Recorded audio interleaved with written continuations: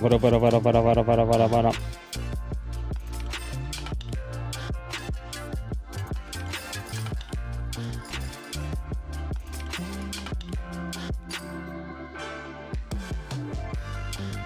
What's going on, buddy?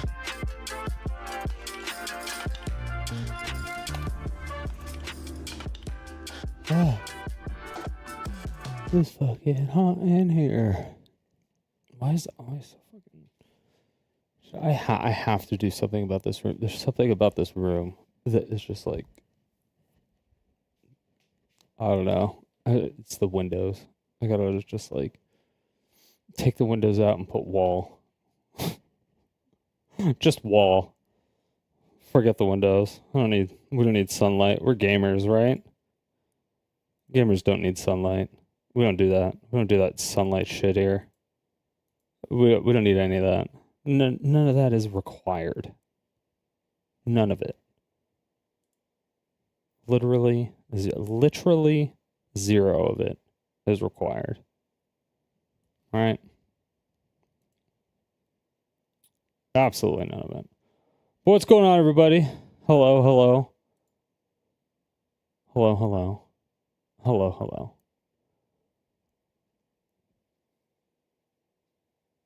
And yes, we are going to... Oh, shit. It's like another 100K signed. The Stop Killing Games thing. Oh, that's what I went into the room for. To get fucking more of my drink. But yeah, another 100,000 people. It looks like 100,000 people signed it.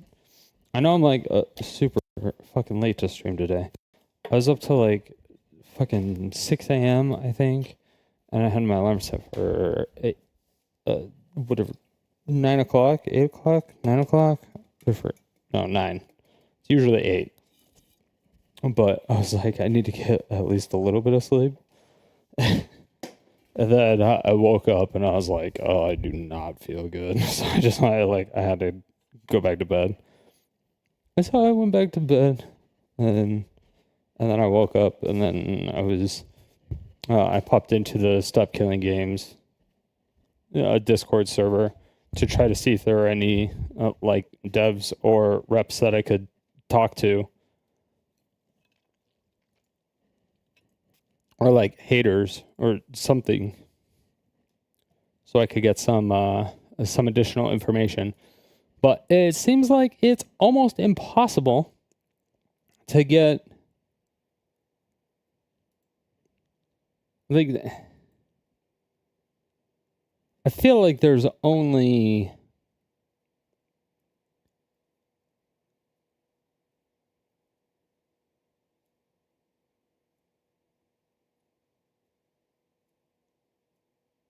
Did I ask mods? Try to make an announcement to be Discord. Wait.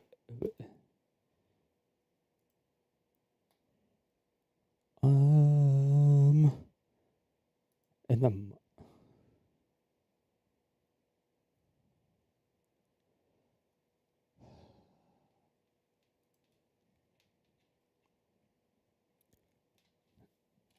dude, some of this shit's weird.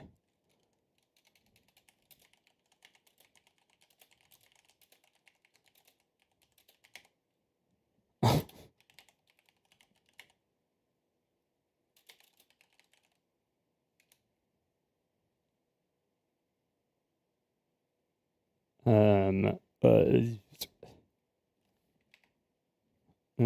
Jesus Christ.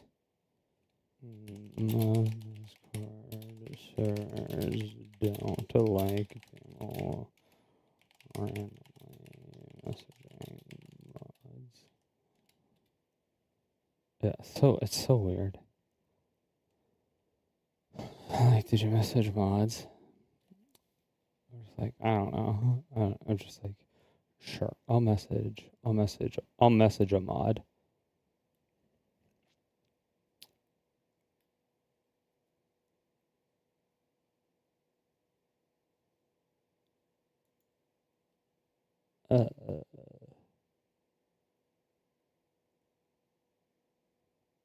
What did I miss? Wait, what the fuck did I miss? Did they tell me I was a bot? What? Wait, what? What the fuck?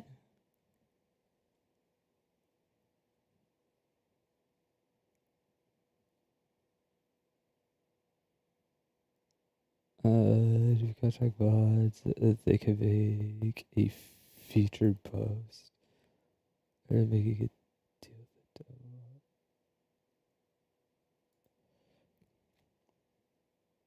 the I don't know, man. It's weird sometimes.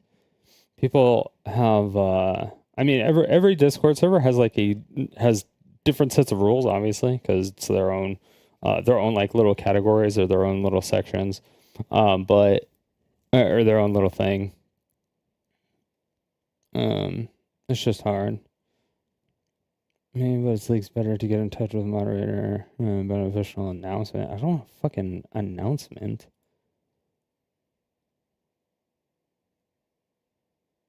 Okay.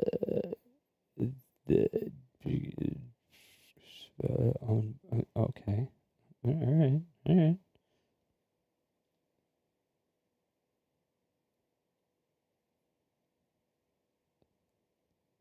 Proselytizing.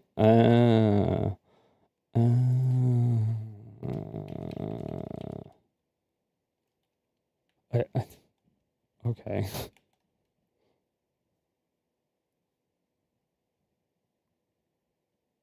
I don't know. I don't get it. I,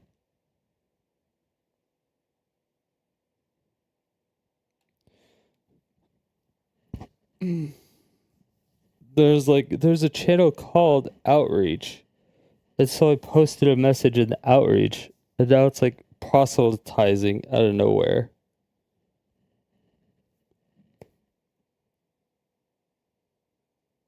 I'm so confused. I don't know how.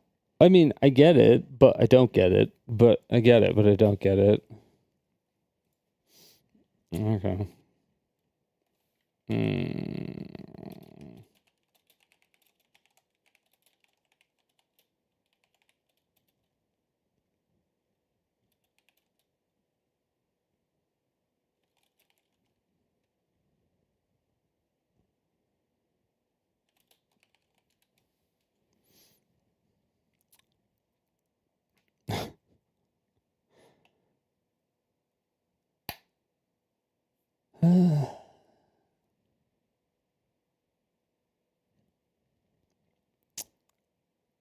All right, I'll just fucking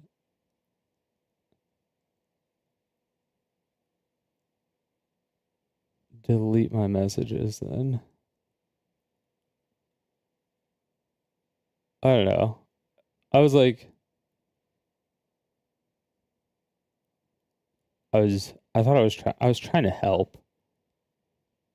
I was trying to help them do the Stop Killing Games thing, and I don't know. I mean, they have a channel called SKG Outreach, and I thought that would be like an outreach, like I'm reaching out to them, and like they're posting videos of other people, like posting, yeah. I mean, they're posting videos of other people, and they're like, "Hey, we should reach out to this person, or hey, we should reach out to this person. And I'm like, hey, I'll talk to somebody. And then they're like, don't just proselytize. I'm like, fucking no. Okay.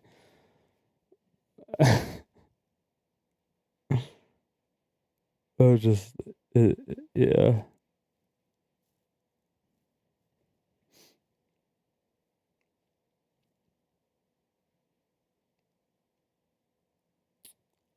All right.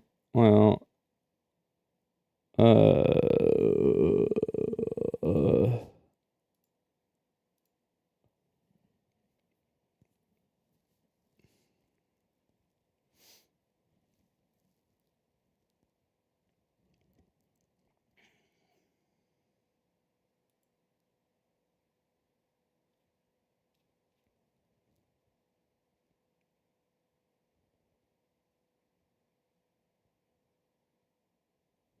is there like rules to this? Is there rules? Like, hold on, what is it? Hello? Urgent need of volunteers. Okay, that's pin message. Example streamer messages. Did you sign it? Have you signed it? Can you mention it? Notes in it. SKG wants to. So this is like people. Okay, so this is for.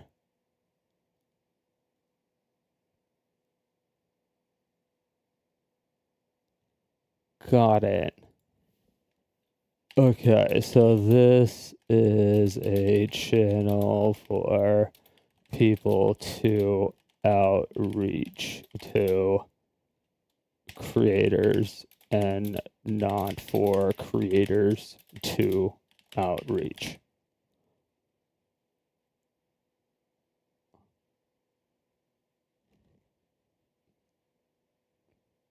Got it.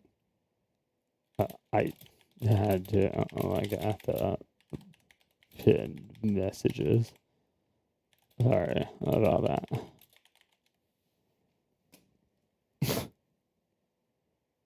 Fucking retarded. It's so fucking stupid, dude. I hate all this shit. I hate this. It's so stupid.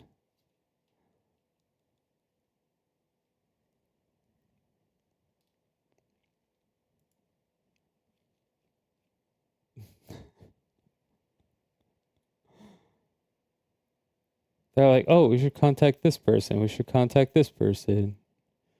And it is like an outreach, but like if, yeah, whatever.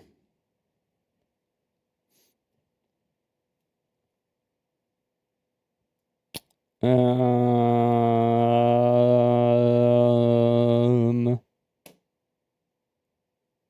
hmm.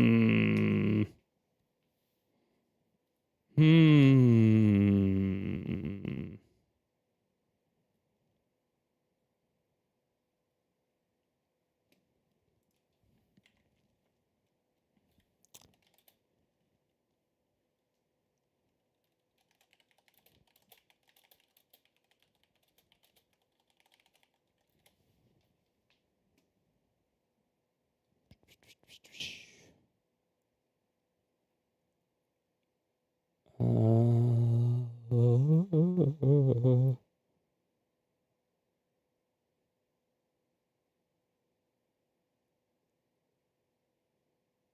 Nah, it's cool. I'm like, now I gotta like go back and delete my messages and shit.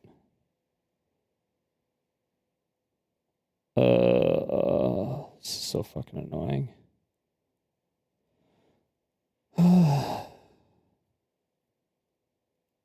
Annoying, annoying, annoying. If only. Can I actually show this? I guess I can disable streamer mode for a little bit. Okay.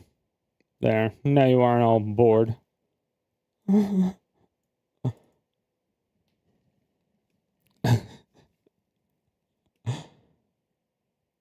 Um, So, where would his error be? All the above. Not verified. What link?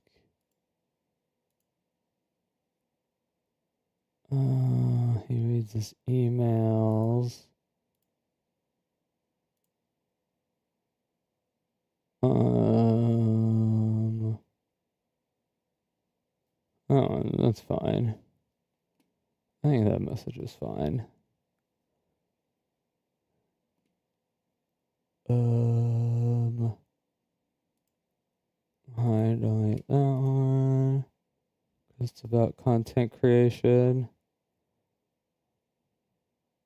Put links in the door.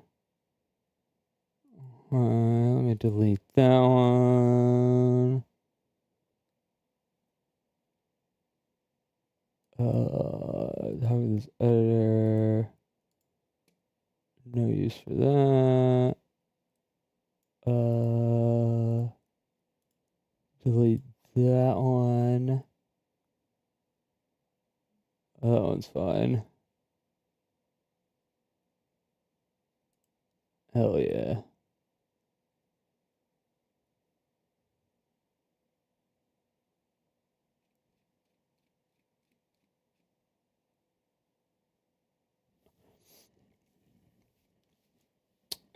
It's not like I don't want to break it.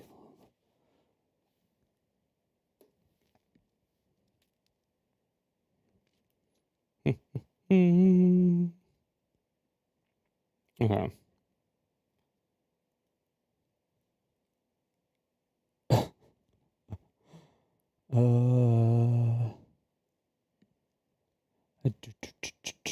Okay.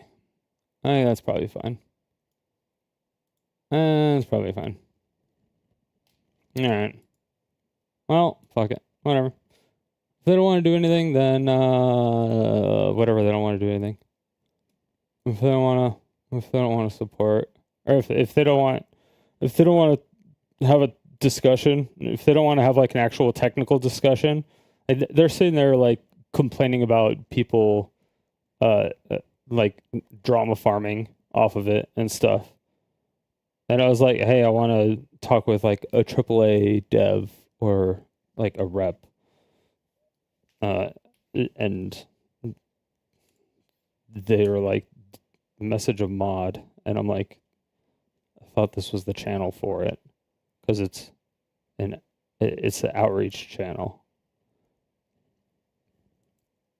Like you're posting names of people to outreach to, or posting videos of people and then saying, watch this one, or oh, there's another drama video, or blah blah blah. But then when a creator actually goes into their, you're like, no. Like fucking whatever then. But, all right. Like contact this person. I'm like, hey, I have a lot of experience in the field of both the gaming industry as a whole. a lot of fucking experience. I don't understand. I don't know. Whatever. They don't want to talk to me. That's fine. TMZ for streamers. Oh, yeah. Has anything interesting happened in the streamer world? Already at 188K. Saba's debut. Who's Saba? Is this is this the new?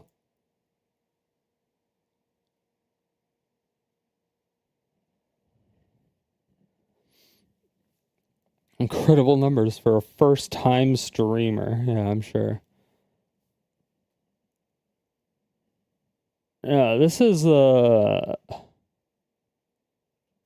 Yeah, this is the Gawa Gawa girl. Yeah. Guara Gara or whatever. The shark, the little shark looking VTuber. I was assuming because of this, the fish. Yeah.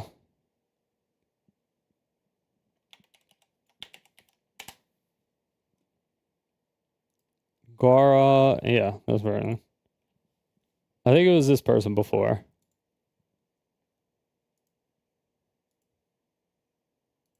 Yeah, 'cause they have like the same hair and everything.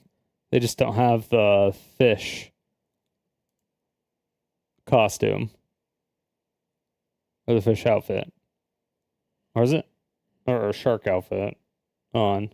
And I don't even know if that's supposed to be like a real tail or not.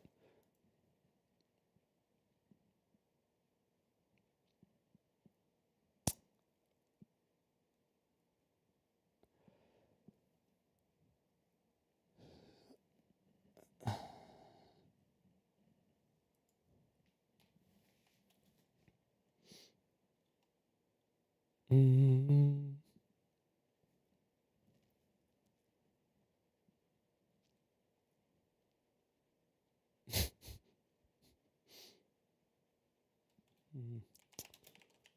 Oh, I don't know. I don't know why. Okay, never mind. I gotta stop looking at that channel. I gotta stop looking at it. They're talking about Ubisoft now, and I'm like, okay. So Guara Guara is actually coming back. I thought she was like done streaming completely. Was she not? I thought she was like actually completely done. Like I thought she was done. But she was like crying and shit. Wasn't she?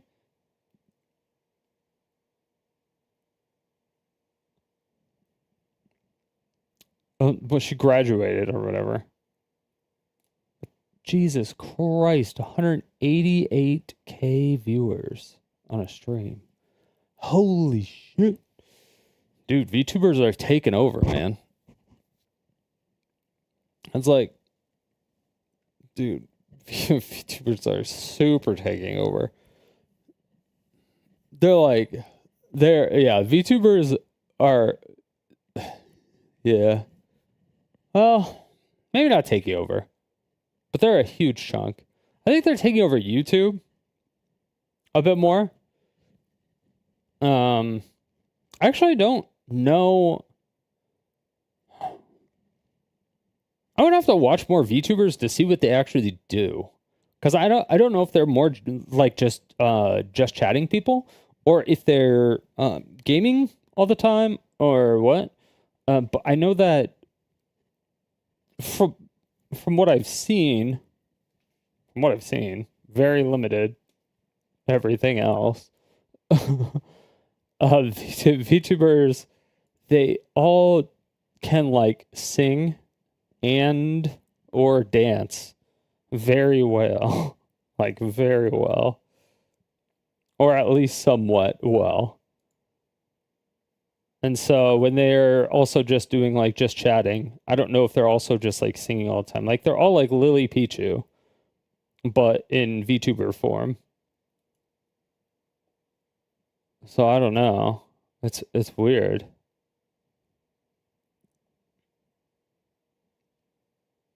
My husband drops a warning to those accusing him of weaponizing his audience. We're going to take care of this problem. Wait, hold on. What? So this is another person who's trying to advocate for getting me deplatformed and getting banned because he thinks that I'm bullying Caseytron by saying that I don't feel sorry for her, that she's getting sued for from Ethan, right? Basically, right? Right? This is the reply, so I don't know exactly where it is. And so this is Mike from PA. This is the same exact guy. He's absolutely having a break. Didn't this guy put a hit out on Destiny? Or a threat? Didn't he say like on site? Down. If we keep pushing, the problem will solve itself. Gentlemen, I want to let you guys know that I am going to do my best. I'm gonna try as well as I can, Keep pushing. and we're gonna take care of this problem. Okay. I don't know. I can't guarantee results, but I can guarantee effort. It might not happen immediately. It might not happen instantly. You need to make a Is he post for gonna this? Yes. team up with Tectone? And we're going to try to get rid of these people and get the fuck out of Twitter. Yes, exactly. So I'm thinking about, a lot of these people are accusing me of weaponizing my community. I'm thinking about proving them right. Okay, so this is something that Destiny has also said. I remember that Destiny has also said this. Because Destiny's been accused of being like crazy. I mean, he does have like a crazy loyal fan base, obviously. Like the DGGers. And so when he gets into a disagreement or a fight with anybody, the other people get like a shit ton of harassment or whatever. At least they say they do. I don't know if Destiny does or if Destiny just doesn't say that he's getting it. I'm not exactly sure, because when you say nothing about it, then it's possible that just nobody does it anymore because they think they're the only ones doing it, or he just doesn't say anything about it because it doesn't matter to him, or he'll address it once and then never talk about it anymore, kind of like with his most recent thing. But he's talked about it to where everyone was trying to get him deplatformed and canceled and just like actually removed from the internet and put in prison for like internet bullying and harassment and shit, like crazy stuff like that, like weaponizing his fan base to actually like actively go out and harass somebody. And he's like, I'm moderating my community more than probably any other community. And he's like, these people don't know what harassment is. And he's like, I've thought about it so many times of just like sicking my community on somebody just to see what, like, just to see what it is. Like, just specifically to see, like, just to show them what real harassment is, to show them what I have gone through, like, just to show them that when I do weaponize, or if I do weaponize my fan base, this is what it will feel like. And he's like, but, I know it's against terms of service and all that other shit. And he's like, it's not ethical and stuff, but these people are blaming me for shit that's not happening at all. But I can't prove it, because I can't prove when somebody accuses me of something that's not happening unless I do it and then prove it in that method of saying, hey, go harass this person. And then they know what it feels like. And it's like completely different. It's like on an entire new level. People are fucking crazy. And then that person is, they're like fucked, right? And yeah, it's just like, it's a whole nother level. It's like a whole nother level that you've never experienced before, or at least it would be. It really would be. If some of these people would weaponize their audiences, like legitimately weaponize their audiences. Destiny's community would be one. Some of the drama community peoples would be one. Like maybe. I don't know. I think a lot of the drama people, they're just viewers and they want to know about the drama. But I think the levels of the few people, I say few, but it could be like a few hundred. Whereas to obviously Asmongold would have like a few million. but I think the gravity of the situation of some of the people, like if Chud Logic did it or something, or like Gisticle, like if they did it, or Queeman, it's like if one of them did it or all of them did it, and they still don't even have like the size of the fan base as, you know, Asmon or Destiny, it would be like you would feel it way more, because you would get doxxed, you would get like the worst shit would happen to you, because the people in some of those areas that are like really digging into like every VOD, like, you know, when you see those clips that are 10 years old, or, you know, clips from like their mom giving birth to, they're like, see, you were giving us the middle finger when you were born. It's like, you're like, how the fuck did you even get this home VHS tape from the 90s? Like, what the fuck happened? Like, how the hell did you do that? It's like, those are the type of people that you should be worried about. And those type of people, they don't really, like, they don't really do much, but they can. And if they were weaponized, like, if they were actually told to go do something, the gravity of the situation would be so much more aggressive. It's so much more dangerous. Like, these people that are claiming that people are weaponizing their audiences is absolutely insane. Like, people should just know. Like, if you have 1 million followers and another person has 1 million followers, and you're both arguing about a topic and you disagree on the topic, why would your 1 million followers not disagree with the other person's 1 million followers? And why would the other person's 1 million followers not disagree with the other person's 1 million followers? Like, that doesn't make any sense.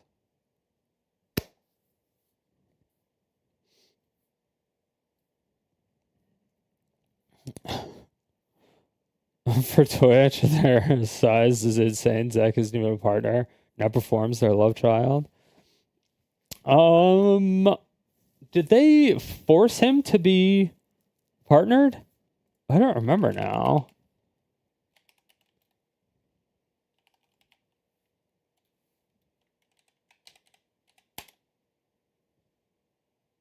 Oh, that's not it.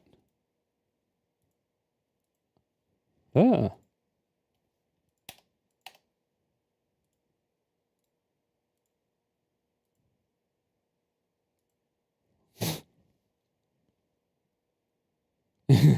Yeah, I just go to him and he's rolling his eyes. Yeah, they forced the partnership. A lot on of him.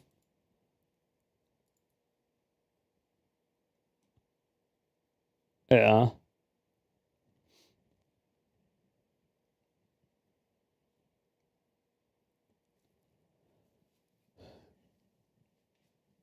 Yeah, I think I think they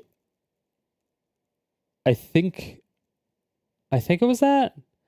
It was either, I don't remember. It was either that or fuck, I don't remember what. I don't remember why it happened.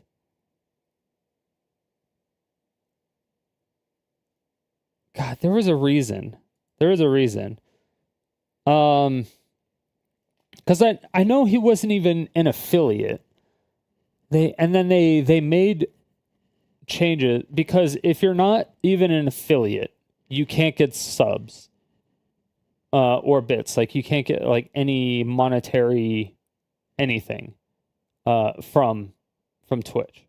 Like, you just can't do it if you're not an affiliate, and you're just like automatically an affiliate and it's like super easy to get affiliate. But you do still have to sign something. But he didn't sign it. But there was something in there. Stratha, oh my god, I missed. Why did this highlight?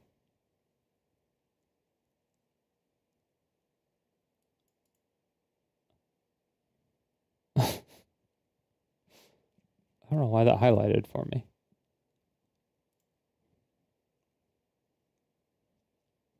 But yeah, I don't know.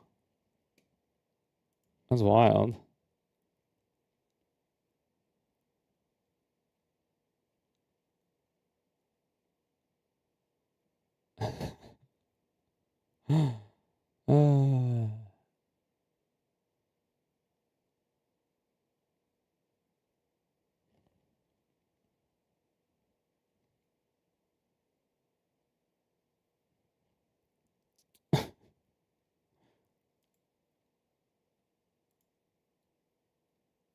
You need to forum it.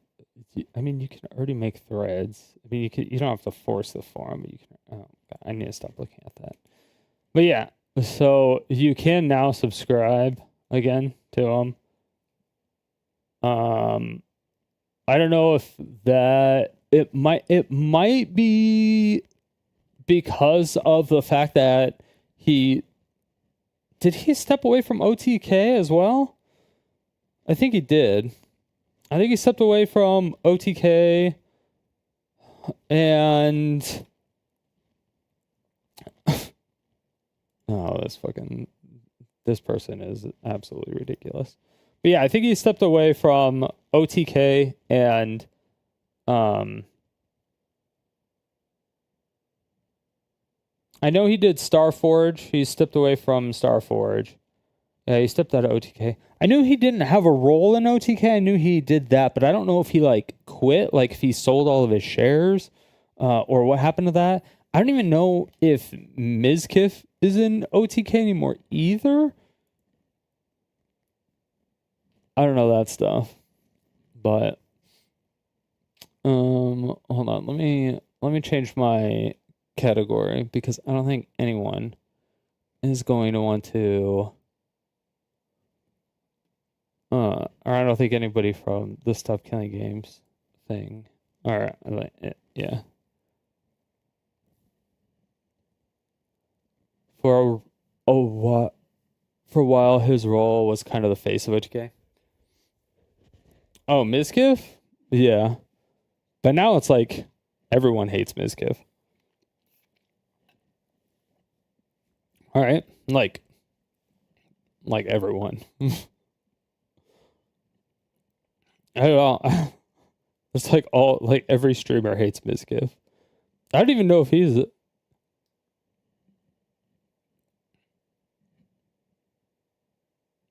But like Asmongold was the face of OTK, yeah. After that, because Mizkif was a bigger streamer than Asmon, because Asmon was more into like World of Warcraft instead of like current events and stuff. And whatever he does. And yeah. And then like just gaming stuff on the side.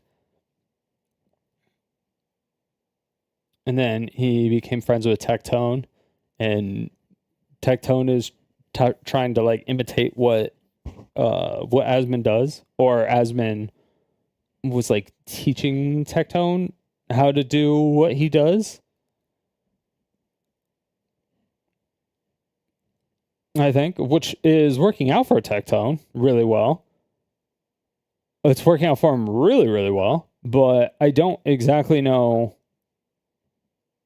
Like, it's hard for me to find a disingenuous statement from Asmon, but it's really easy for me to find disingenuous or lies in Tectone's stuff. So it's, yeah. It's kind of weird. I liked Tectone at first, when I first watched him. What's up, Zons? How you doing?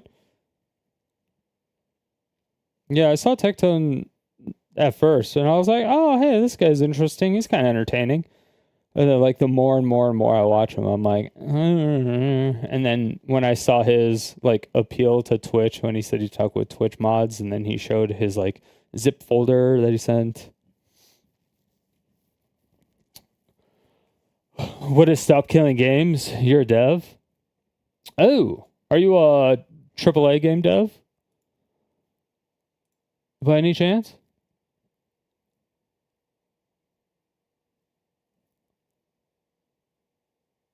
or a game dev specifically? Any type of game dev?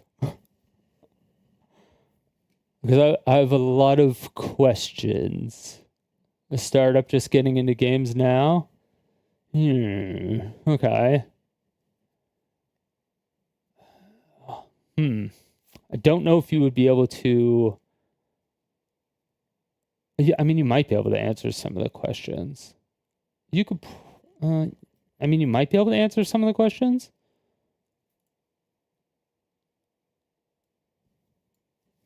I have to look at them again. Hold on. Let's see.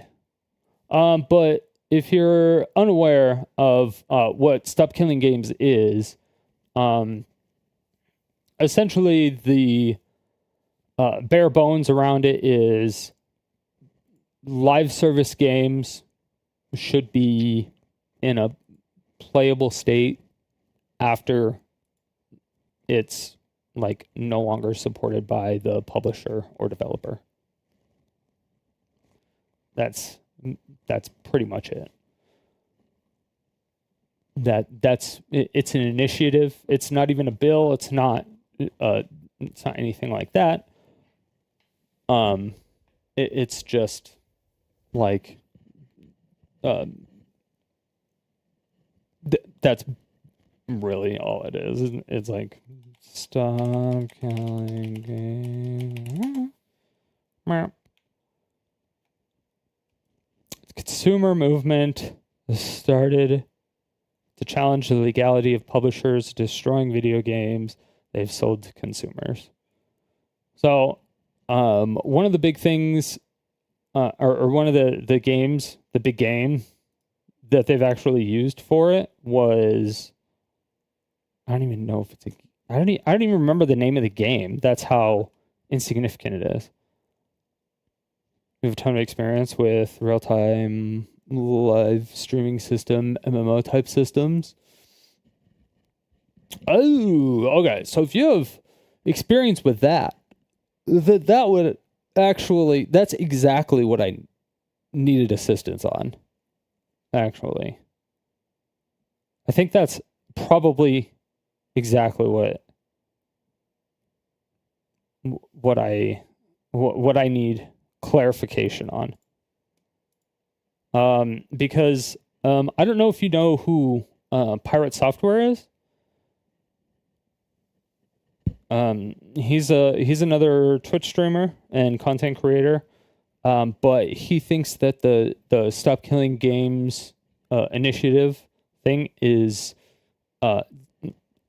basically like undoable, and it will like hurt developers, and it's bad, and he kind of like he doesn't want it, and he'll actively petition against it, and he was kind of being a dick about it, but regardless, and the way he was explaining it didn't the way Pirate Software was talking about it, the guy against it, didn't make any sense to me. So let me see if I can find that video again really quick. And then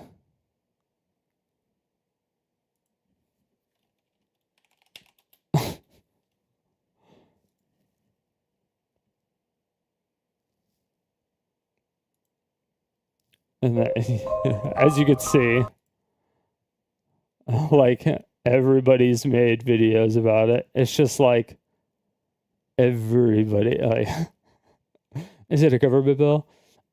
It's not, it would be, but it's an initiative. So it's European citizens, it's an initiative. So basically it's just, you get signatures and you give it to, like, I'm not exactly sure where you live, but if you are in America, for instance, if you're in the United States and you wanted something to pass, something that you're super interested in, like you really like want to pass, you're like, okay, this is a huge problem in my city. It's a huge, massive problem, right? So you go around, you push this thing, and then you're like, this is like a potential, like, this is the problem. This is what we want to happen. So you have like the start and the end. You're like, this is the problem. This is what we want. This is like the outcome that we want. And then the middle is like not necessarily super vague, but it has like reasons why things are broken, and then like potential fixes and stuff, and then it will have like the what you want.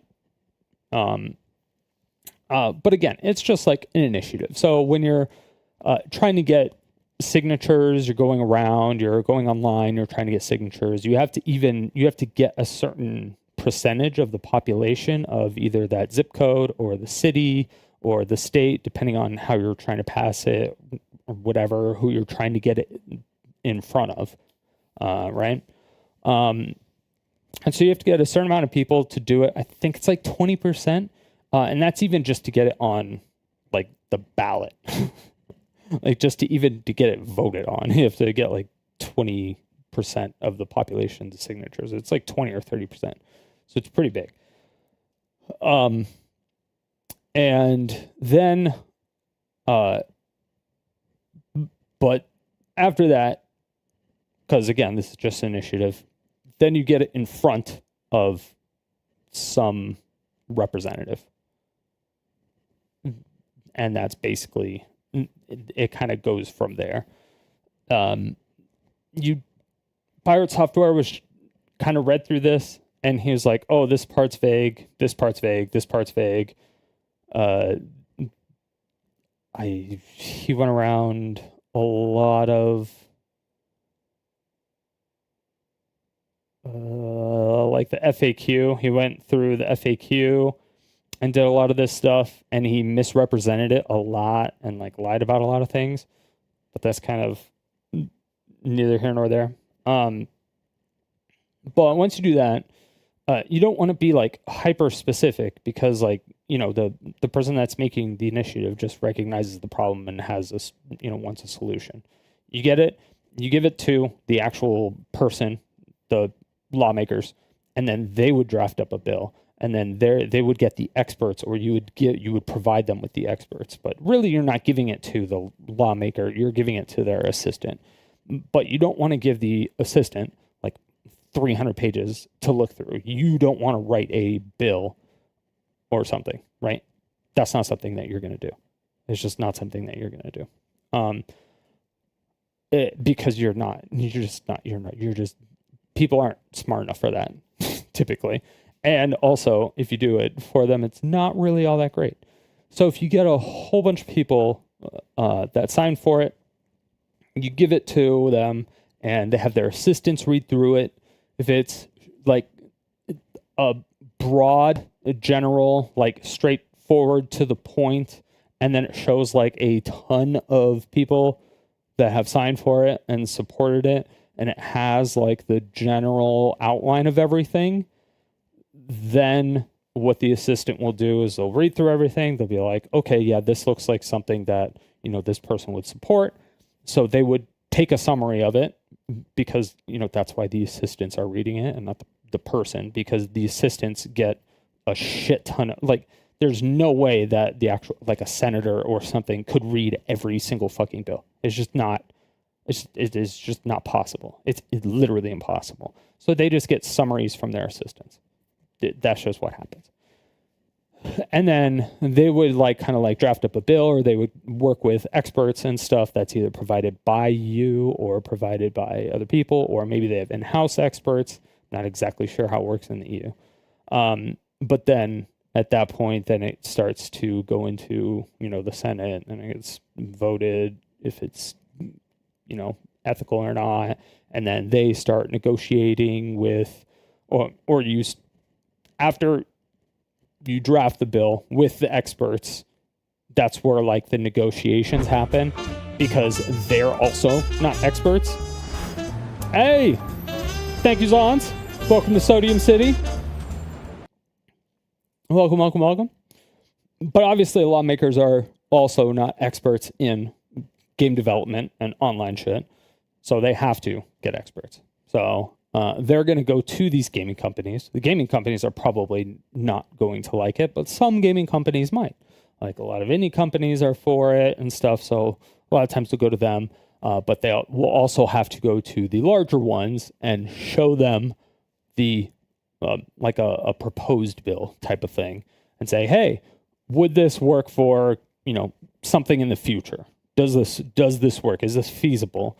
And they would say, we don't like this because of this, and this. And so they would get those notes and then take them to the other people, and then they would take them to you and say, hey, we kind of did some stuff. Would this work?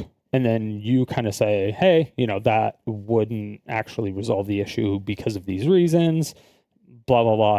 And then, it's like a back and forth. It's like a negotiation. So like an initiative is the start of a negotiation, but you're not going to have a negotiation unless you get enough people to sign it, because it's never going to get in front of anybody if nobody's interested in it. If literally nobody's interested in it, then nobody, like, why would anyone push for something? Why would anyone invest time, get their assistants to do it and hire experts and do all like that? It costs a lot of money to pass bills and stuff, right? Nobody's going to do that if nobody's interested. That's why you need a high population of people, or a high percentage of population, to actually do it, right? So it sucks, but there's reasoning for it. And that's the reason. Because you can't just say, like, hey, I don't like this fire hydrant placement. Can you move it? It's like, so that's why it's like that, okay? So once all the back and forth goes through, that's where all that stuff happens. And then it's just kind of out of your hands at that point. Once the bill is proposed, it starts getting voted on in like Congress and stuff. But again, I don't know how it works in like the EU Parliament, and I don't know. I honestly have no idea. And like the UK, I don't know if it's different in each country. In all of Europe, because Europe obviously has a bunch. But obviously Ubisoft is in France, so it would affect them. It would affect a AAA game. But Pirate Software, one of the biggest people who said he was going to actively go against Stop Killing Games.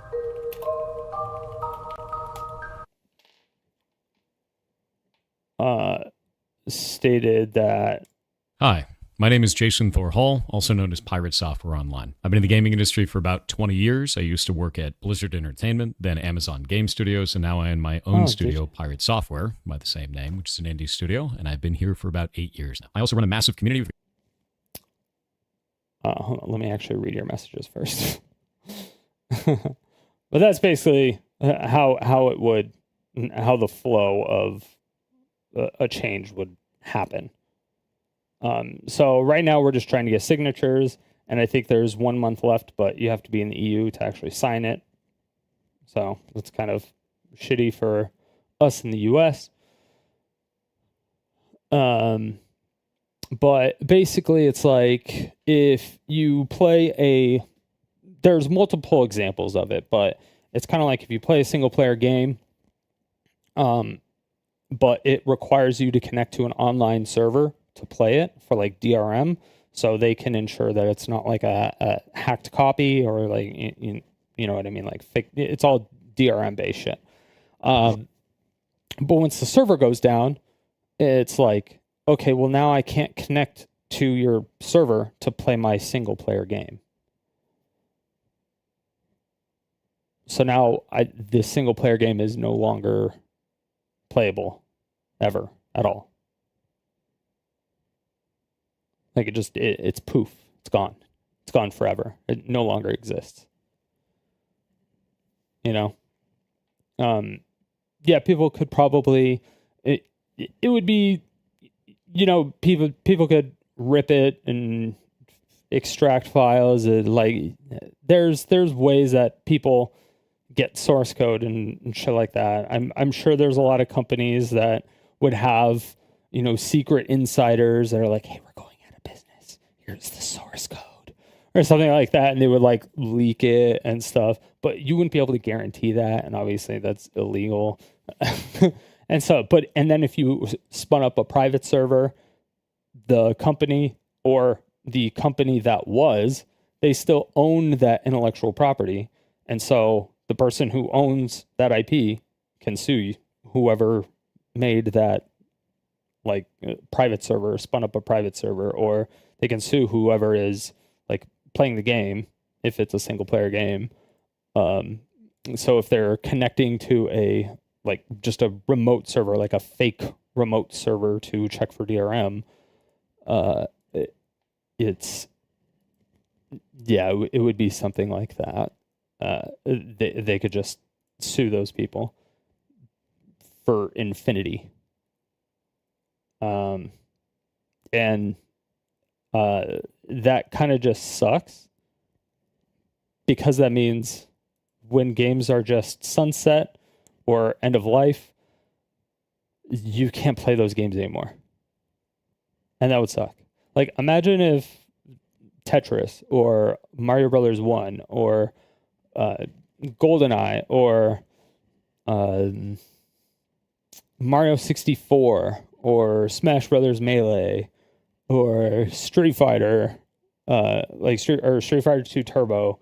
I mean, like all the old school speedrunning games or the fighting games that they still play at Evo, like all those games, they're like, oh, we have newer ones, so we're cutting support for the old ones. But they were all live service games.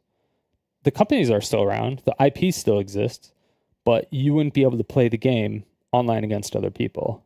But if there was a DRM, you can even play it locally. You can even play through a story mode locally. You can do any of that. It just wouldn't work. You would just, you're fucked. It just doesn't exist. You're like, okay, well, you're like, but I really like that game. You're like, I paid for the game and now I can't even play it. And Thor here says a lot of them, it would be impossible. And I'm trying to find out why and how it would be impossible. But yeah, okay. So you help build a few backends for real-time streaming and MMOs. Okay. So like you have an initiative for a live service game, so you don't lose the profile. Not necessarily. Yeah, I guess it would be the profile. So you would basically when they go out of business or they sunset the game, they release the source code and possibly the binaries. But that wouldn't 100% be necessary. But like the source code of the game, because if it has a strong community backing it, they'll spin up servers and private servers, because obviously there's World of Warcraft. There was vanilla World of Warcraft private servers for like I don't even know how long, since Cataclysm or Wrath of the Lich King, I think was when the first one came out, maybe. So I mean, we know it's possible for an MMO. We know it's possible for a MOBA, because you can do it for Dota. Because you can start Steam in offline mode. You could do it for Dota too. And I think you could do it for Warcraft 3 as well, like the original Dota. You can also do it for EverQuest. So like the OG MMO. Well, I guess it's not the OG MMO, but like not EverQuest. Well, you can do it for EverQuest, I think, as well. Or yeah, no, EverQuest, yeah. I think you do it for RuneScape. But so if the games are gone, like if you did a bunch of microtransactions, like if it was an online game, or if it was just a single player game but they had microtransactions, like if it was a free game, So like League of Legends, for instance, if China cut all ties with America, like the whole trade war was just like boom, gone, and China was like, all right, fuck you, because Riot is owned by China essentially at this point, I think.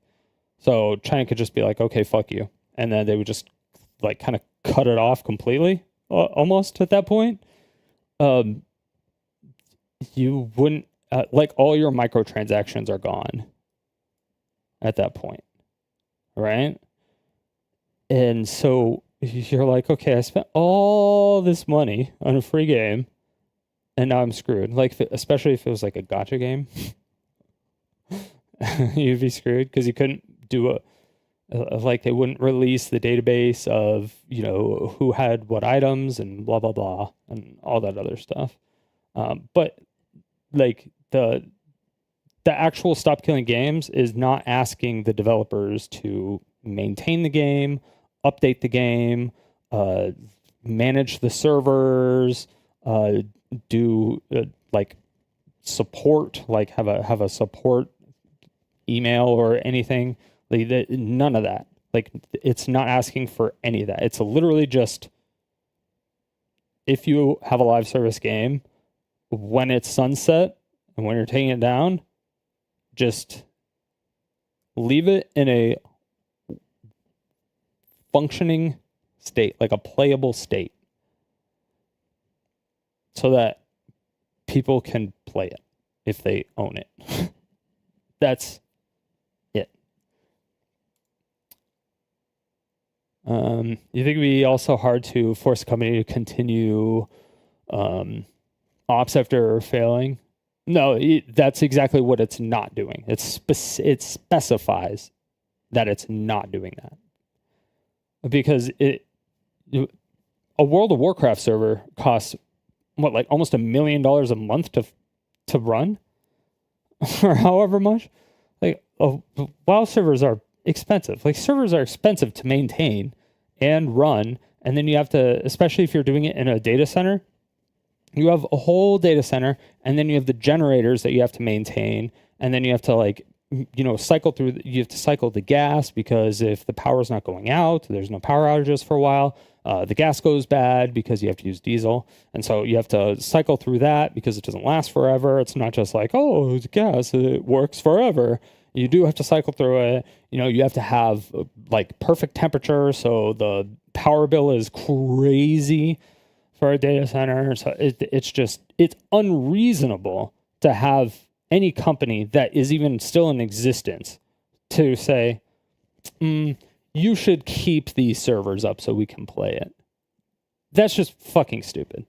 And then if the company goes out of business because the game failed, that would also be fucking stupid for people to be like, you need to keep running the servers and be in crippling debt your entire life.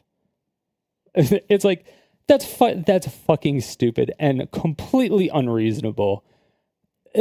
That would be insane. But that's not what this is doing. That is exactly what this is not doing. That is not what this is doing. This is saying, hey, devs, when you're done with the game, just release it. That's it. Just give it to us. Just let us do stuff with it. That's it. You don't have to do anything. Just nothing. That's it. Nothing. That's it. You don't have to do anything. Just release it. I mean, I guess releasing it, maybe maintaining the GitHub account. I don't know. Maybe you don't even need to. I guess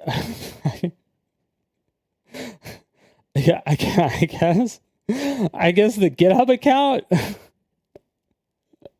they would have to maintain with this. But even then, dude, not even that, because people would still have the other source code, because there would be branches, or people would make their own source code, put it in their own thing, and then they would have their own branches because they would make their own private servers for stuff, or do their own DRM checks, or do whatever the fuck they want to do. I mean, look at Smash Brothers Melee. There was no like online stuff for the GameCube, or I think there was near the end, but there wasn't. But now there was Slippy was introduced, so they have internet play. They have rollback code, which is like crazy net code that no AAA game devs can replicate for some reason. Even though that's like the StarCraft of fighting games, and yet it performs better than like every other fighting game online. And it was done by like 3 people. But yeah, they made changes to a couple of the maps, like the way some of the maps function. They changed some of the levels of the platforms. So like they did some stuff. They got the code and they did that. But it was to make it better for tournaments, right? It was to optimize it for tournaments. And then obviously you can play online, and they introduced a ranking system so that you could play against, other people of the same skill level that were, across the US and stuff. So you didn't only have to play against the same people. It was to bolster the scene, right? But then Nintendo was like, hey, if you use this in a tournament, we're going to sue you. So now they can't do that either anymore. But they don't even sell the game at all. So if all the discs are then like scratched, basically, then the game is just dead. And it's like, you don't sell GameCube controllers. You don't sell you don't sell any of this stuff. Just let us have it. Let us do it. Like, you released it, you made all your money from it. You're not making it anymore. Like, if you were making it still, then people understand. But if you're not making it anymore, then we don't understand. That's my personal, like, if we were actively taking money from them, like if we were stealing money, because we would be taking their customers effectively. If they were still operating servers and doing all they were doing their own updates and stuff like that, I would 100% understand. 100% understand, right? Because we would literally be stealing money from them. But if they kill the game, they don't sell the console anymore, they don't sell the game anymore, they don't have the servers running anymore, why are you suing the people for doing stuff with it? But yeah, real-time systems cost a ton of money. Yeah, exactly. He was pushing it for single-player games also. Well, yeah, because single-player games connect online for DRM. They'll check to make sure your game isn't hacked, because some things, like if you put in a fake license key or like a generated license key and stuff, it'll take the key or whatever you put in, and it'll connect to a server, make sure the key is valid, like an actual valid key, and not a stolen key or not a duplicate key. And then it will confirm that it is a valid copy of the game, and then it will allow you to play. That's like the way they prevent piracy.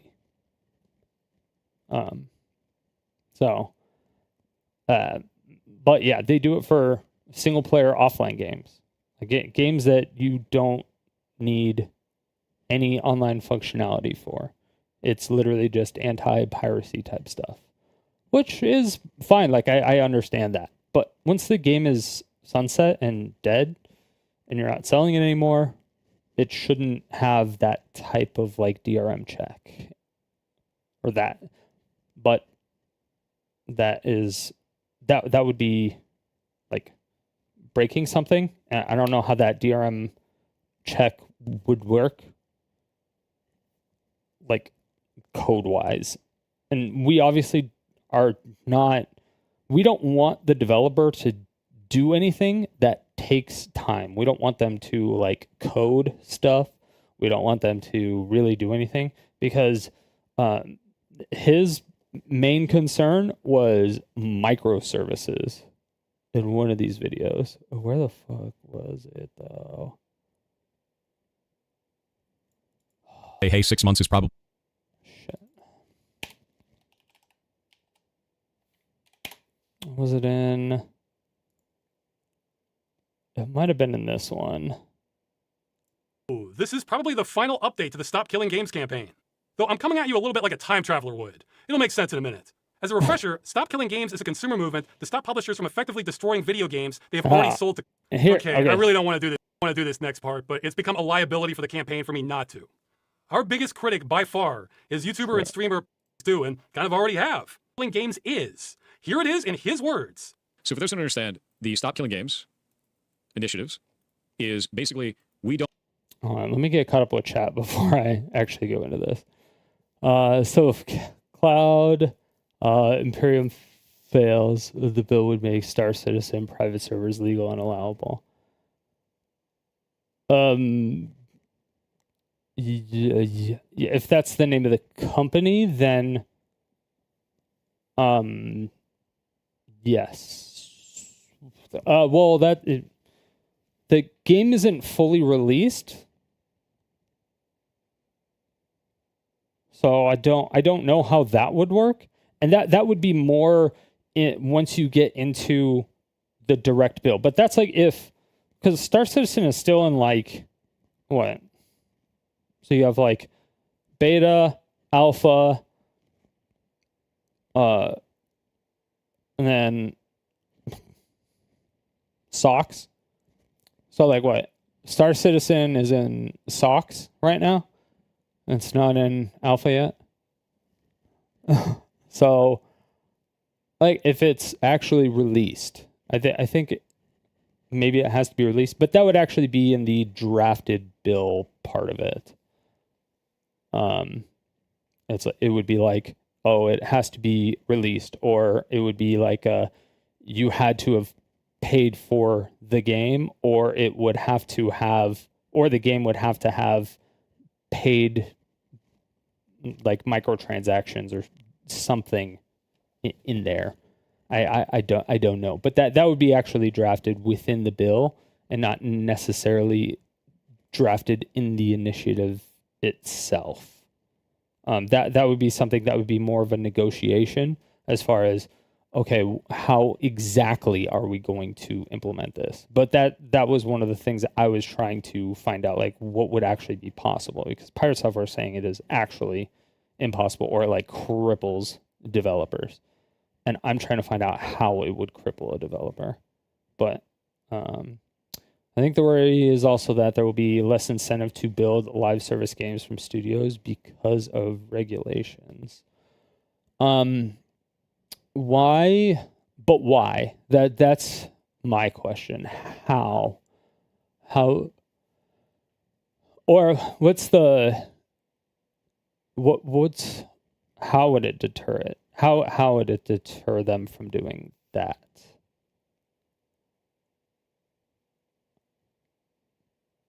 Let's start from that. Let's start from that. That would be the first question. All right, well, let's start there. All right. Less incentive. I can't spell to build live service games from studios because of regulations. Okay. So, how exactly does it do this?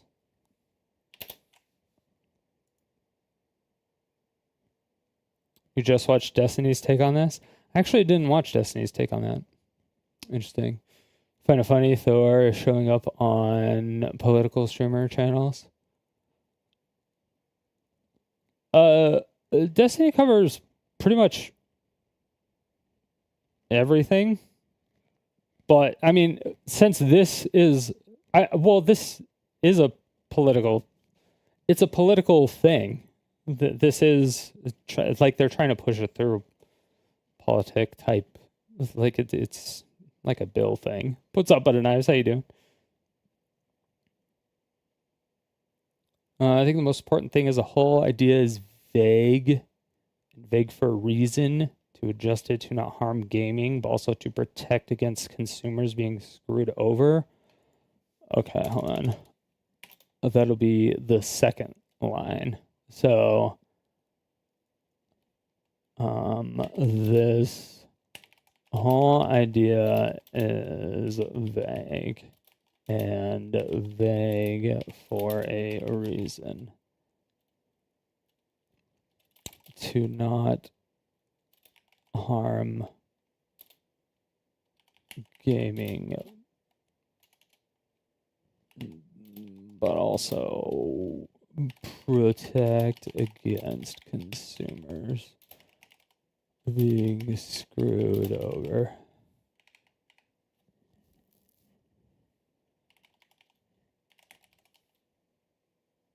Oh my god. Butter knives. Oh my god, Zons.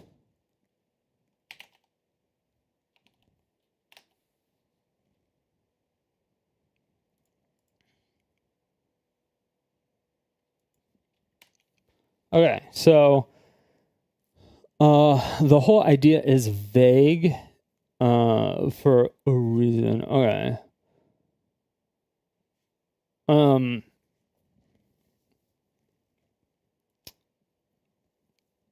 How is the idea of it vague?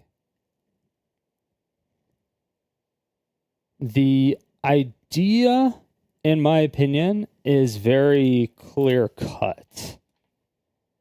In my opinion, the idea of it is for when a game is crippled by, or when a game is no longer being sold by the developer, or the game is no longer being supported by the developer and or producer, who, whatever, any of that stuff. When the game relies on whoever is producing the game or developing the game, when that whole thing happens, when something breaks, when they aren't doing it anymore, they want the game in a playable state. That is technically vague, yes. But when I say technically, I mean like in a actual tech. It's tech vague. Because it's not saying like, okay, what we want exactly is we want DRM to be ran specifically in this way. It has to be done this way, and stuff like that. Do you know what I mean? Or APIs have to hook into this way, or things like that. Like, it's not like, because this isn't a bill. Again, it's an initiative. It's just to get signatures, to get it like it's like a summary of what we're trying to do, of how it starts, and then like what the end goal is. And it's like, okay, we're trying to preserve games by not letting them die off. Because like it was one of the things I talked about a little bit earlier about like older games, like people who are still speed running games that are almost unknown. Like if you just go to what, like the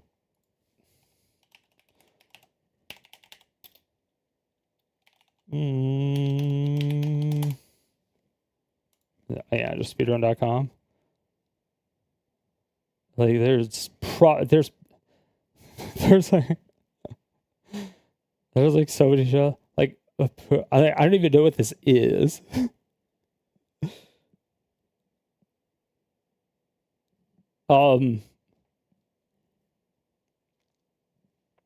But I mean, there's 513 pages of games. There's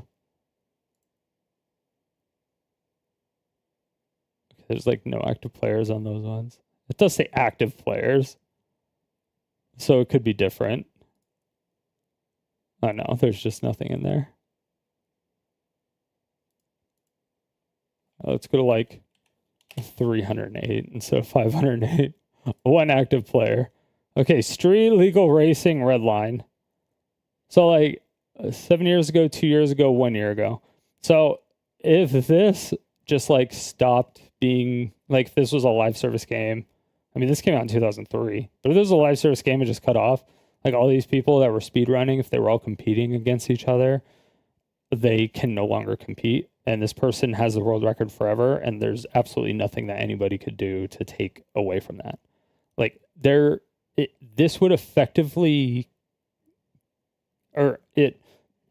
this would save speedrunning as well. Let me put it that way. It would also save speedrunning for every game. If you care about speedrunning. I mean, not everyone cares about speedrunning. Like, I'm not trying to like say if you're like against it, you can be against it. That's perfectly fine. If you're for it, then you're for it, and that's perfectly fine. Like, I don't care what like your opinion, or I mean, I care about your opinions and stuff like that, but it's like you're entitled to your own opinion. I'm not going to like, I'll give you my opinion, you can give me your opinion, and it's fine, right? I'm just trying to find out why he is so like heated against like killing it. Like he hates it. Like he's like, it's actual ass. But you find it funny showing up on streaming channels. I think the most important thing is that the whole idea is vague for a reason, to protect against consumer rights getting screwed over. Yeah. It's not going into law, it's going into discussion into law. Yeah. And that's why it's vague. Yeah, exactly. Yeah. Okay. I just pause champed. I didn't scroll down far enough. So I went into depth into the harm of it.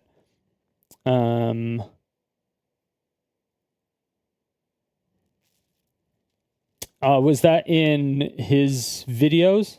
In the two videos that he released, that he went into the harm of it? You think you see Pirate's point to some extent? If this is vague, it could be negative. It could negatively affect the devs. I mean, it could if it's vague, but it would be like once it's codified in law, there's going to be like the differences. Like, what does a bill look like?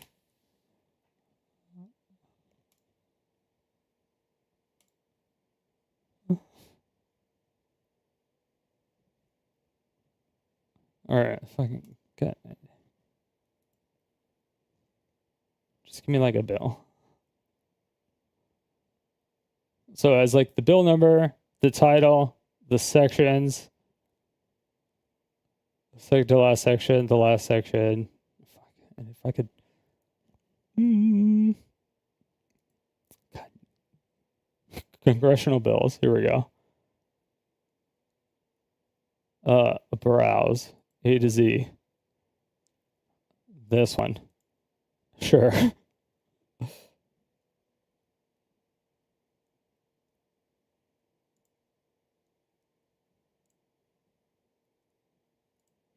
What the fuck?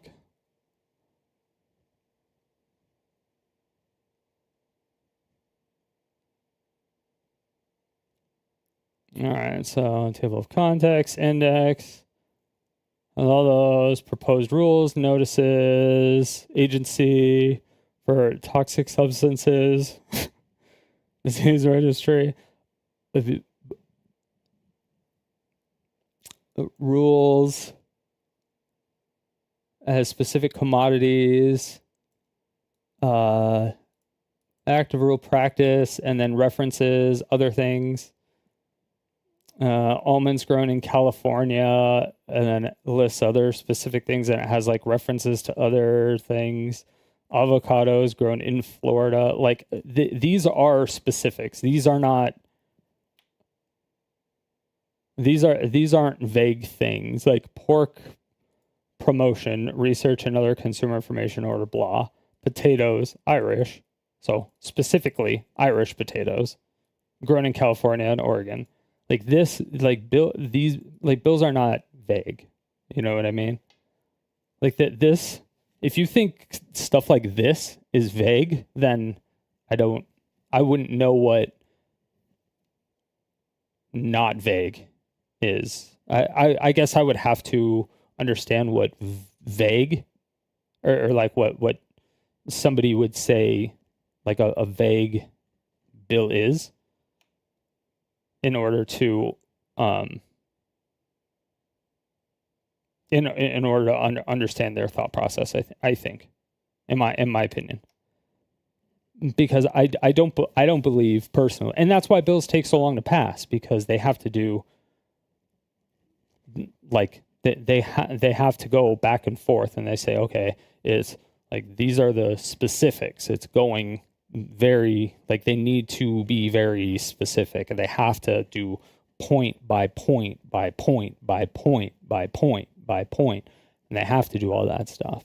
But you want to do it when you're putting it in front of somebody. You want to do it as like more of a summary and not like this shit, because if you put all of this shit in front of a fucking assistant that is trying to like, or that's going to tell the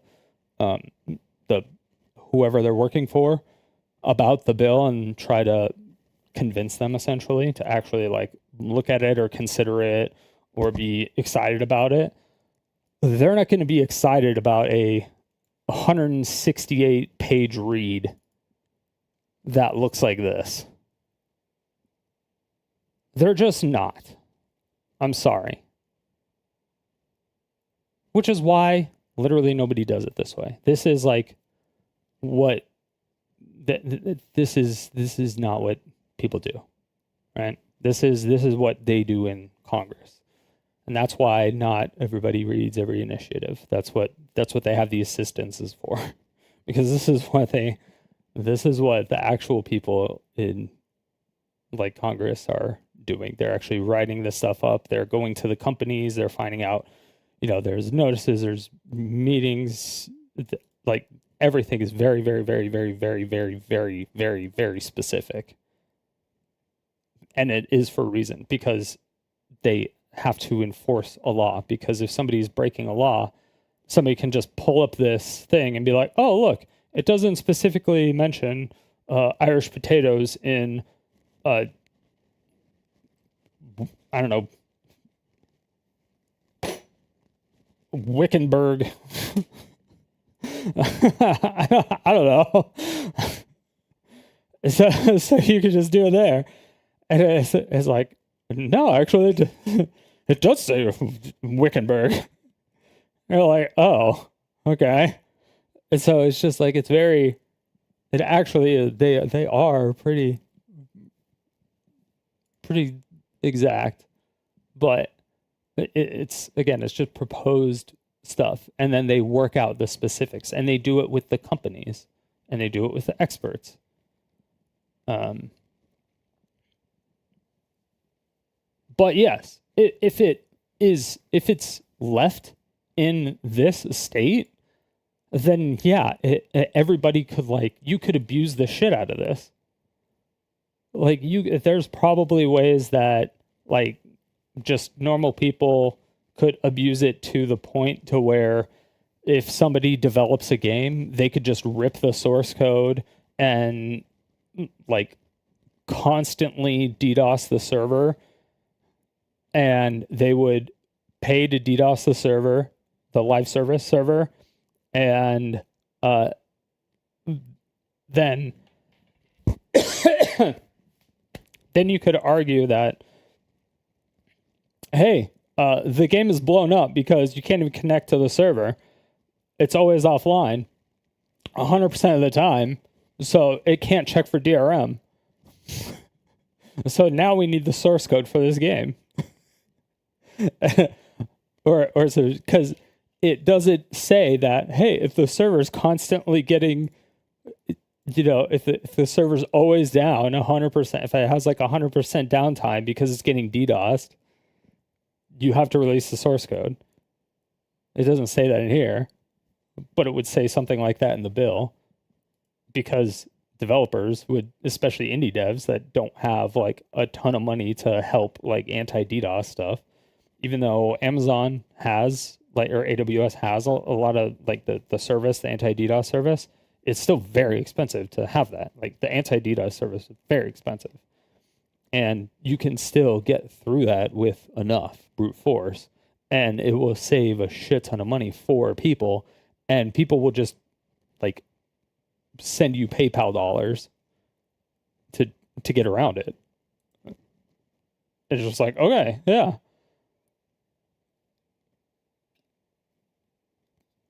And so, yeah, it's just, it's crazy. Even though this specifically says that you can't get monetary gain from it. So I think it's just for maintaining the server that you may be able to receive money from. But I think in here it specifically says you cannot make money from it, I believe.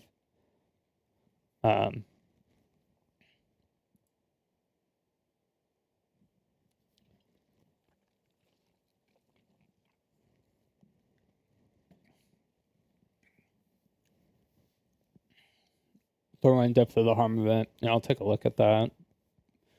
DQC pirates. Yeah, it could negatively affect devs. Yeah, I just want to know why. Plus the third parties. What third parties?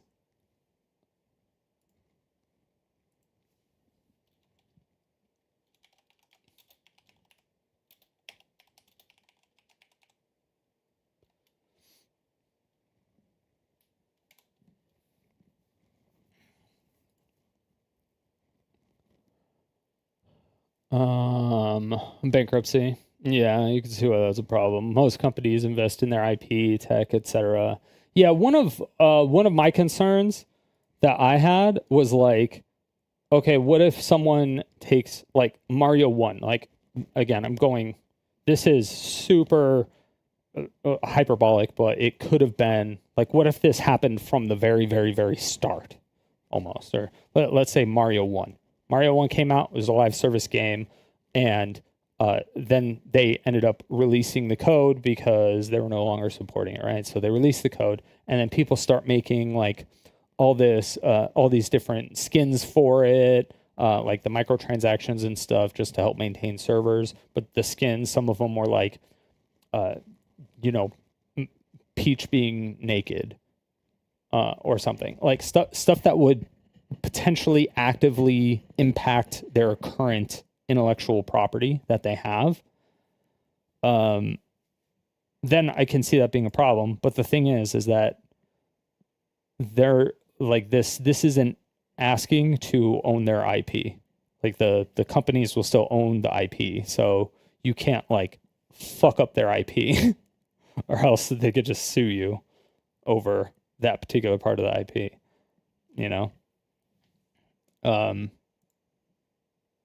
Yeah, so there's a lot of things, but that would be part of the law. It would be like, okay, yeah, you could do this, but there's certain things you cannot do. Like you can't just randomly in Mario 64 have a scene of like a Bowser fisting Mario, right? It's just unreasonable, and that I understand, but that would be in the law. But also, it's pointed out in this. It's pointed out like specifically, I think, that they're not asking for the IP. They're just asking for the code so that they can still play the game. They just want to play the game they paid for. They're not asking to own the intellectual property. They're not asking to own the copyright. It would also disincentivize others from developing live service because they'd be forced to open source it. They would only be forced to open source it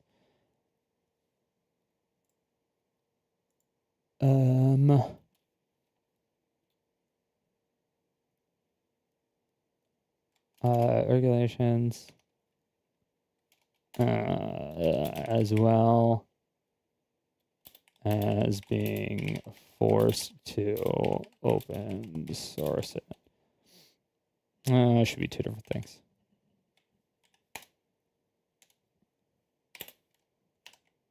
Okay, so my response to this being forced to open source it is it's only when the company decides, or only when the company sunsets the game.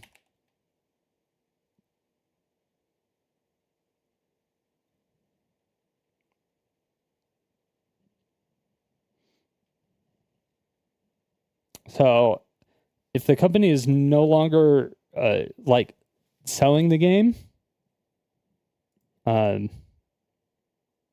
they're no longer maintaining the game, they're no longer doing anything with the game, why would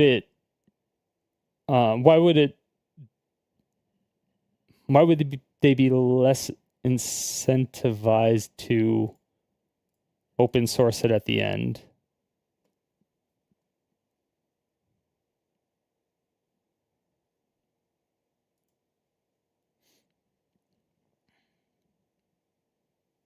IP tech. Yeah, the IP stuff, that's outlined. That is they're not asking to like outline the or to get the IP. The tech, what exactly do you mean by tech? That would be another question. Yeah, most companies invest in their tech because, well, if you mean tech by like servers and stuff like that, I mean, I would say like if we're talking AAA games, 80% of the money that they spend goes to marketing and advertising. So, that would be one thing.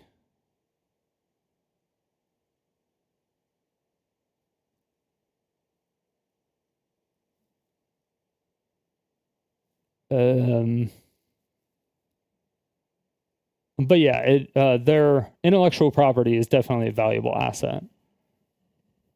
But they would obviously be able to sue if something weird happened, you know? And they wouldn't want to give it up. Yeah, and they wouldn't give up their IP. They would still own the IP. They would own everything else. Because intellectual property is not all of that. Like intellectual property isn't just like code.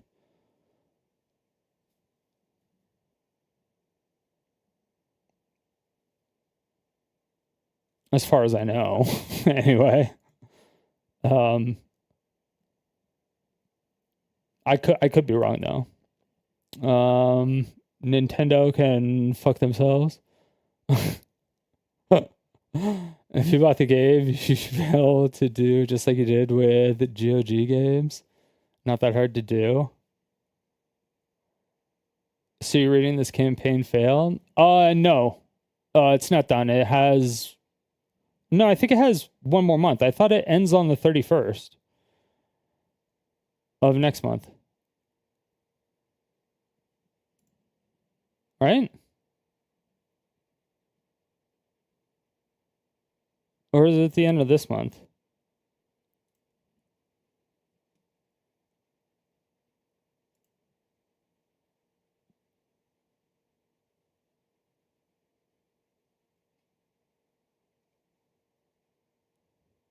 Wait, hold on.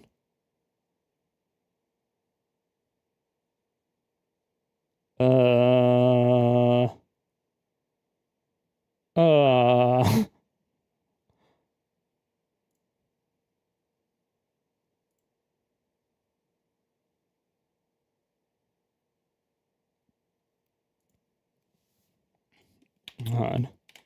Property. Yeah, so when what you're asking for force the company to give up its intellectual property rights, isn't that unreasonable? So that is one of the questions that you had. No, we would not require the company to give up any of its IP rights. because yeah, they would still own the IP rights. It would only allow players to continue running the game it purchased. In no way would it involve publisher forcing any IP rights. Yeah. Oh, exactly.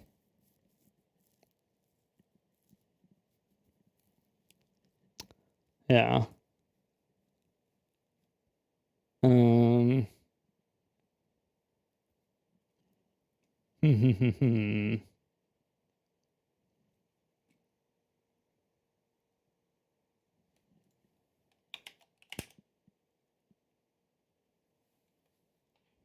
Won't this consumer action result in the end of live service games? Here you go. Here's their answer.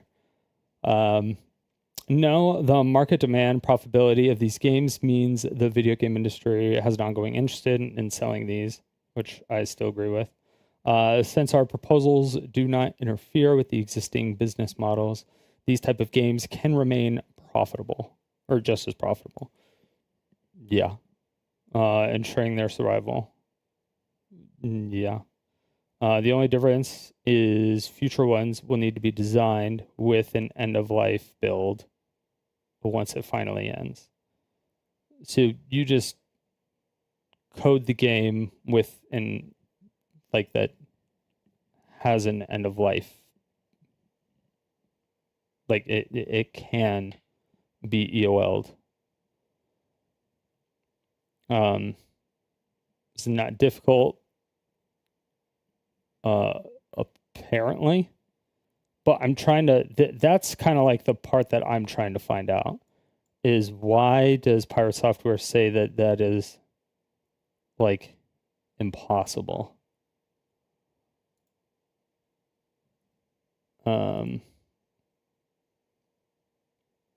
Maybe there's less of them, but not my problem. Who's speedrunning Zoe 101 game? I have no idea. Hey, people were speedrunning that one crab, what was it? The Krusty Krab game that Moist Critical was playing for so long. Okay, but here's what Pirate Software was saying. Don't want and these Understand what Stop Killing Games is. Here it is in his words. So for those who don't understand, the Stop Killing Games initiatives is basically we don't want single-player games No. to have DRM that the developers can turn off and thus render the single-player games inactive anymore. This is what they want to change. They need to be specific that they're talking about single-player games that do not need a server to support them. No. And as much as So it's not. Yeah. they want it to be about specifically games where it is a single-player game that has always online functionality, it would impact every live service game that exists. Instead of just targeting single-player, always online games. No, that's not what it is. Stop Killing Games includes single-player games, but nothing about it is specific to them. He completely made that up, and I have no idea where he got that impression. This is what I mean. It's harder for gamers to understand this because they come with so many assumptions. It's like that saying about doctors being the worst patients. So let's clear this up. It's the first line on the website. Stop Killing Games is a consumer movement started to challenge the legality of publishers destroying video games they have sold to customers. But the movement includes all this stuff from earlier, and he was... Yeah, so he read all this stuff, as far as I know, but mostly talking about the initiative. Well, the short version is the initiative is about requiring publishers to have end-of-life plans for games they've sold to customers in the future. So when they shut them down, customers can continue running them without their support. The long version depends on what kind of transaction is being made.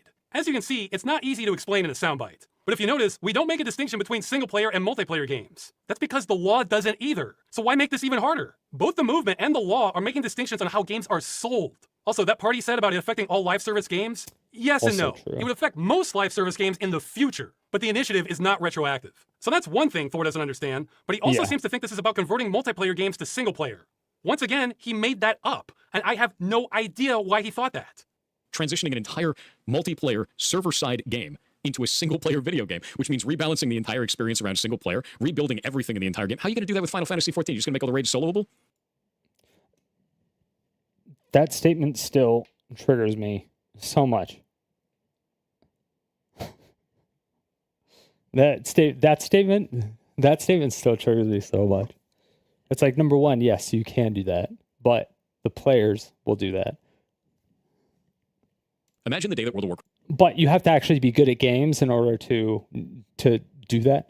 And he's just not. Breath shuts down, and suddenly you have to make it a single-player game for every individual that ever bought the game. That's what they're asking for. No. Because they would have to sunset live service games as a single-player experience. The idea that suddenly you need to make every single live service game playable single-player offline No, dude. Correct. No. This one is particularly baffling to me because I've heard most counter-arguments before, but until 4, I've never heard this one. That we want the industry to convert all multiplayer games into single-player ones. I keep saying it, you never know where gamers are going to take this. Nowhere in there does it say that it's directly targeting always online single-player games. Oh, he's so close. He's so close to getting it. It is vague, and because of that, it won't have to be. He never has that light bulb moment. Well, he is correct in that statement. It's almost as if that's not what the initiative is asking for. But those were his streams with a smaller audience. What does he say in his big YouTube video with over 1 million views that he had time to research? If we're trying to kill off the practice of developers putting together a live service game, pitching it as a single-player experience, and then taking away support in the future... Now he's changed it again and is making up how it's about single-player games are advertised. What is he doing? It needs to be specific about the business practice it's trying to defeat, which is specifically companies that are doing this under the guise of it being a single-player game, but adding online-only functionality that is not necessary and doesn't add any gameplay elements. That's the problem. No, that's not it at all. And there are some people that'll say, well, just make it all single player. Like well, you? I'll explain that doesn't make any sense in the first place. If you're making it all single player, you'd have to carve off all of that, and it's developer time and money. These are two different ideologies, and that's okay to have two different ideologies. I just won't agree with it. But those aren't the ideologies. Nothing There are, I mean, yes, it is acceptable to have two different ideologies, but that's not what it is. in the initiative is asking to convert games to single player. Nowhere in there does it say that it's directly targeting always online single player games. Yeah, so why does he keep bringing it up? This is a total red herring. If we don't like the idea of live service games as a whole, I get it. Don't play live service games then. Don't agree to those terms. No, he's getting a new thing wrong now. We're not against them existing, we're against them being destroyed with no recourse for the customer. Just use logic. If we didn't like them in the first place, why would we care if they're being destroyed? He says he gets it, but he doesn't. Let's talk about the actual bad business practices. In the case that a studio is making a live service game and they sell it to you as a product, they say that you are purchasing the game or you are buying the game, when in reality you're actually purchasing or buying a license to that game. I think that we should be fighting about that. The initiative is not trying to call that out specifically. It's trying to say that all games need to stay in a functional, playable state. Yes! Which is not calling out the language that is being used to... Yes, a functional, playable state. That's it. A functional, playable state. That's all it is. manipulate the player. Call that out specifically. Okay, I don't know if he's doing this intentionally. I'll be charitable and assume he's not. But this is some serious obfuscation. He's complaining that the initiative isn't focused on another topic he made up. Here it is. Okay, this is where I needed a dev. Take I have ever seen in games. Now, as for that one, I do understand how much I dread anything resembling sales or marketing or just trying to push things from, because I've gotten it before. Here's what I think is happening. Online-only games have a client and a server, but a lot also have middleware that developers don't have permission to distribute to customers, or depend on microservices they have no control over. And the Okay, what are these microservices? server software isn't even designed to run on a customer system. You can't just cut out the middleware and remove the microservices because they're integrated too deeply. That would still leave the game bricked and could take months to fix and be a lot of work. So I think some devs think we're saying all they need to do is just release the server binaries at end of life, and yay, everything is solved. I think some are integrated too deeply, or isn't even designed to run on a customer system. You can't just cut out the middleware and remove the microservices. What microservice could be...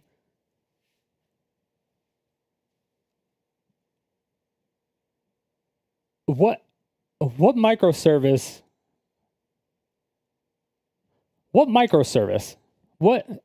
I just need one example of a microservice. Any microservice that would do that.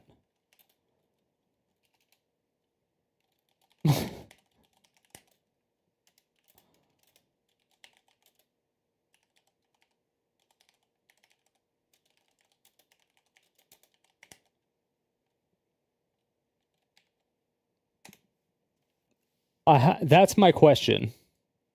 That is my question.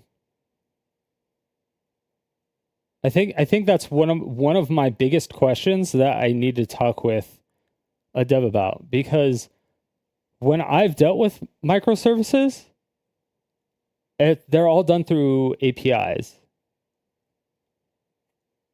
So you just cut the API connection. and then when you release the code and you give it to somebody else, they just get those microservices and hook in the APIs.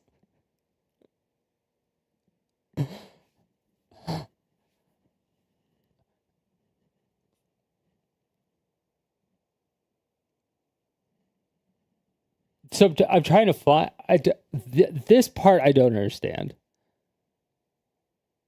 I think this might be the biggest part I don't understand.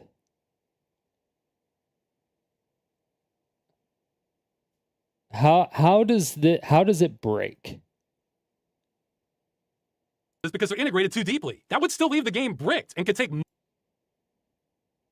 months to fix and be a lot of work. So I think some devs think we're saying all they need to do is just release the server binaries at end of life, and yay, everything is solved. And that's why they think we're ignorant. Well, for some games that could work, but not. Yeah, and that's me being ignorant. But I can't find. I haven't been able to find anybody who's been able to answer that question of what microservice would break that. Because like a shopping cart wouldn't break it. Like I don't know, like PayPal OAuth wouldn't break it. Or just OAuth, sorry, OAuth in general wouldn't break it.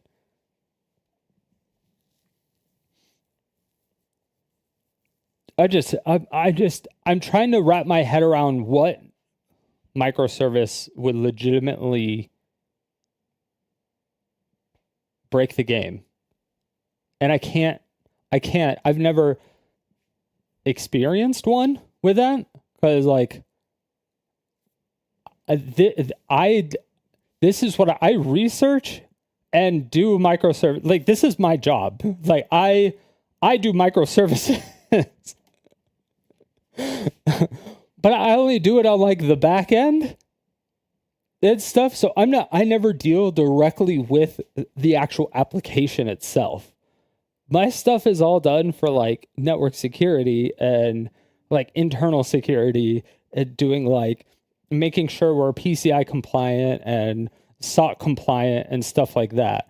And we also do business to business software. So I don't know if there's like microservices that are being used that are specifically for video games that break video games, when every single microservice that is built for a business to business company or business to business software will never break it. Because I've literally never, ever seen a microservice that has broken an application for me personally. But to be fair, I have only personally tested and used maybe 30, maybe. That's not a lot. I don't know how many are out there. There's a lot more than 30, but I don't know.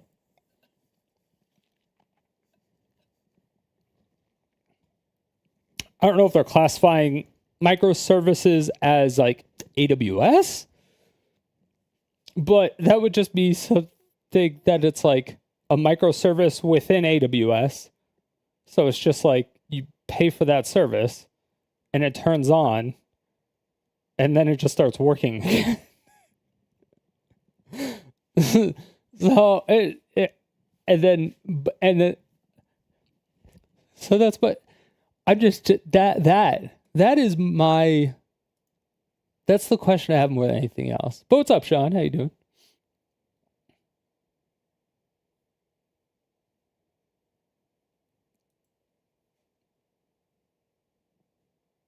Yeah. Ones like these. Plus, that's not what we're saying. First off, we're not even mandating the methodology because, again, doing that could run afoul of copyright law. Second, this whole diagram is looking at a game that exists right now and was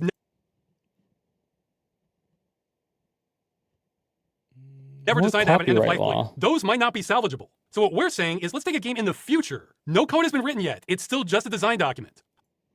Yeah. See, in my opinion, it shouldn't be retroactive. Okay, so we have the it should only be for like future, like if a game is currently in development and then the bill passes, the bill should be passed. Like if a bill comes into play, it should be stated as, you know, when did the game start development? And then that's like, that is the start. So if it started like a day, like development started the day before the bill passes, then that game is not, the bill doesn't apply to that game.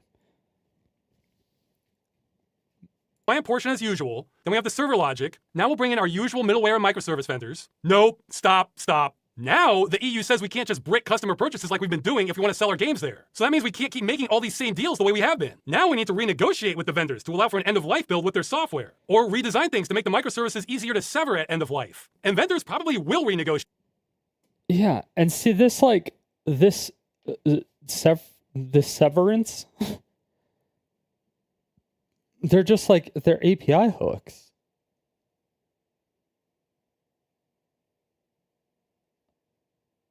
So you just get the same microservice and make the connection.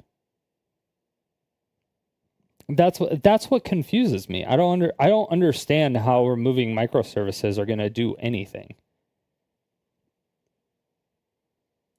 Otherwise, they'll start losing sales to everyone who wants to sell games in the EU. But say a vendor refuses anyway. Then we need to go with vendor B, who will offer EU-compliant solutions because they will be happy to take money away from their competitor, vendor A. Or maybe we need to abandon one of the EU deals to everyone who wants to sell games, sever it, go to just middleware and microservice vendors. Nope, stop, as usual. Then we have the server logic. Now we'll bring in our usual middleware and microservice vendors. Nope, stop.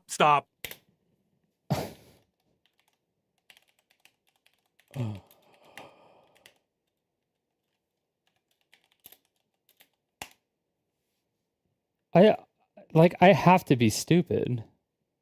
Code that provides tools, platforms to support development, deployment of microservices architecture. Like what? Like I need an actual example of, an actual example. Like I don't want something that says microservice. Like I want like a company name. Yeah, API gateways, containerization, which is on AWS or whatever, Azure, service discovery, but all this stuff. Okay, containerization. I mean, yeah, that would be in the database though.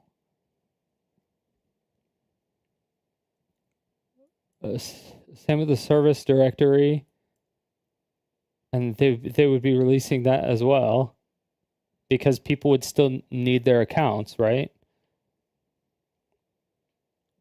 CI/CD and automation,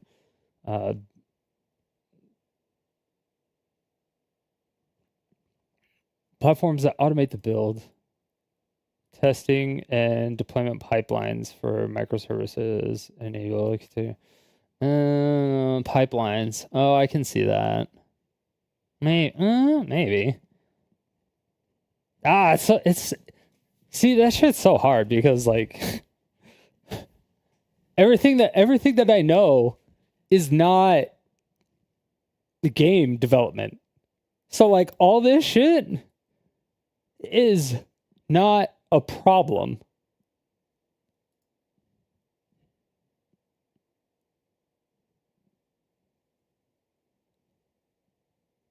If they just released it, because it would just be it wouldn't be a problem.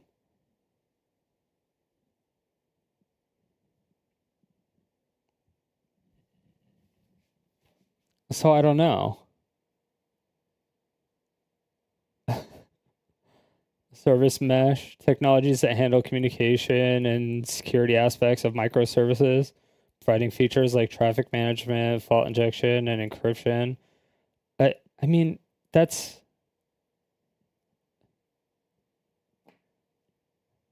cloud platforms. Yeah. I mean, that would all be managed. But see, this is the part that I don't understand. Okay, so if a future company is hosting a game on AWS and going through their CI/CD automation, using their pipelines, using things like why do I never remember their database shit? Or they're using the S3 buckets for file storage, they're using EC2 instances, they have their IAM users to automate the shit. They can put all that stuff on the AWS account. They could basically just hand over the master AWS account and be like, here you go. Like they do the same with Azure. If you're like, here you go, here's the information. Log in, have fun.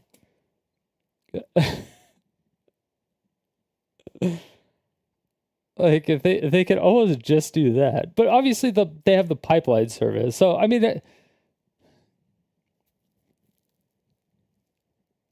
yeah, because they have to cancel the AWS account because keeping the AWS service up is going to cost them a shit ton of money anyway. So they're going to kill that service. But they would kill that too. So they would.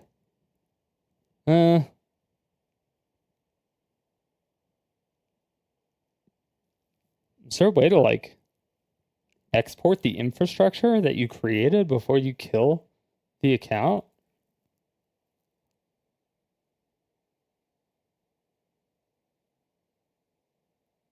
Or can you have a free account and have it not actually do anything?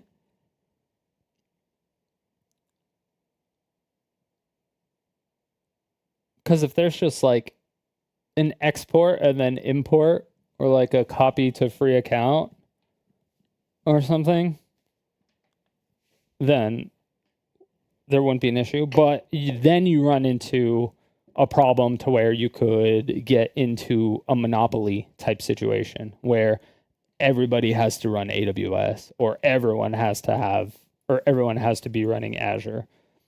And then it goes to some other stuff.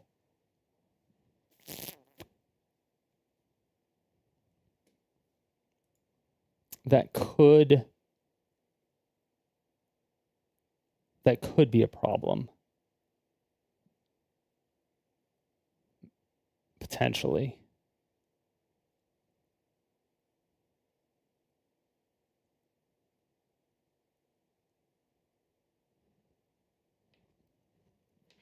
They should still be able to just release it.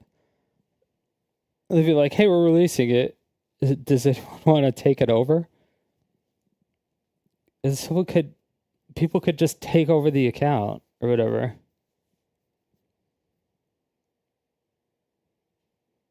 You can only have one person do it.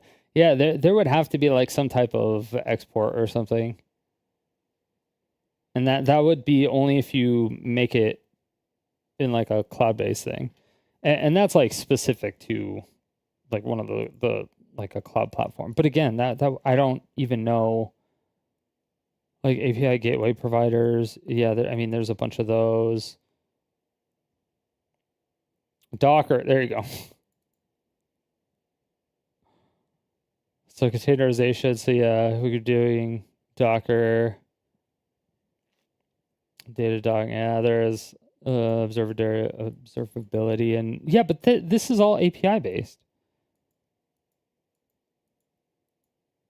You just hook that in.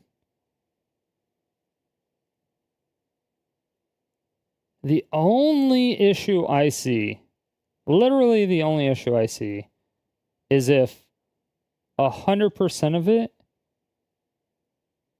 is built like within AWS. And then the code is just like obviously in a GitHub account. Then maybe. But I don't know. They could just codify the law to where you would have to be able to export it and then import it right after. I'm actually not 100% sure.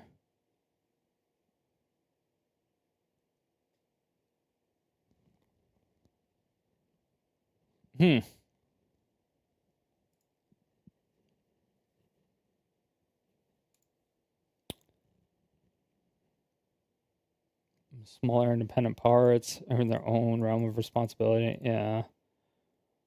Because if they have specific microservices, you just have to use the same specific microservices, or you break down the code to where it doesn't require those specific microservices and uses different microservices.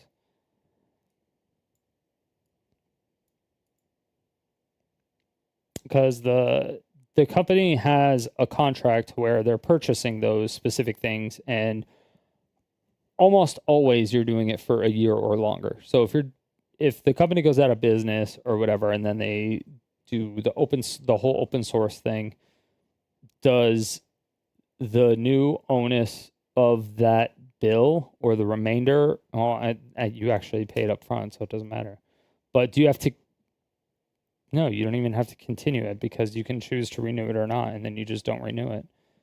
So you just have it. You have it for the remainder of the lifetime of whatever was on there, and you can choose to renew it or not. Like a lot of all the microservices, because you're charged by the year usually, not by the month.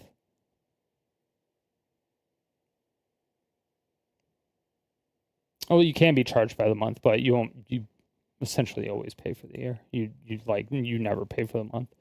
Month to month on a microservice for like a B2B software, like anything in here, that would be that is like wildly different.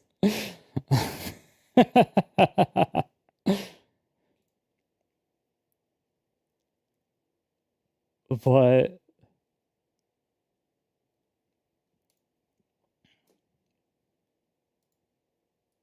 how would Now, the EU says we can't just brick customer purchases like we've been doing if we want to sell our games there. So that means we can't keep making all these same deals the way we have been. Now we need to renegotiate with the vendors to allow for an end-of-life build with their software, or redesign things to make the microservices easier to sever at end of life. And vendors probably will renegotiate. Otherwise, they'll start losing sales to everyone who wants to sell games in the EU. But say a vendor... Yeah, but all of these vendors aren't doing anything with this. The vendors do nothing. The vendors literally do nothing. The vendors give you, like, they sell you the license, and then they say, here's the API booklet if you need it. Or if it's already, like, if you already have an existing platform that it has like a predefined API thing for it, there's like a connect button, and you fucking just press connect and it connects to it. So if there's like a microservice that connects to a microservice that connects to another microservice like that, it could be just like connect. And then there's one thing of API that you actually have to write. And it's usually a fucking simple ass API that's 10 lines of code or scripting. It's like virtually nothing. Again, I'm not a developer, and I do that stuff. And that's why I'm trying to find out why this is difficult, or why this is impossible. refuses anyway. Then we need to go with vendor B, who will offer EU compliant solutions because they will be happy to take money away from their competitor, vendor A. And like, so a lot of these microservices, that if you actually need help, sometimes they will set it up for you if they actually need to. And it's not the API that they'll help you with. They'll help you with their part of the application for the microservice. But it all depends on the microservice, I guess. Because the list of microservices that we just looked at are so wildly different.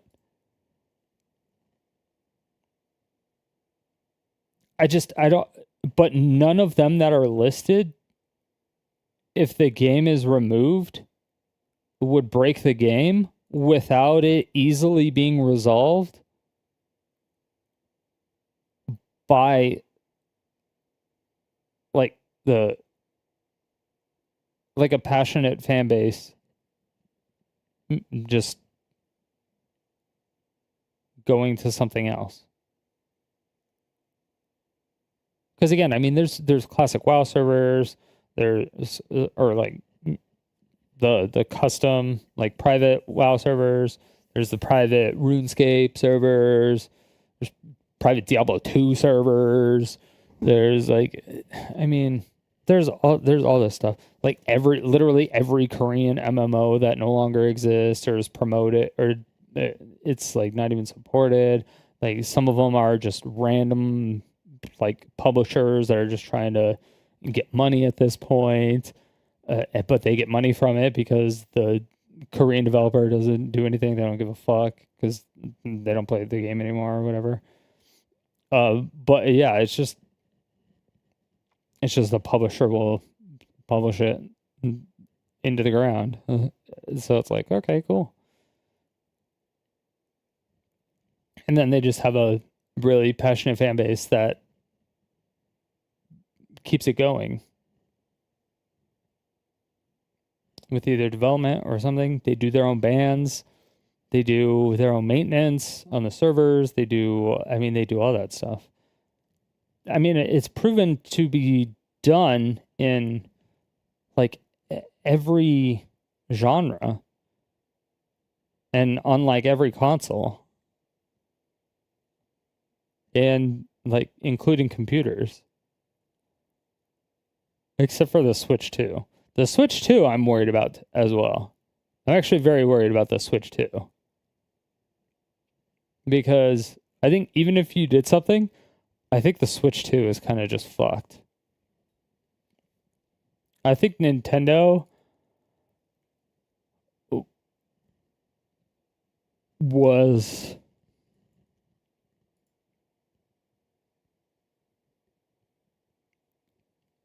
I don't know. Because they could just update the firmware. They can update the firmware before they close down the game to where, like, I don't know, they could do something. But, I mean, well they'll hack the Switch eventually, right?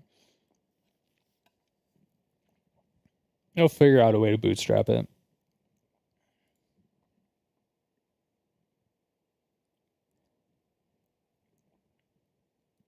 I just don't see Or maybe it. we need to abandon one of the microservices altogether and come up with an in-house alternative that is compatible with an end-of-life plan. And if the server can't run on consumer hardware, well, maybe now we code it in a way that's more versatile and can be compiled to run a stripped-down version with less features for the customer machine at end of life. Or hey, if that's not doable, then we scrap that, but still give customers some form of server software at end of life because now we've planned for this, and inform them it requires specialized hardware, and they're on their own for getting it working. And these are all just suggestions. The publisher will get to decide how they want to comply. 4 is not alone in developers trashing what I just said. I don't know why, but some of the nastiest insults I've received on the entire campaign have been when I try to explain this is what we're asking for. This part in particular triggers some people to no end. That video made me actually mad. Like real mad. Not like fake memes mad, like actually mad. Like I'm actually mad. Upsetting people is not our goal, by the way. We actually want this transition to be as easy as possible for publishers. Yeah. So I think I need to just watch his videos. Because there has to be something on his... There has to be something on his videos that I'm just missing. Completely.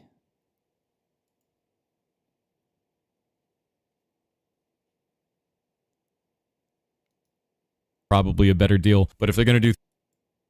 Hi, my name is Jason Thor Hall, also known as Pirate Software Online. I've been in the gaming industry for about 20 years. I used to work at Blizzard Entertainment, then Amazon Game Studios, and now I own my own studio, Pirate Software, by the same name, which is an indie studio, and I've been here for about 8 years now. I also run a massive community. We've got about 180,000 people in Discord, and most of what I do is try to teach other people how to make games, teach them that they can make games, show them the tools to do so, and try to do everything without any pay.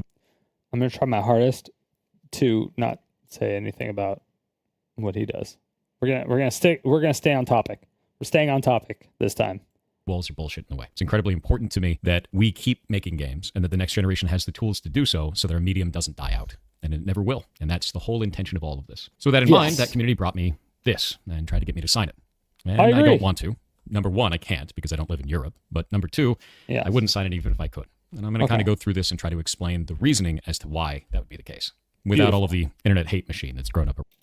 And this is the first video he made after he did the research, after he pulled it up on stream. So this is the first video that he made. All right. And he's brought it up on stream multiple times after that and deleted this. Sorry. Around it. So let's go into how this works and why this is an issue to me. First things first, what is an initiative? So an initiative is actually not law. It is something that you put together so you can put it up in front of representatives and they can start the conversation. The reason why I have a problem with Stop Killing Games is specifically it starts the wrong conversation. If we're trying to kill off the practice of developers putting together a live service game, pitching it as a single player experience, and then taking away support in the future, this ain't it. And the reason why is specifically off the practice of games is specifically it starts the wrong conversation. If we're trying to kill off the practice of developers putting together a live service game, pitch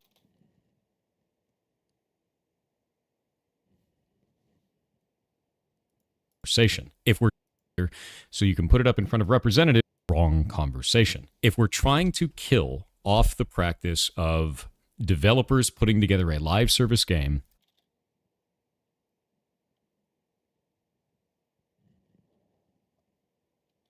Okay, that's not the goal, but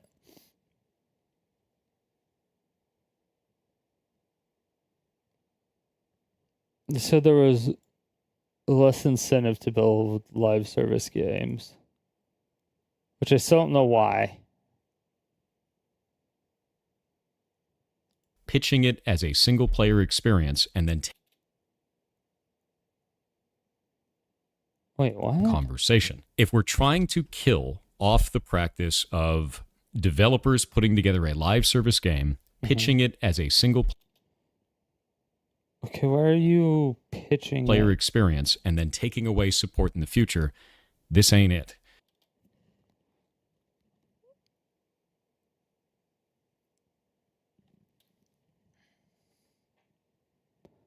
I mean, that's kind of what it is, but it's the developer's choice as to if they want to, or like when they sunset it.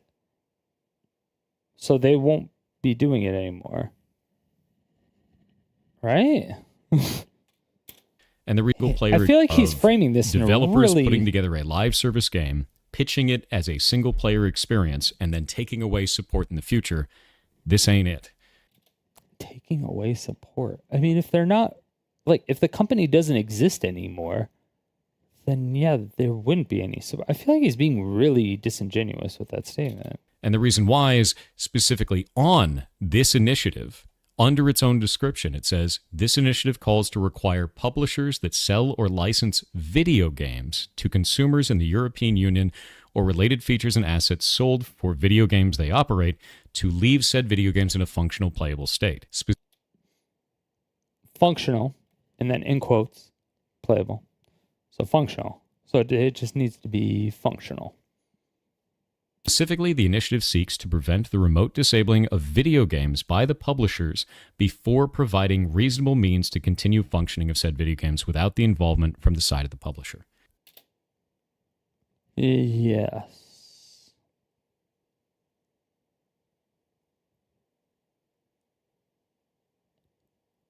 This isn't always possible in all video games, and it doesn't call out the specific practice that this is supposedly trying to defeat. It is Okay, why does it not work for all video games? incredibly vague and will damage all live service games. How would Okay, how does it... Okay, why does it not work? trying to defeat all video games, and it doesn't How? call out the specific practice that this is supposedly trying to defeat. It is incredibly vague and will damage all live service games. How would you Okay, how? keep League of Legends in a functional, playable state? You make it so that you don't have to connect to a Riot server.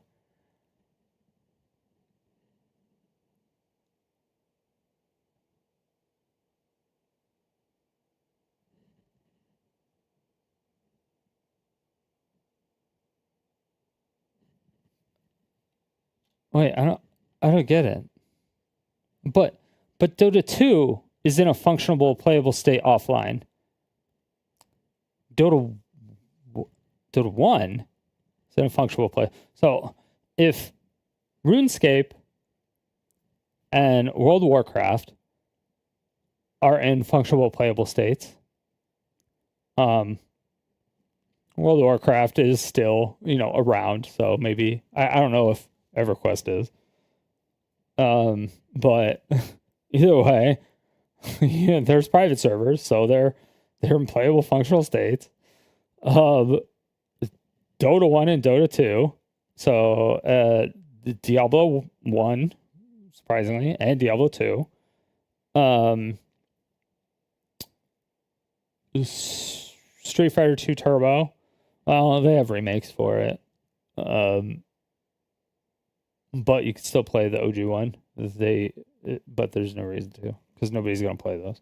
But regardless, you do that. Smash Brothers Melee.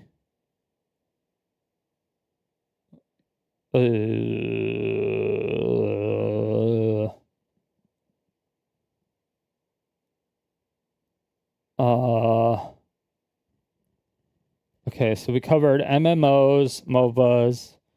Oh yeah, Counter-Strike. Counter-Strike you can play offline. So we got first-person shooters. The Diablo, so the ARPGs. What's another genre? What's another genre of video games? That require like an online DRM. There's got to be like a racing game.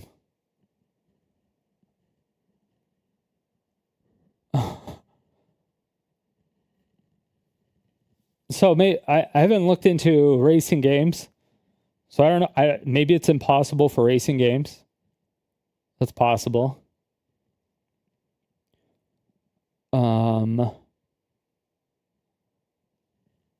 I don't think it is, but it could be impossible for racing games.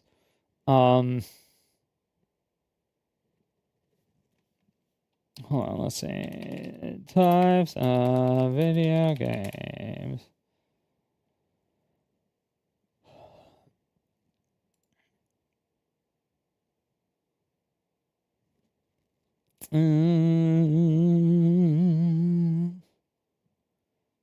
MMOs. Platformers. Are there any platformers that required you to connect online? I'm trying to think. Maybe.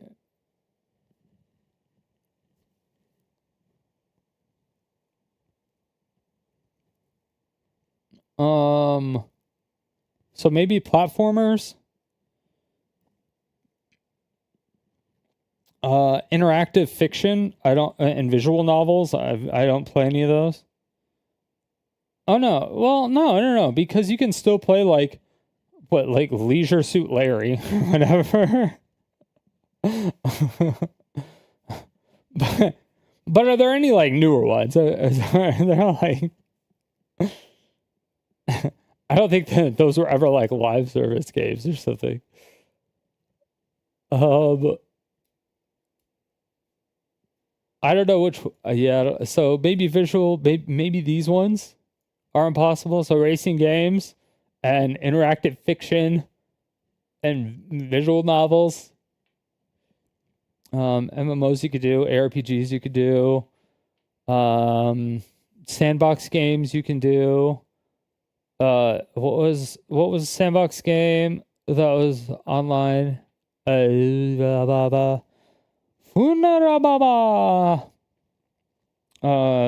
Gary's Mod? All right, you could do Gary's Mod. I guess that's more FPSE. All right.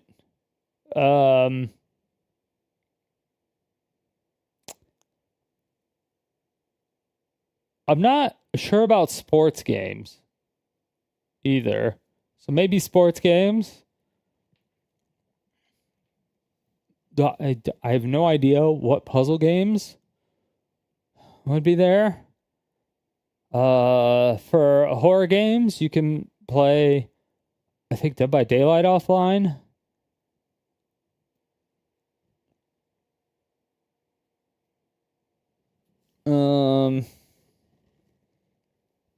Party games. You can play Jackbox offline.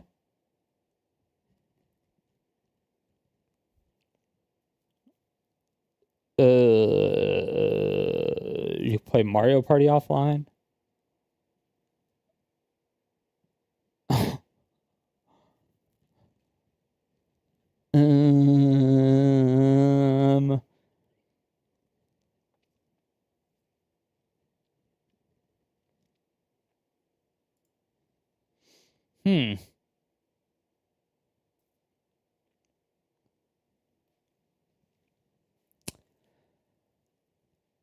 Yeah, I'm not exactly sure what genre you wouldn't be able to do. Oh yeah, there's bullet hell games. Could you play like Vampire Survivors offline?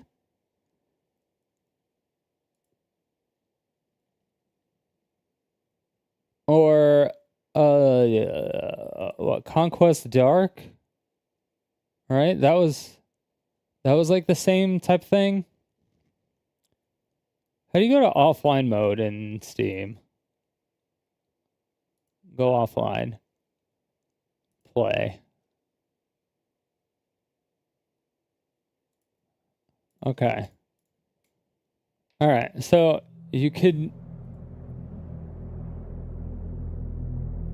do it with those games.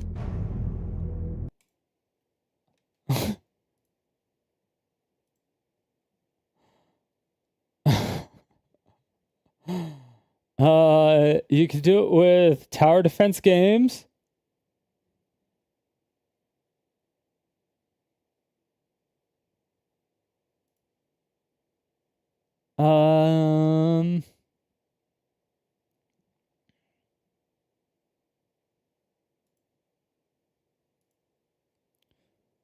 Let's see.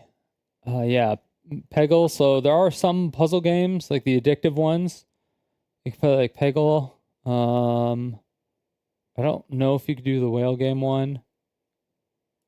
If I just go offline, will it be able to show me what games I can actually play? No, it'll only show me what's installed. All right, that doesn't help me too much then. I don't know if that was over there. Auto battlers. Are there any auto battlers that'll do it? I don't play really any of them. I think Hearthstone will. I think you're required to on Hearthstone to do that one. You're also required to in Tempo.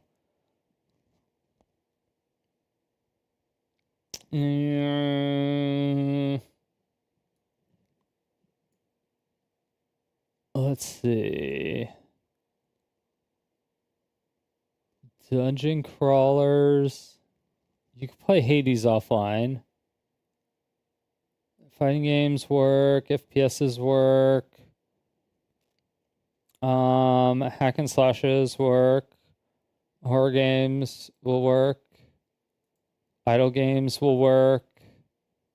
Local co-op games obviously work. MMOs work.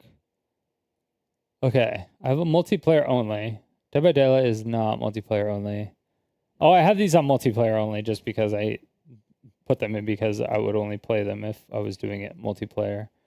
I don't know if you could play Fall Guys offline. But yeah, let's skip that one because there's different genres in it. Mystery. Okay. There are newer mysteries. Alan Wake. Can you play Alan Wake offline?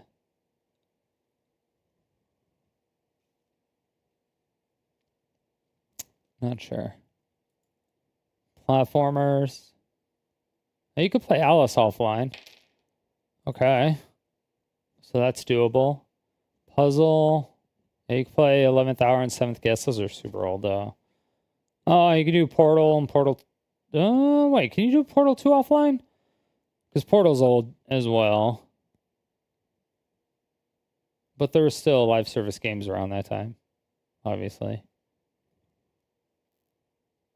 But Portal 2, yeah, Portal 2 has online functionality.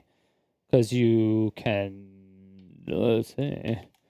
Can you play Portal 2 offline?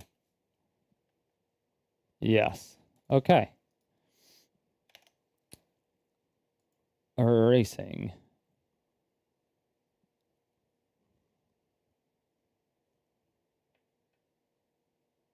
I don't even know why I have these. Zombie Driver HD? What the fuck is that? Can you play Zombie Driver? Well, I don't even know if that's a live service game. What live service driving games can you play offline?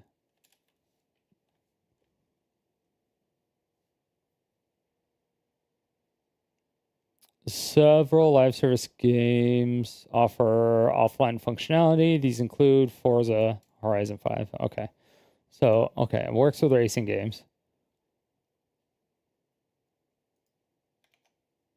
Works with RPGs. Works with RTSs. I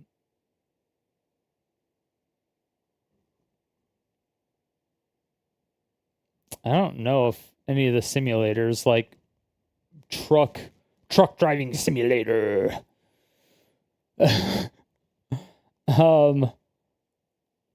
The Souls-like games, I don't know, but I'm pretty sure. Stealth games, some of those you can play offline, but I don't know if any of those ones are.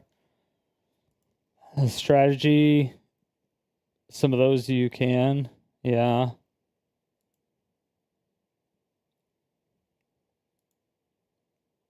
And then, yeah, some of the survival ones, like Don't Starve. I don't know if that's a live service game, though. Don't Starve Together. I don't. You'd have to Can you play Don't Starve Together offline?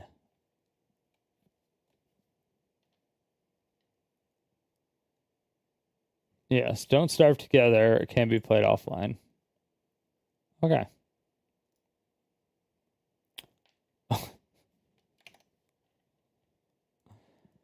Okay, so I don't. Okay, so it seems like it can be done for every genre. It can be done. Now, just because it can be done doesn't necessarily mean that it should be done that way. However, we looked at live service games from AAA companies and indie companies, and it worked for both. So we've seen AAA and indie companies both do live service games, and they both work after the fact. So with that in mind, architect the entire game. The game is in video games, and it doesn't call out before providing reasonable means to continue functioning of said video games without the involvement from the side of the publisher. This isn't always possible in all video games, and it doesn't call out the specific practice that this is supposedly trying to defeat. Yes, for old video games, but it's not asking for it for future video games. It is incredibly vague and will damage all live service games. How would you keep League of Legends in a functional playable state? You'd have to re-architect the entire game. The game is what is called client-server. So in client-server models, there's a server and there's a client, and all of the math, all of the game, everything happens on the server. The client just displays it.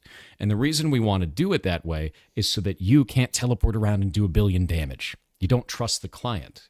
You trust the server. The client just displays what it's told, right? So if we wanted to re-architect... Yes, netcode. That's why...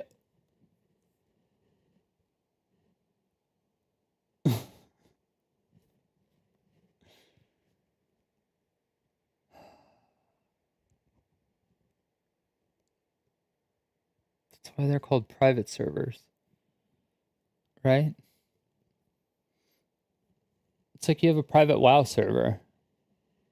The private WoW server, you don't want the data on the client side, you want it on the server side, or else you would just like dupe items all the time. You could teleport around and do 1 billion damage, or you could be invisible and you could be a GM and fly around invisible and just like kill people and shit.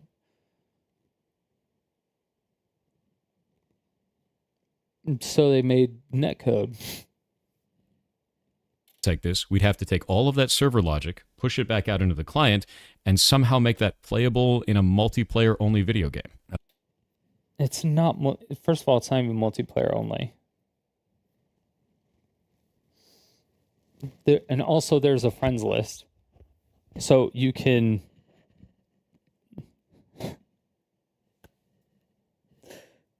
But also, they have a tournament client. They already have an offline mode for tournaments. They have a tournament client.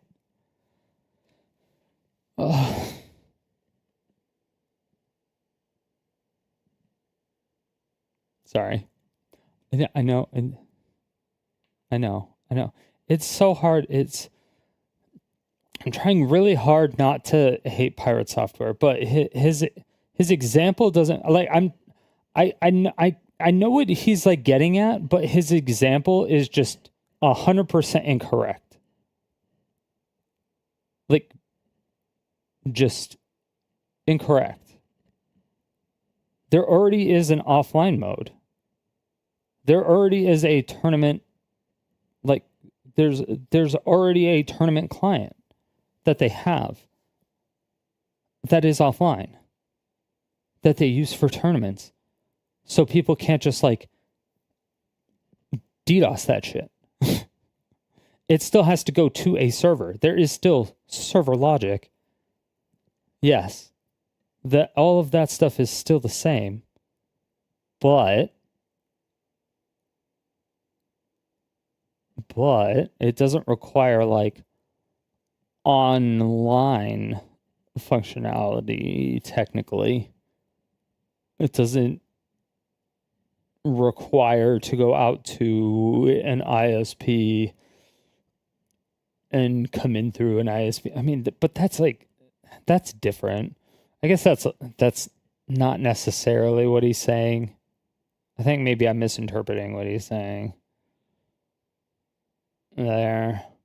I think he is talking more about the logic. He's talking about the server logic more than like the netcode itself.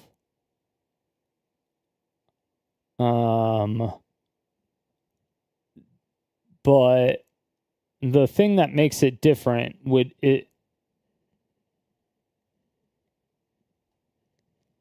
it's essentially just like the login screen, or like your it's like this. No, not that. This. So like connects, and ta-da for the bazaar. But in order for me to play, I actually have to press play. But I had to actually connect to their server in order to even bring up this client. You know what I mean?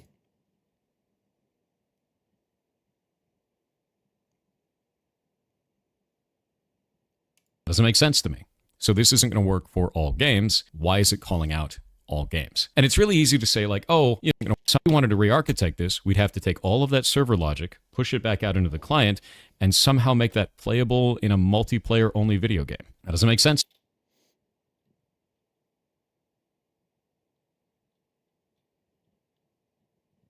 Couldn't you just like open? Wouldn't you just get the server logic?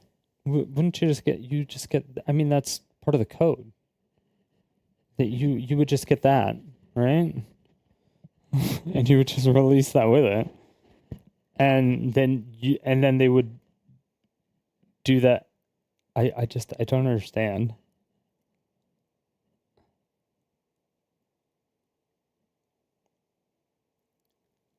Like what? Like like, I understand that he's saying it wouldn't work for all games, because I'm sure it wouldn't work for all games, because a lot of games are very poorly programmed, right?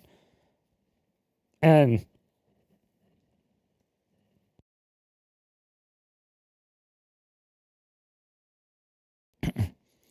not only are they like poorly programmed, or some are poorly programmed, some are intentionally programmed that way, and they're intentionally programmed that way for whatever reasons they may have. But those are the reasons that I'm trying to find out why they have it programmed that way, and what, like, just why or how, or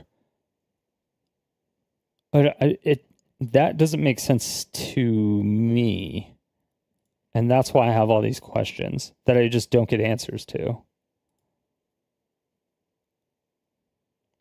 So, like, when Concord came out and it was like a failure of a game that made no money and they refunded everyone,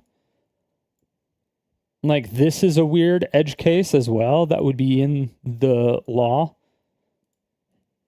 Like, would they still be required to release Concord, even though they, like, never made any money off it and they lost a shit ton of money off it?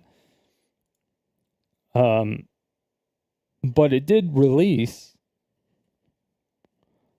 And maybe people still want to play it, or maybe people want to get the game and code it, or code it properly, make it good. I don't know. Maybe there are people. Maybe there's a lot of people that are passionate about the game. Maybe there is a community for it that people just don't know about. There could be. I just don't know. It was I think Concord was made by a big company, right? So it just lost a shit ton of money. But if it was made by an indie company, it may have been a successful game. Maybe. I don't know. I know there's a lot of drama behind it. I don't remember what it was. But I think with an agreement of a refund would allow the game to disappear as those play the game no longer can play the game. Yeah. What's up, Galgy? What's going on, Streak? How you doing? What up? I think with an agreement of a refund would allow a game to disappear. Yeah, see, I don't even know about that. Like, maybe there's people that would still love that. But, like, would you do that with every game? Like, literally every game? Because Concord was out for what, like 3 days? Or something?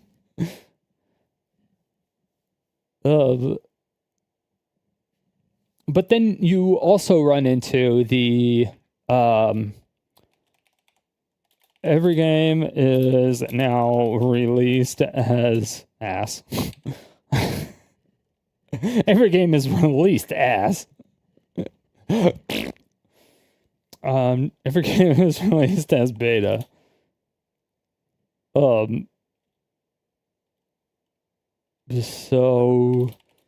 the games aren't technically done. What about those games?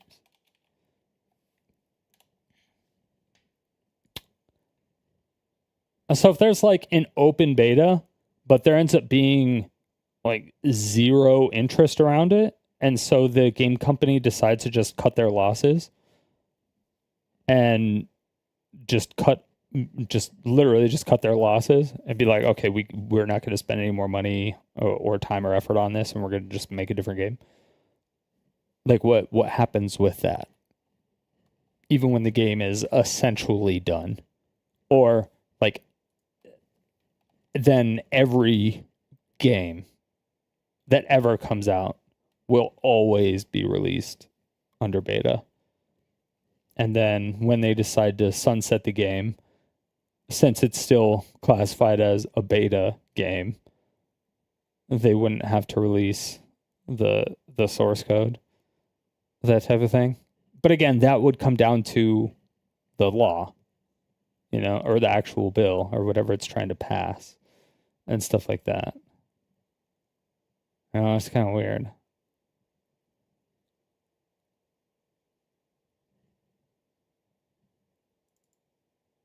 So I'm not sure. To me.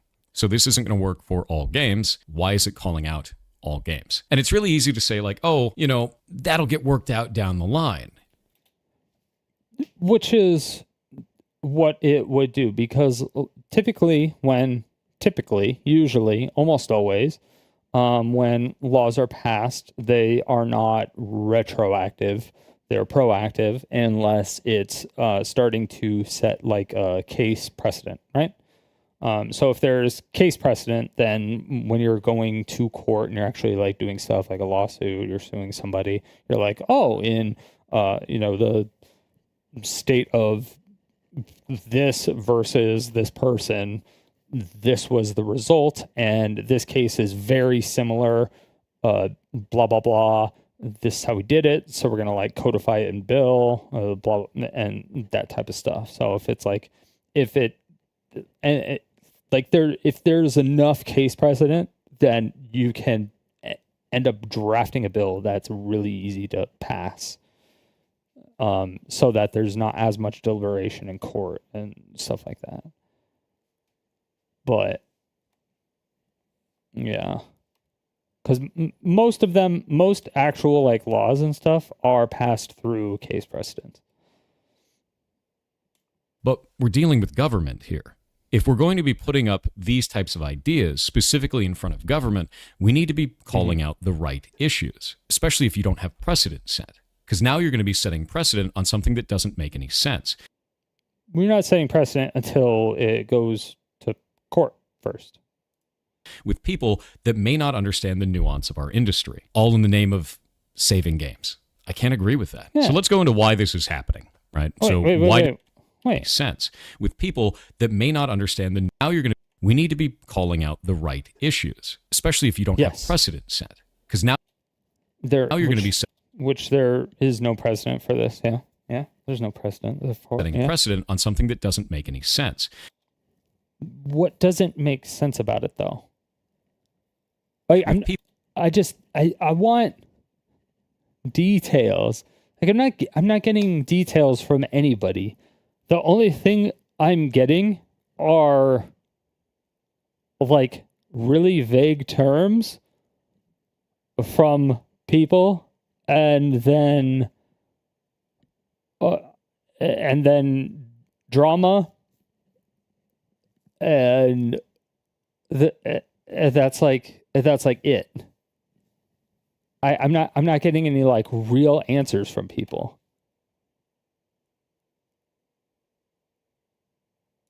People that may not understand the nuance of our industry. So you being a I don't want to say a face of the industry, but whatever, we'll say it as a face or a heavy representative. Actually, no, I would say he's essentially a representative of the gaming development industry. He's an I don't even want to get into that. I don't want to get in. I did a lot of the drama stuff yesterday.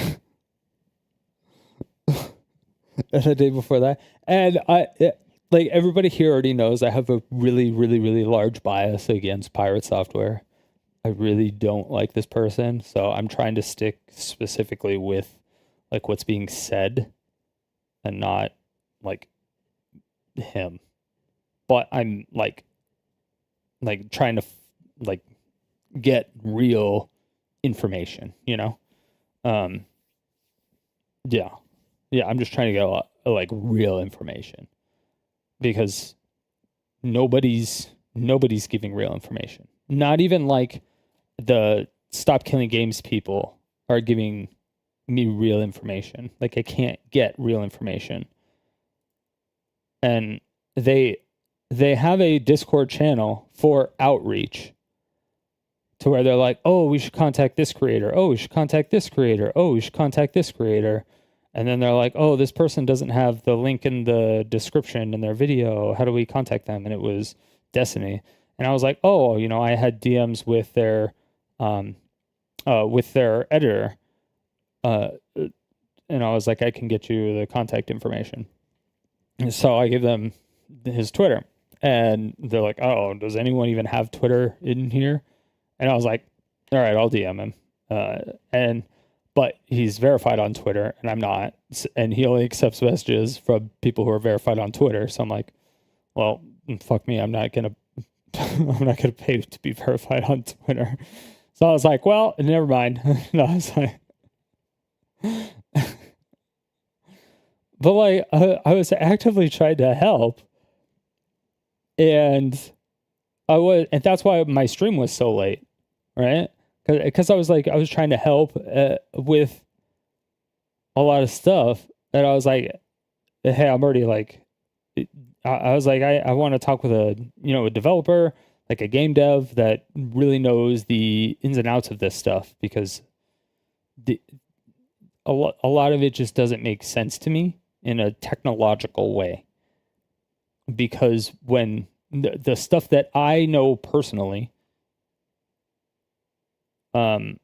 is just like B2B software. It's not like game software. I don't know what there are a lot of differences. I just don't know what those differences are. And then when I watched Ross's video and he kind of like broke it down a bit, it still didn't really make sense to me. Like it kind of did, but also kind of didn't. But and then now I'm watching his 2 videos. So all in the name of saving games.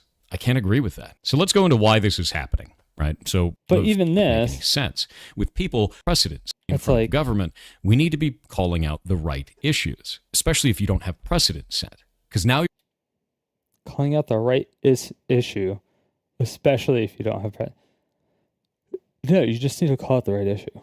You're not going to have precedent set. The calling out the right issue and having precedent set are 2 completely different things.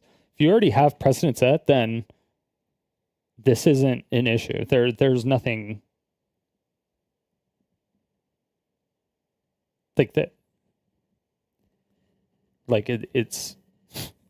I mean, you could codify it. Yeah. You that is true. You could actually codify it into a bill.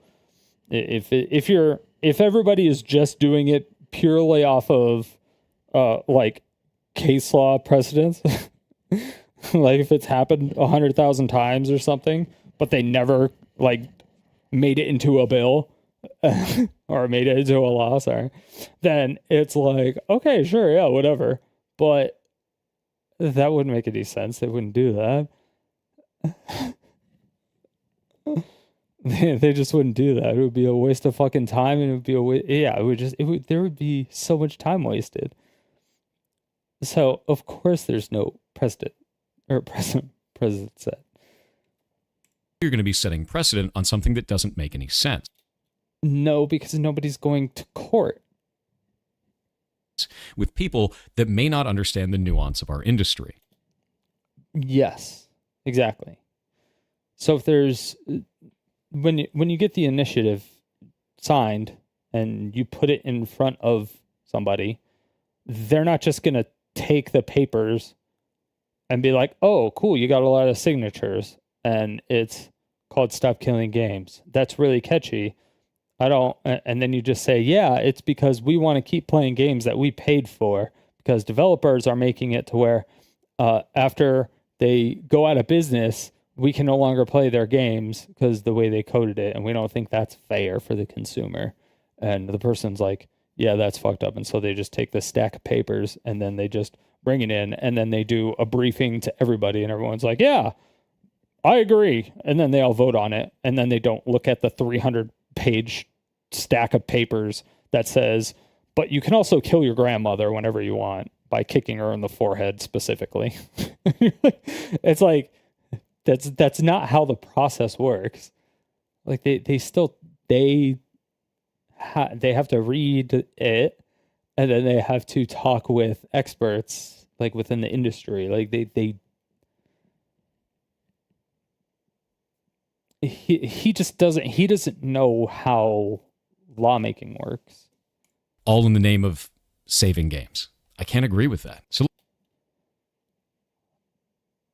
I don't understand how, but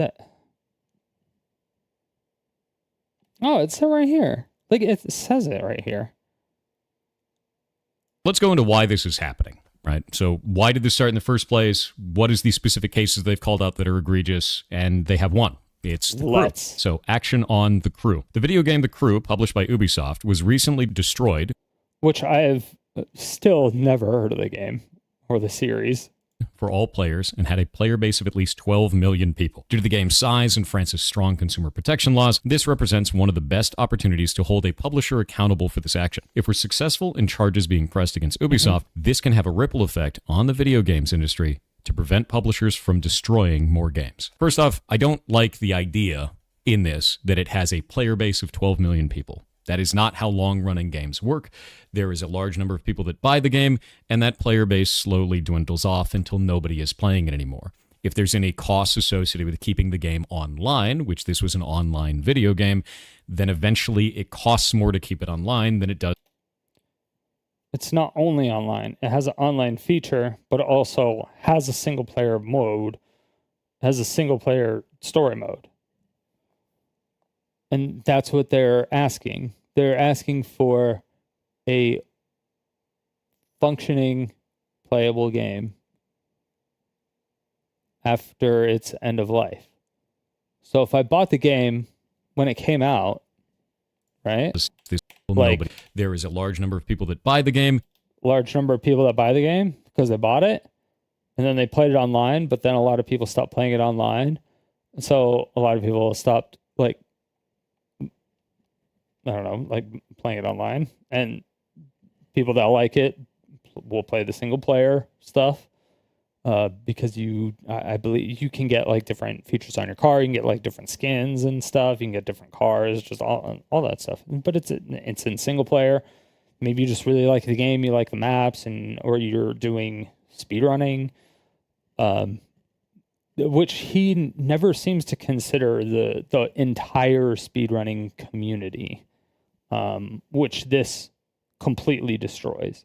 So anyone that was playing The Crew, in the speedrunning community, all three of them, they can no longer speedrun it.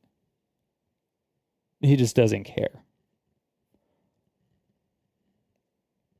And I find that kind of fucked up, because it's like saying, well, I worked at Blizzard, and Blizzard doesn't make fighting games, and I hate fighting games, and this only affects fighting games, so I'm active. I don't care, and I'm actively against it, and I'm going to tell people to actively hate it. It's like, that's kind of fucked up. Like, why? It doesn't make any sense. And that player base slowly dwindles off until nobody is playing it anymore. Yes, that is correct. But yes, they do have to connect to a server online, and servers are very expensive to run. They want to use those servers for newer games, or they need to just repurpose the servers, or they need to upgrade the servers because they're old servers. But if they're, because a lot of the newer technology actually uses less power. So if it uses less power, then it will cost less in air conditioning costs. But then again, if there's less player base, there is less utilization on those servers. But if it's not like built, if the servers aren't like segmented, if you have like dedicated servers to the games and they're not like segmented into like, okay, this is for like this part of the server is for like if you don't have like load balancing and stuff. You just have like parts of servers first. Like this is for the crew to check if you have a DRM, and then like if they just had like that, and but it was dedicated to an entire server, then yeah, I would probably agree, but that would just be like poor programming. But I understand because like in the video game industry, it, at least nowadays, there's no like video game developers anymore. They're just developers because people are always told things, right? Like especially when I was growing up, which is when like all of the game devs right now, or the developers. Sorry, let me correct myself. Where all the developers are, they're like, oh, technology isn't going anywhere. Technology is blowing up, so everybody get into tech. So everybody's getting into tech, and then people start doing development work. They're doing development work. They may play games on the side every now and then, or they do play games, but they don't actually. They're not video game developers. They're just developers and code monkeys. They have no idea what they're actually doing, and they're not actually passionate. I would, and I said it before, but I would say that in a AAA gaming company, out of just the developers, I'm saying the developers specifically, out of just the developers, the amount of, if it was a single player game, I would say maybe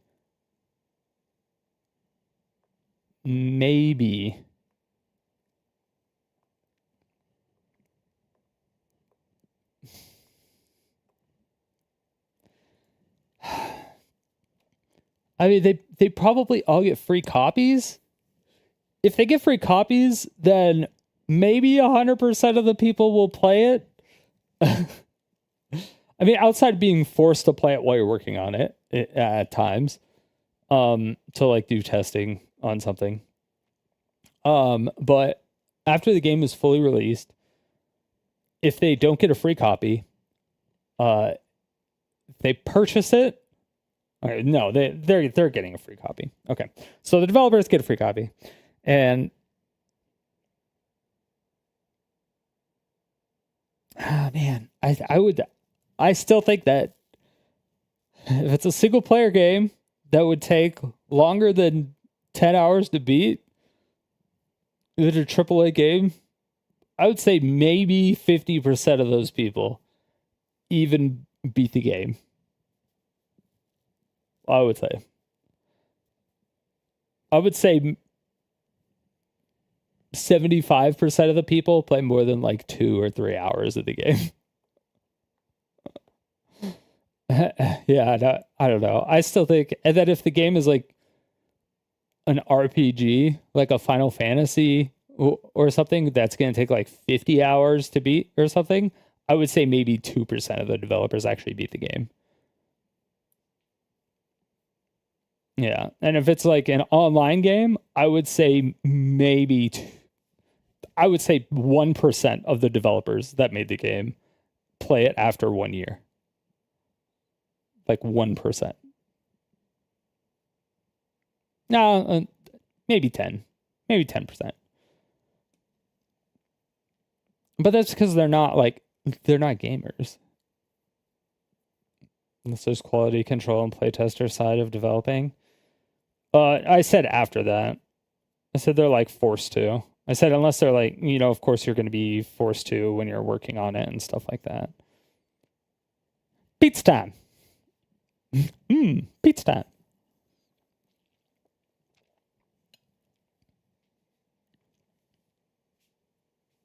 But yeah.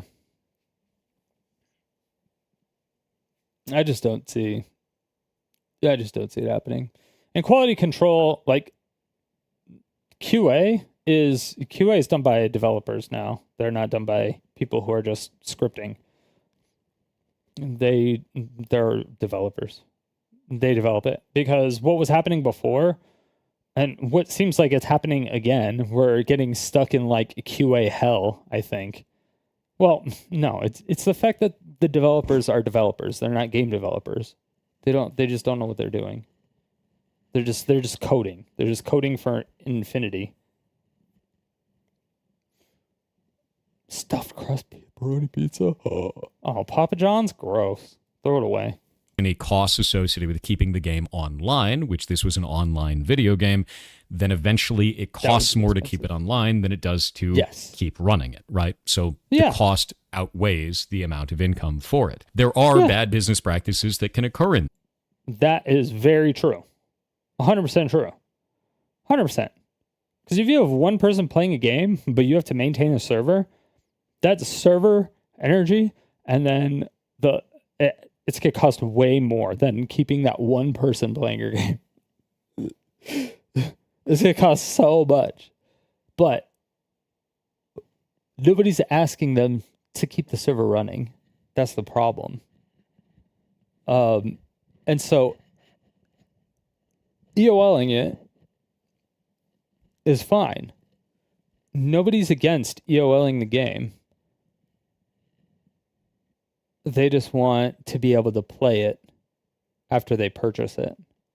If it has, especially if it has a single player mode, especially if it has a single player mode, you should easily be able to, or you should be able to play it offline.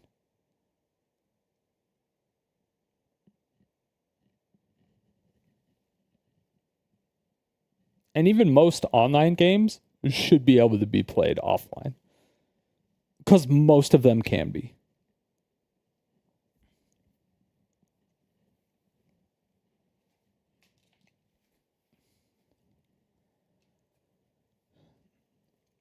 Or you can have a passionate community that makes their own servers, does their own netcode, and does that stuff, because it's been proven to be done in every genre.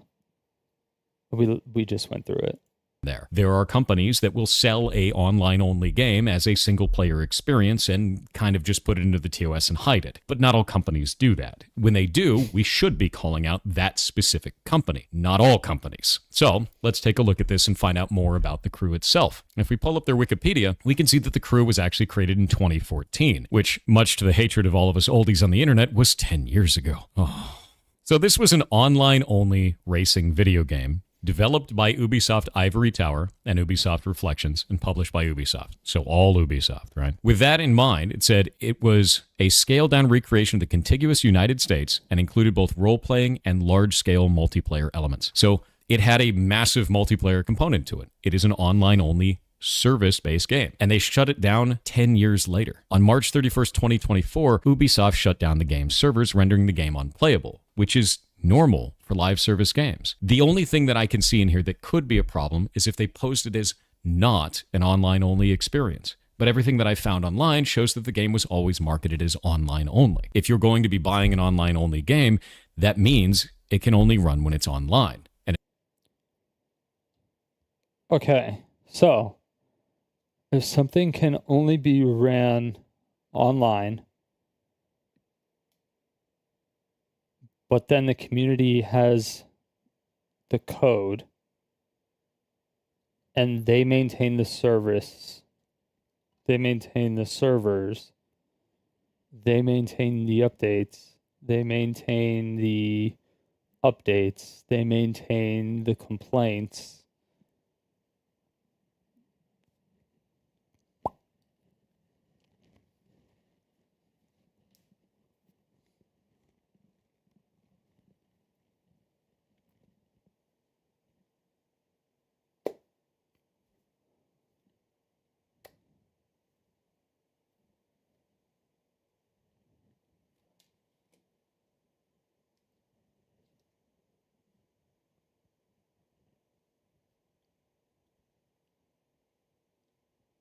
Is there, like, I feel like that's Am I missing the plot? I feel like I'm missing the plot.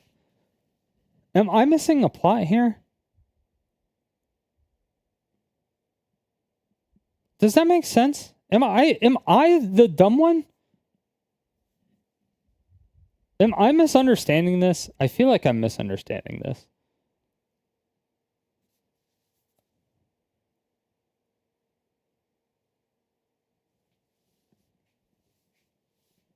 Okay, so he's using Wikipedia to look for it. Okay. So, World of Warcraft Wikipedia.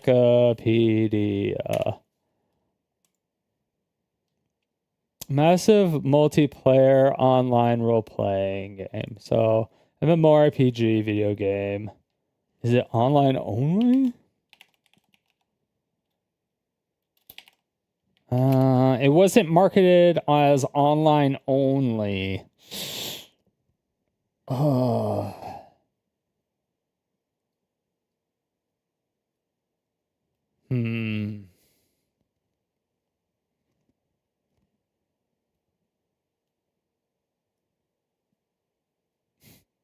Can't you ever gacha game ever? Well, I mean, Gal, you do realize that, like, if, because you know how, like, everyone in the Magic community has been really, like, hankering for Commander. Like, everybody loves Commander and everybody hates, like, actual Magic, right? And so everybody wanted Commander in Magic Arena, but since it was developed very poorly by 15 people, because it wasn't designed for Commander, and it was designed for just like playtesting decks, it wasn't even really designed for like what it evolved into. They would literally have to remake the entire game in order to make it for players. They would have to, and that was confirmed by developers of the game.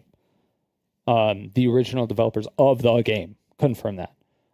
Regardless of what the CEO said, the old CEO that got fired, yeah, regardless of the two previous digital CEOs, regardless of what they said, that they could make it for players, and they never did, and they failed. It would have to be completely redone.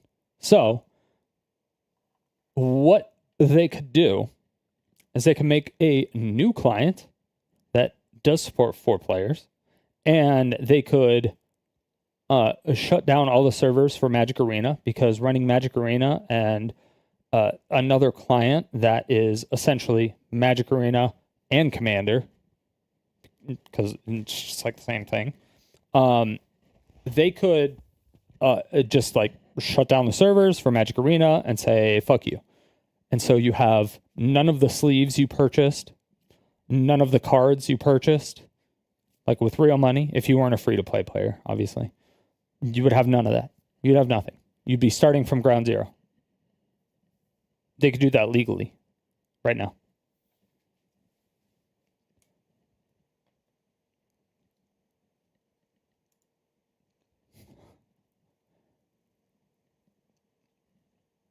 What if they're in like the process of making that, but it takes like 5 years to do it, right? And so in 5 more years, so MTGA then has been out for like 10 years at that point, or like 11 years. And then they shut it down. Obviously, MTGA has a shit ton of sets in it. It has, the alchemy stuff. It has the historic stuff, which I guess the alchemy, but it has like historic stuff, alchemy stuff, it has, the universe is beyond stuff. It's going to have like a lot, it already has a lot of shit, right? It has a lot of extra shit. So if people actually bought every set, like I did, and like most content creators,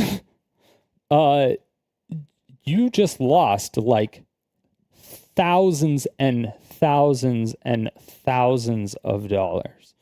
And just like you pointed out, looking at every gacha game ever. Exactly. Because Magic Arena is essentially a gacha game because you're opening packs.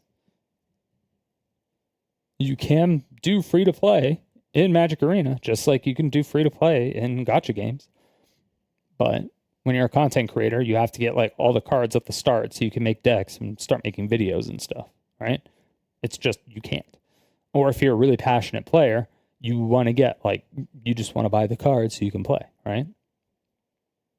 I think we're getting into corporate bad policies like protecting IPs. They plan to do nothing with just so someone else can profit from it. No, specifically in here it says you can't profit from it. And it also specifically says like they still own the IP. It doesn't do anything with their IP. It wouldn't require the company to give up any IP. Just because the company's if the company goes out of business, they still have the intellectual property rights.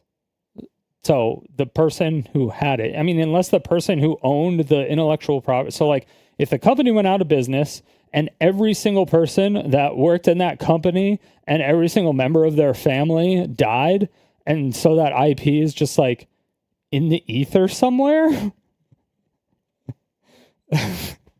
and isn't filed or claimed by anybody, then yeah, but then the IP just like it wouldn't be registered by anybody. So you could buy it or somebody could buy it. But like the owner of the company, the CEO still owns the IP, you know? They still own all the intellectual property of it.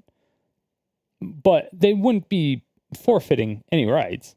But it would like everyone in the company would have to die, essentially, and like all their family members, because the family members would inherit the assets, including digital assets.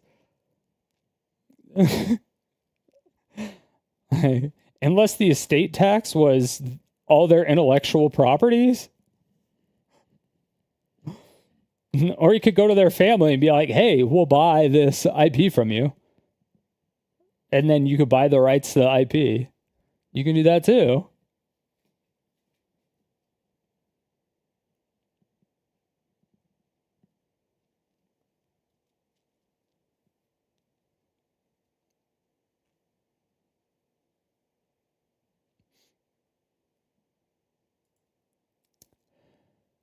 You think if they do that, the fair thing to do would be an account transfer? They couldn't do an account transfer because they have to completely redo the database.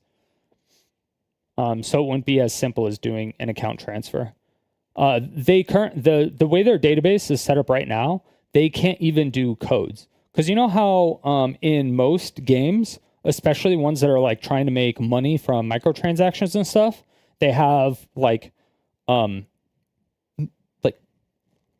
cards or something that you can like gift to people. You could be like, hey, I want to gift you or like a $5 cards, like the Roblox bucks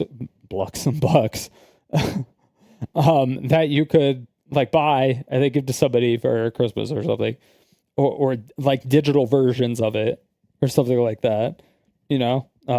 But you would get a code made, and like back in the day, there was a Magic Arena like partnership with Stream Elements for a while, where I could give out cards and stuff, and there was like codes that were generated, but the codes weren't actually generated for like the certain sleeves and cards and stuff. What was happening is that someone actually has to manually go in and make a code, manually like type in a code or generate a code from a random generator and manually enter it in the database.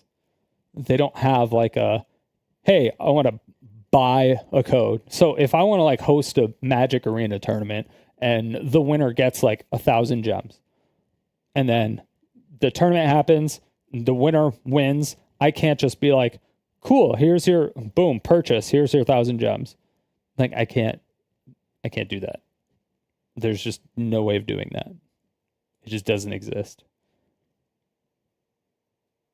So there's no way to gift anybody anything, which is crazy to me.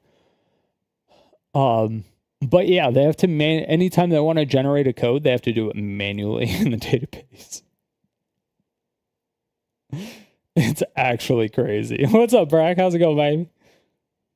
But the fact that they have to manually enter it into the database was wild to me. Once I figured that out, I was like, that's crazy. Although I actually don't know if that's confidential information. I don't know if I'm supposed to share that or not. But I also don't care. Not even gift through Steam. You can gift money through Steam, but you have to be on their friends list, and you have to be on their friends list for at least 24 hours before you can gift real money through Steam, and it's only through money. So it has to be like cash. So you can do that, but again, that's through Steam. That's not through the game.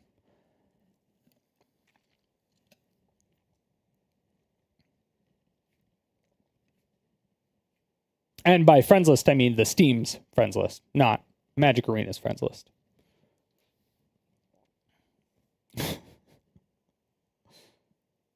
So before I would even be able to pay somebody out, it would, yeah. Yeah. So it's but then it's a cash reward. So when it's a cash prize instead of like a gem prize, you have to pay a tax on it, the person that wins, and as well as the person that pays it. So if I'm paying out a cash prize and for a tournament, the person who wins, they have to pay the lottery tax, and then I have to pay taxes on my end. So it ends up being like way more money. Ugh.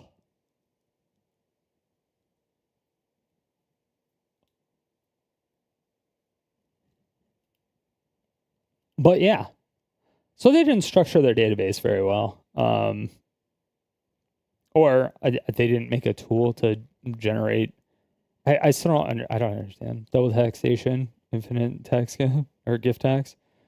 Well, like I have to pay taxes, and then you have to pay taxes. Yeah.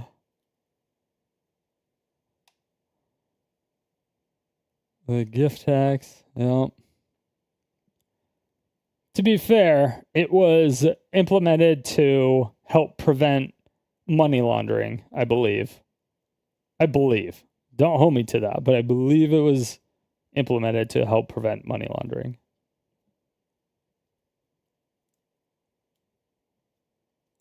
If the servers need to shut down in the future, far in the future, it makes sense to me for the access to that game to be cut, if it's online only. If it's a single player experience that has online only functionality specifically just to shut down the game in the future, and the online only doesn't actually add any gameplay functionality, I'd agree with you. That's a shitty business practice, but that's really rare. And in the specific cases where it does happen, we should call out that, not just all games and not all live service games. Further.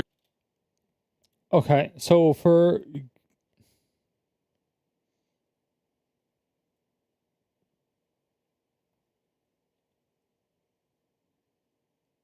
there's more with you just to shut down only. If it's a single player experience that has online, it's a single player experience. Online only functionality. It's online only. Specifically just to shut down the game in the future, and the online only doesn't actually add any gameplay functionality. How would the agree with you. Oh, the online only functionality doesn't add anything to the gameplay. So just the DRM, right? Isn't that like? Wait, am I crazy? Is that not what like this is kind of like all about? That's a only. Wait, if it's a single stupid? player experience, makes sense to me for the access to that game to be cut if it's online only. If it's a single player experience that has online only functionality specifically just to shut down the game in the future, and the online only doesn't actually add any gameplay functionality, I'd agree with you. That's a shitty business practice. Okay. So he agrees, at least with part of it, right? He agrees with at least part of it. You don't know how many games actually do that, if any. A lot of them.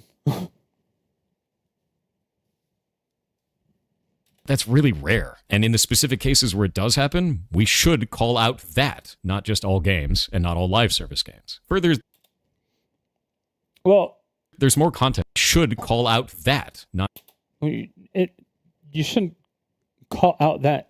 I mean, you could make a law to where it just doesn't happen. If it's rare, that doesn't mean, like, just because something rare doesn't necessarily mean it should never happen, right? Or like nobody, like, if people do it and it's rare and the only thing you're doing is calling it out, that doesn't mean anything. Like, who cares?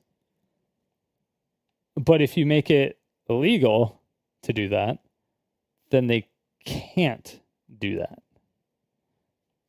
Right?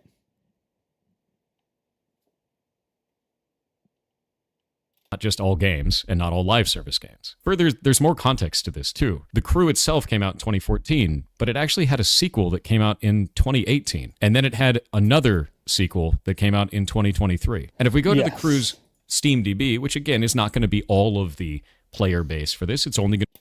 Obviously, because it's for like all consoles after that. Even Spore is still playable. One of those single player games that required online. Did it require online?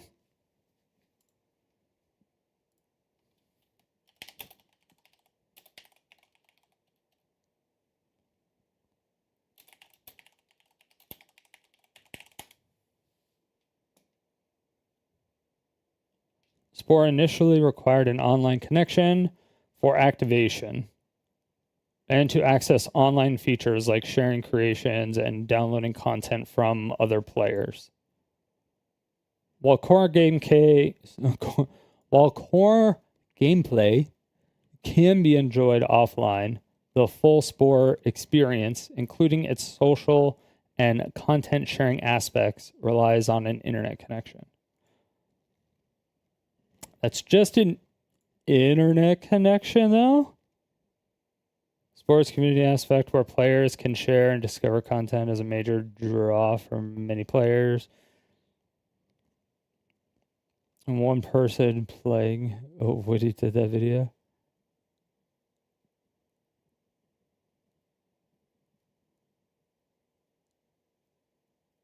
When he did this video? Oh, does he bring it up in this video? Oh, one in-game, one in the crew. That's funny. Players right now, one. going to show the ones who were playing it through Steam. It was on multiple platforms. We look at the max here. It did start out with a sizable amount of community, and then it degraded. And it had a major drop-off in 2018, which is the same year that it launched a sequel. This is normal.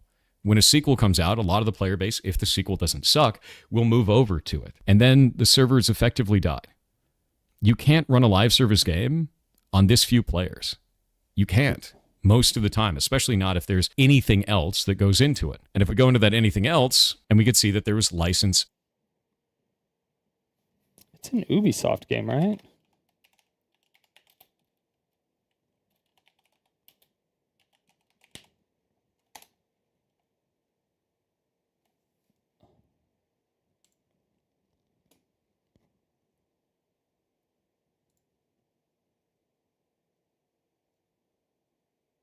They have their own, like, Steam client thingy, right? Like Epic Games has as well.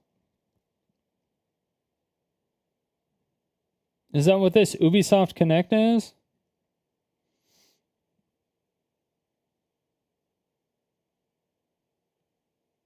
Or no? I'm not sure.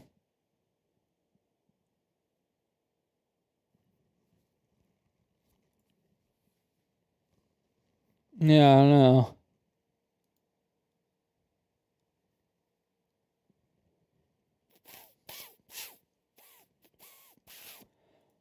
Because you might need...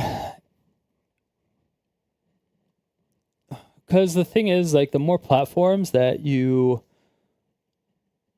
the more platforms that you make it for, you have to do different code for, because you have to code it for that specific hardware. But I don't know. I don't know how hard that is, or how easy that is. Compared to programming it for a PC, I think it would be easier. But I don't know as far as server side what the differences are, if any.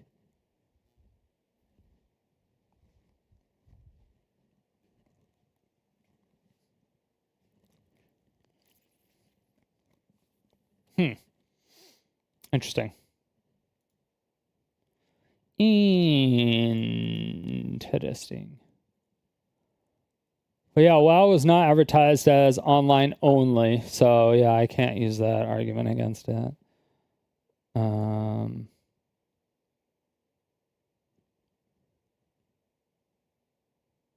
Problems. So on December 14th, 2023, Ubisoft delisted The Crew and its expansions from digital platforms, suspended sales of microtransactions, and announced that the game's servers would shut down on March 31st. So they gave them 3 months. Usually I would say, hey, 6 months is probably a better deal, but if they're going to do 3 months, they're going to do 3 months. The only thing that I'd be interested outside of that is if there was a contractual obligation to do more than 3 months and they didn't follow it, if it was in the terms of service or not. So which I believe they talked about in here. As far as, like, if there is going to be an end of life, it needs to be, like, displayed. But that's, like, unreasonable, because you don't know if the game is just going to randomly fucking pop off out of nowhere. You have no fucking idea.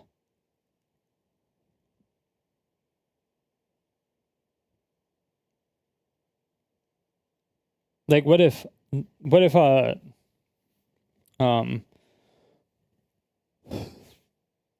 Soda Poppin never played Among Us, for instance, and they had an end of life for that? That shit would have never popped off. Or what if they had an end of life? Can they remove that or change it? But that would be based in the bill as well, right? But that would be one of those things that would be negotiated with the developers and the experts. But that's why you have experts and litigators and people that actually draft up bills do that shit.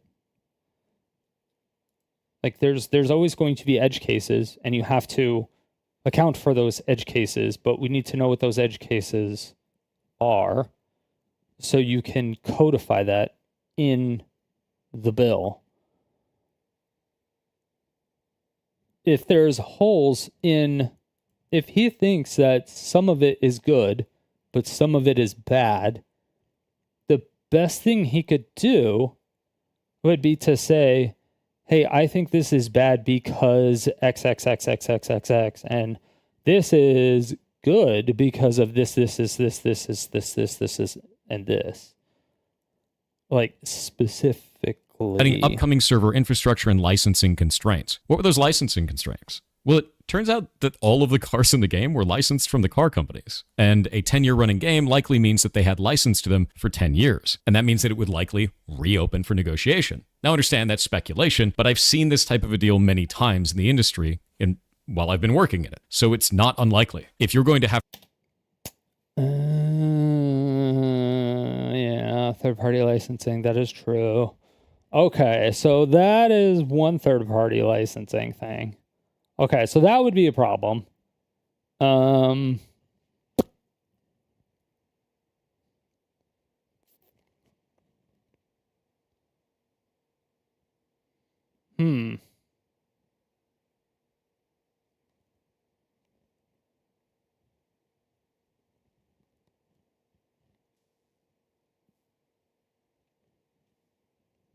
Mostly comes down to latency detection for servers where console or PC is a glorified viewer account. Yeah.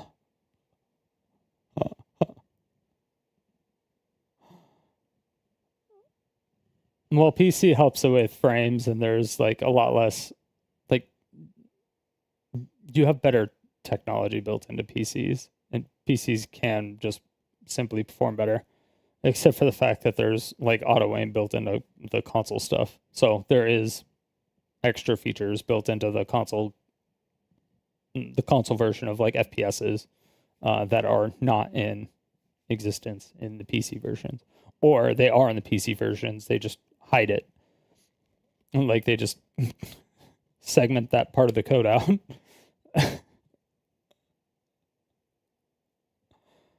I don't know. And then the PC only features, they just segment those parts of the code out and release it in console. I don't know. I don't know what the difference is.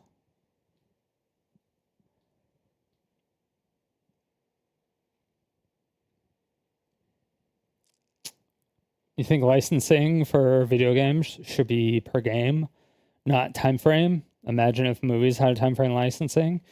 Yeah, that is another. It's essentially saving art. That is a big thing. We're trying to save art.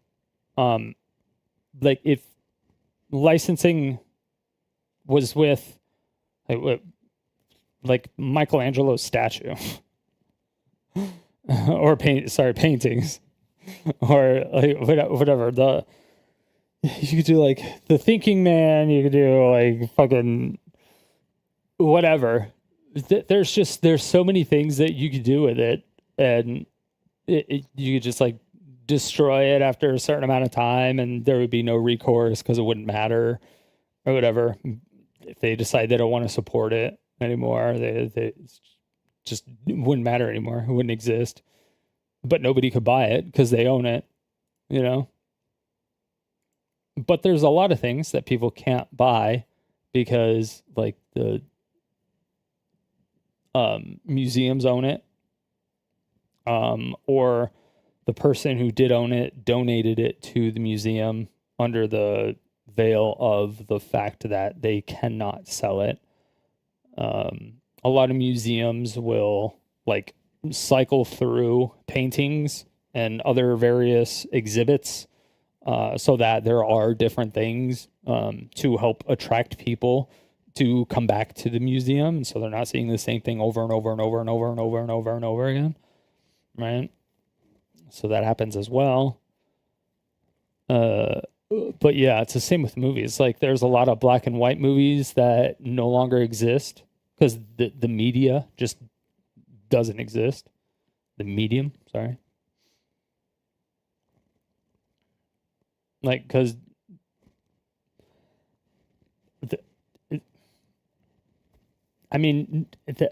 regular base NESs, like a regular Nintendo or an Atari system, they're really hard to, or I don't know, what is the oldest, the oldest console? I'm sure if Streaker is listening to me, he knows. But like the oldest or most difficult console to get your hands on, maybe a 3DO. If you're trying to get a 3DO with specific 3DO games, where the fuck are you going to find those? It's like, okay. It's like you can find some of them, but if they have like online only DRM stuff to where you have to connect online first, I mean, none of that shit is like, so you couldn't, like, you lost the entirety of everything on the 3DO. That entire console is wiped out of existence. You cannot play a single game on it. There's nothing. And it's like, what the fuck?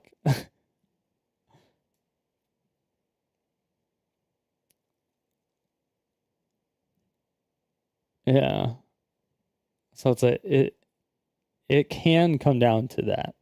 It could. But again, another extreme, I'm being hyperbolic. There's a lot of extreme examples. That's, an extreme example, but I'm trying to go for like edge cases because it started with the crew. This is like whatever example they're using. But yeah, it says it's online only. If it's online only, then I could kind of understand. But this is the Crew 1. What about the sequel? What was the sequel?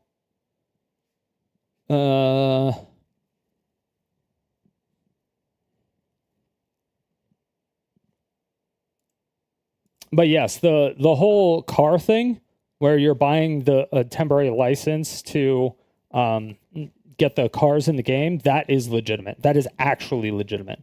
But you can still play the game offline. Like Forza, the Forza games, you can still play them offline. The older like NES games and Sega games, but I think those were perma licenses. It's just that car companies, I think they realize that they can just get recurring licenses and make more money. So you could just make it to where they have to go back to the old days to where it's just a perma license. The shitty part about that is that the car companies are going to charge a lot more, but which will fuck a lot of companies, or the companies will have to charge a lot more for these games.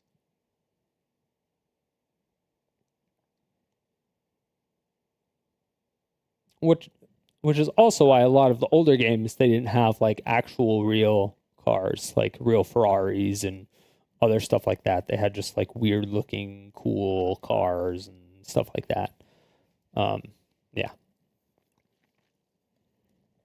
Because you can't just randomly put other people's intellectual property inside your game and sell it, right? You just can't do that. It's kind of like how some guy was just like showing off a video of a game, and then Pirate Software was trying to take litigation against the guy because he used a fake version of Thor's voice in the game. And so Thor hired a fake lawyer in Australia, which was one of his mods, to threaten him with a lawsuit.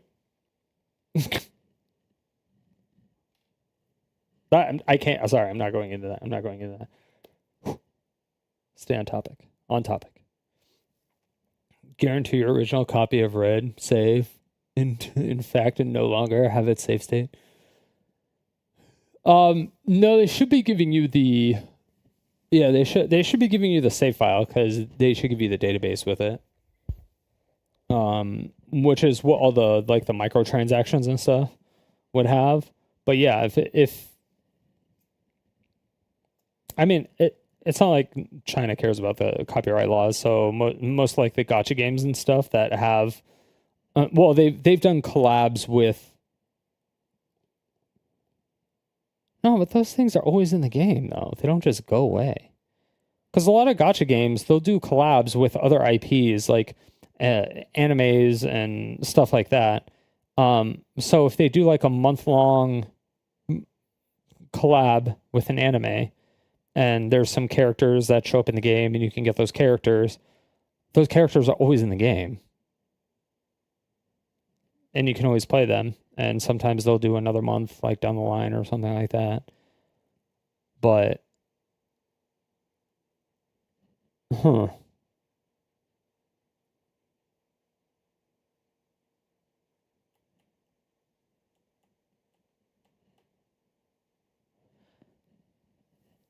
How does that work with like online games?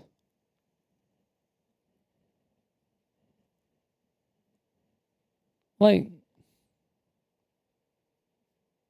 or like the older cabinet games, like Marvel vs. Capcom 2 or something.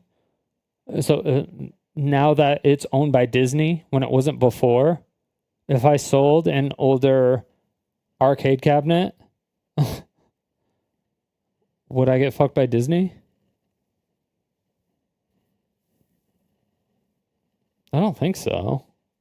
Well, I wouldn't be touching their IP, actually. I mean, if you don't touch the IP, they should be fine. But you're not asking them to touch the IP. But the you're licensing access to their intellectual property. I think that's a big, that's the big thing. That's the company's thing. That would be the car companies that are doing that. Yeah, that makes sense. So I'm pretty sure I have heard that before. I'm like 90% sure. And do you have to pay car companies a license to use their car in a video game? Yes, video game developers generally need to obtain license car manufacturers to use their real-world car models, names, and logos in games. It's because the car manufacturers hold trademarks, copyrights, blah, blah, blah. Why license is needed. Blah, blah, blah. It's needed because they own copyright. Brand management, car companies want control of how their vehicles are represented and associated with different products, including video games. Yeah, and that's the same with like every company. And that's kind of one of the things that I brought up earlier with like opening up, like doing source code for it, literally any game, really. Because like if you released a Mario Party and then you had skins where everybody was naked, and then the Hammer game with Mario was actually just like you have to press it as many times as possible. You were actually just like jacking off Luigi as fast as possible and trying to make him come as many times, like more times than your opponents, right? It's like there's like you could change the code in that way, but it would change the IP and it would kind of like misrepresent it if they like stopped the support of like an older Mario Party because it came out with newer ones.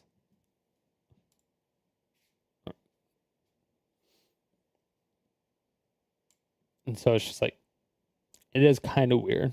Or if they just stopped making Mario parties altogether, you know, but they were still making like regular Mario games.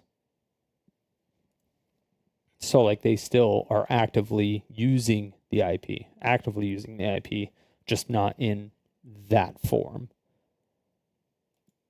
So it could be actively hurting their intellectual property. That is the thing. Potential. But in those cases, that's an IP law, which the game developer then, or the owner of the intellectual property, then sues the company or the person who is fucking with their intellectual property in that way. That would be my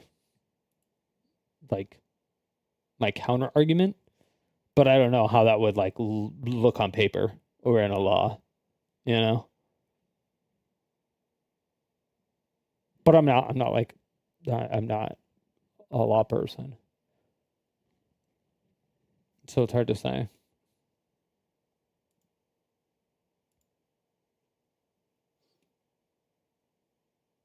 Licensing process. Developers typically negotiate with car manufacturers to obtain permission to use their vehicles. That's true, because some car companies won't even let you use certain vehicles or certain models.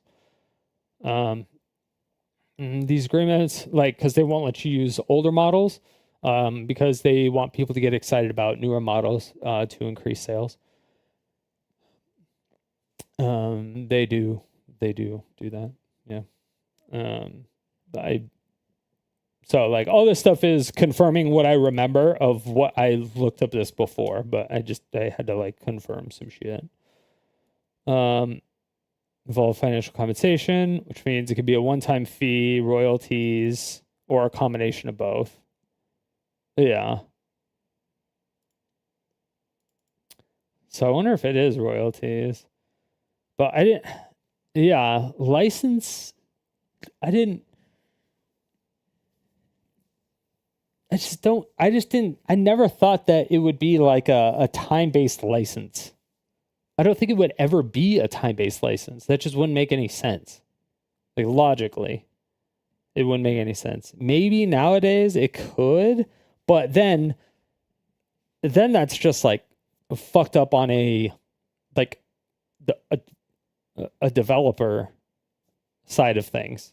Like that's just actually fucked up.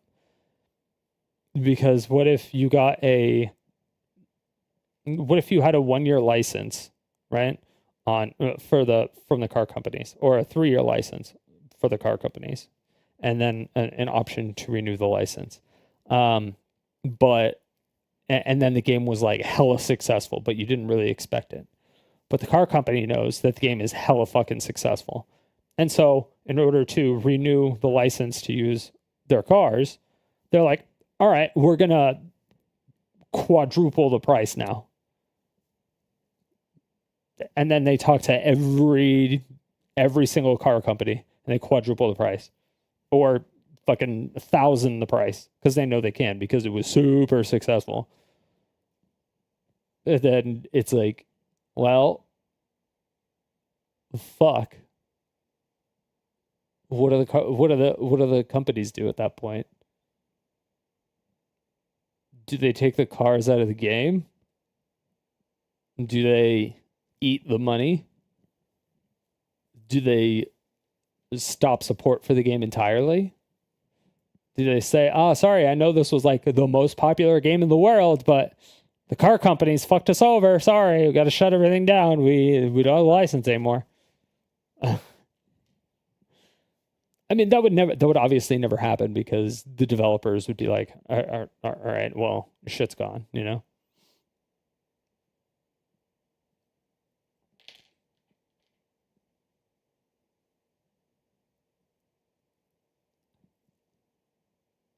Yours does? You changed the battery?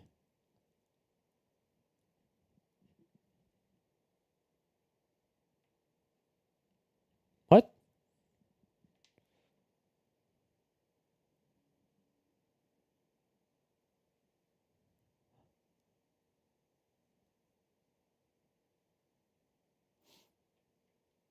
Oh, guarantee.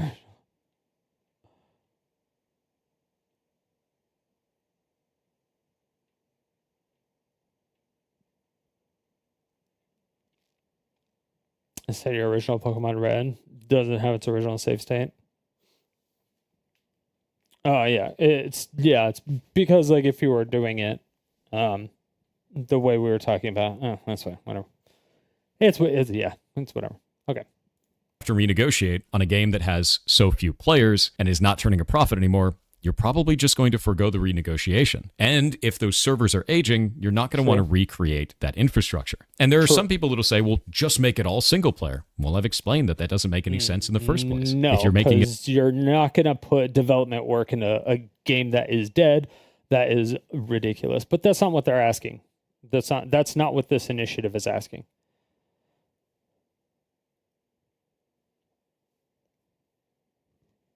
It's not what it's asking.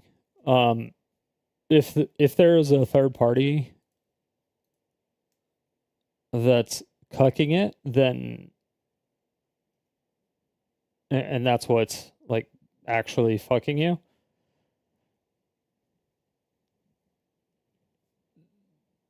you wouldn't really be able to do it. You could open the source code, but you would have to that would still require development work. I was gonna say you would have to like strip all the logos and stuff like that, and all the names and the models, and change the name to some other arbitrary something. I don't know.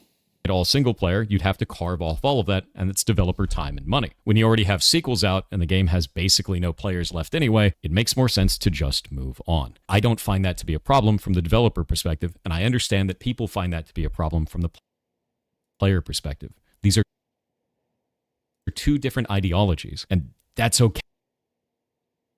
Yes. But it's not the idea. I mean, yes, but also no. I mean, we're trying to save games.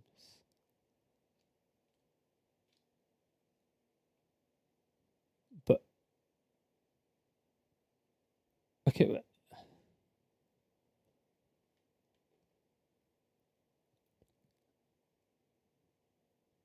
Okay, okay, what?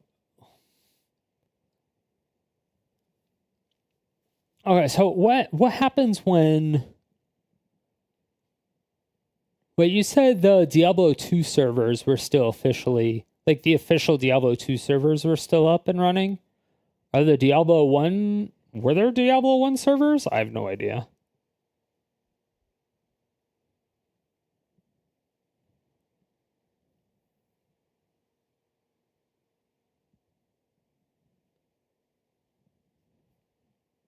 That was so long ago.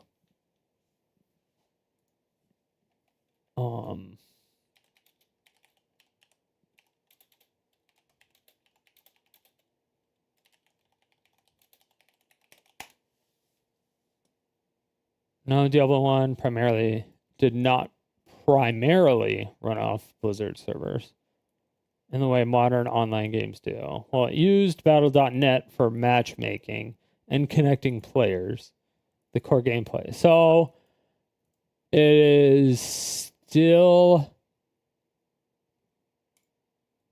it would still be effective. It would still be affected, according to this, because you would have to connect to Battle.net.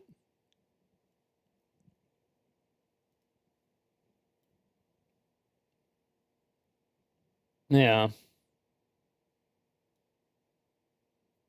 And if they decided to stop supporting Diablo 1 and they just removed it from Battle.net, there was no way for you to download it, no way for you to access it, then you just don't have Diablo 1. But like, what if you had a kid and it was like, you're now playing Diablo 4 and it's like, because your favorite game was Diablo 1 or your favorite game is Diablo 2, but you started with Diablo 1 and then it got you to Diablo 2 and then you got to Diablo 3 and then you got to Diablo 4, but it's like your favorite series, right? And so you have a kid and then you want to show them the series that you grew up with, like all four of them. You can't do that anymore. Like Diablo 1 just doesn't exist because the source code is gone, you don't have access to the source code. It's just you're just kind of fucked, right?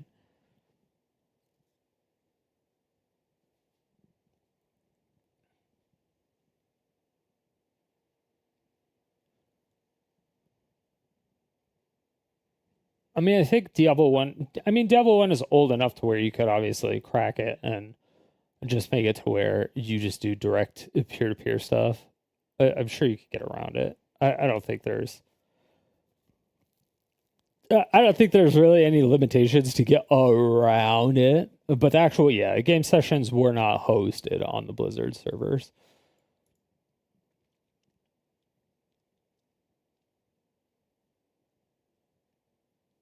Yeah, it just had to check that your version of the game was legit on Battle.net. Yeah. Pay to have two different ideologies. I just won't agree with it because I understand the burden that puts if we raise that problem in the way that we are right now. If you try to tell me that every studio needs to run their live service game indefinitely or not want to run one at all, then no one's going to run them. And we're going to That's not what they're doing though, or that's not what they're trying to do. They're not trying to. They're not saying that though.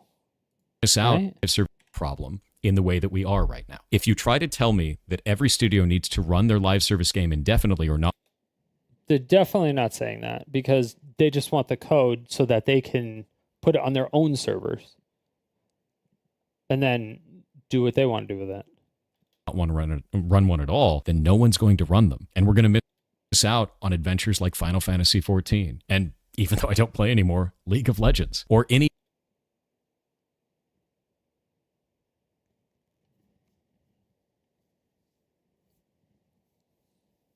other live service game, any of them.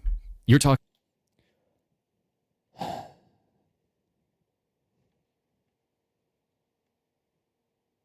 everything, like even phone games, as funny as that is. A lot of people don't realize that phone games require online-only activity. What about things like Pokemon Go? What about stuff like Monster Hunter Now? What about any of these? We'd never get any of them. And that's why I think this needs to not be vague. It needs to be specific about the business practice it's trying to defeat, which is... It kind of is specific. Yeah, I mean, it's vague in the way that it needs to be vague in order to become specific.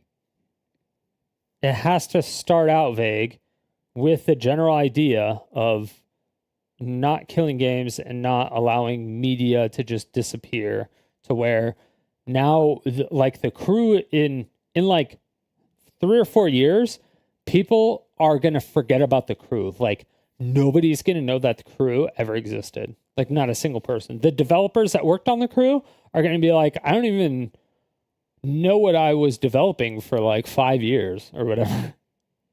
Or 10 years if they worked on all 3 versions. So like, yeah, I was a game dev for 10 years at Ubisoft.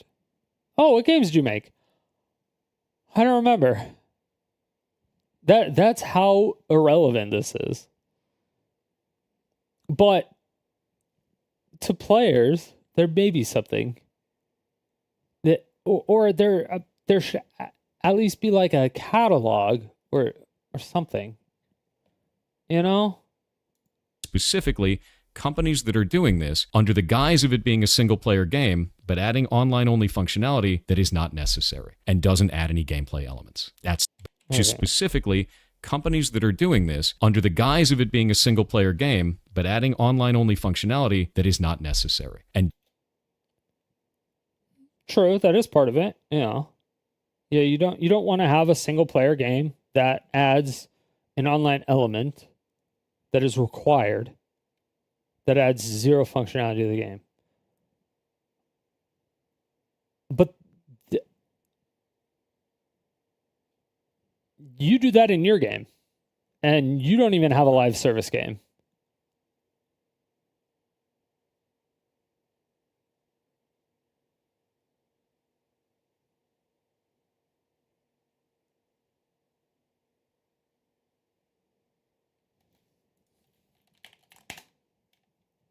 Let me show you.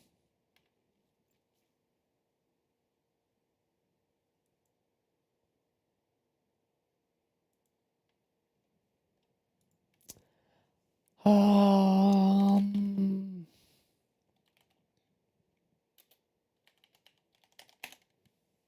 it's the booth to wear. Jesus. If I could type.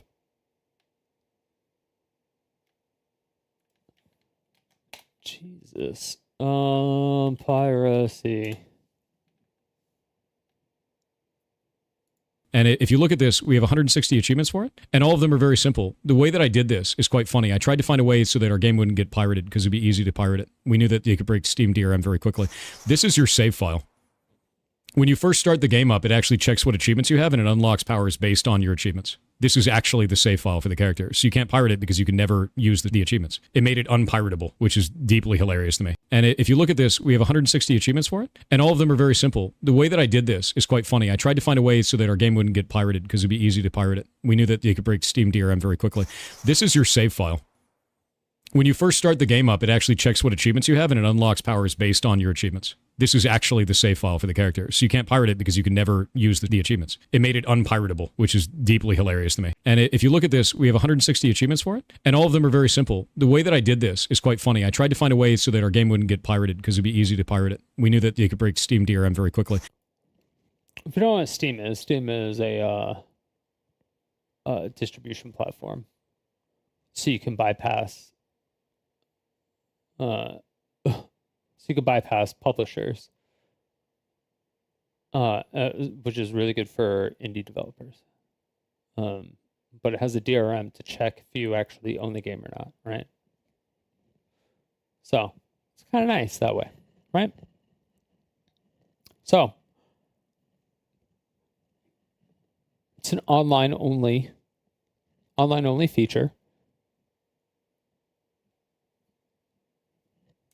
This is your save file.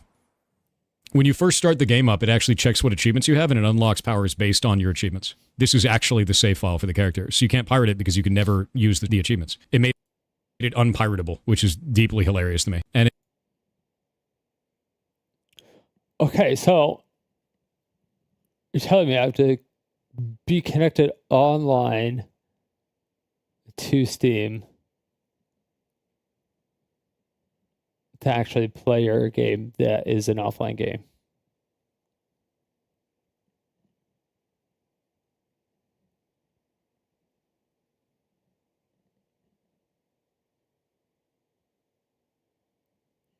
But only once. I could play it once online because I have to unlock that achievement once, but I have to do it online once. But if I want to do it once afterwards, or if like Steam shuts down, then what happens?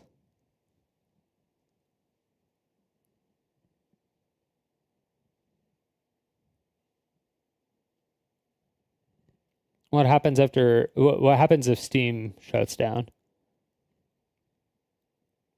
I mean, you work for a publishing company, so you could publish it, but you would have to recode a bunch of shit because of it. Right?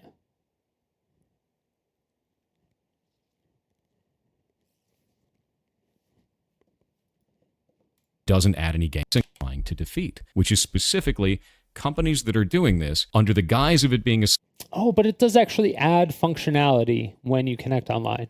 Never mind. single-player game, but adding online-only functionality that is not necessary and doesn't add any gameplay elements. That's the... He was very specific about that because in his game, you have an online thing that you have to have those achievements to actually get the powers, even though they're easy to accomplish.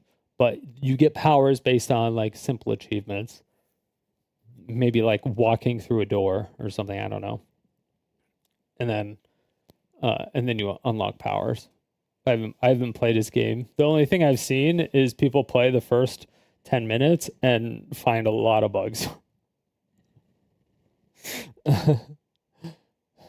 So that's all I've seen so far of his game.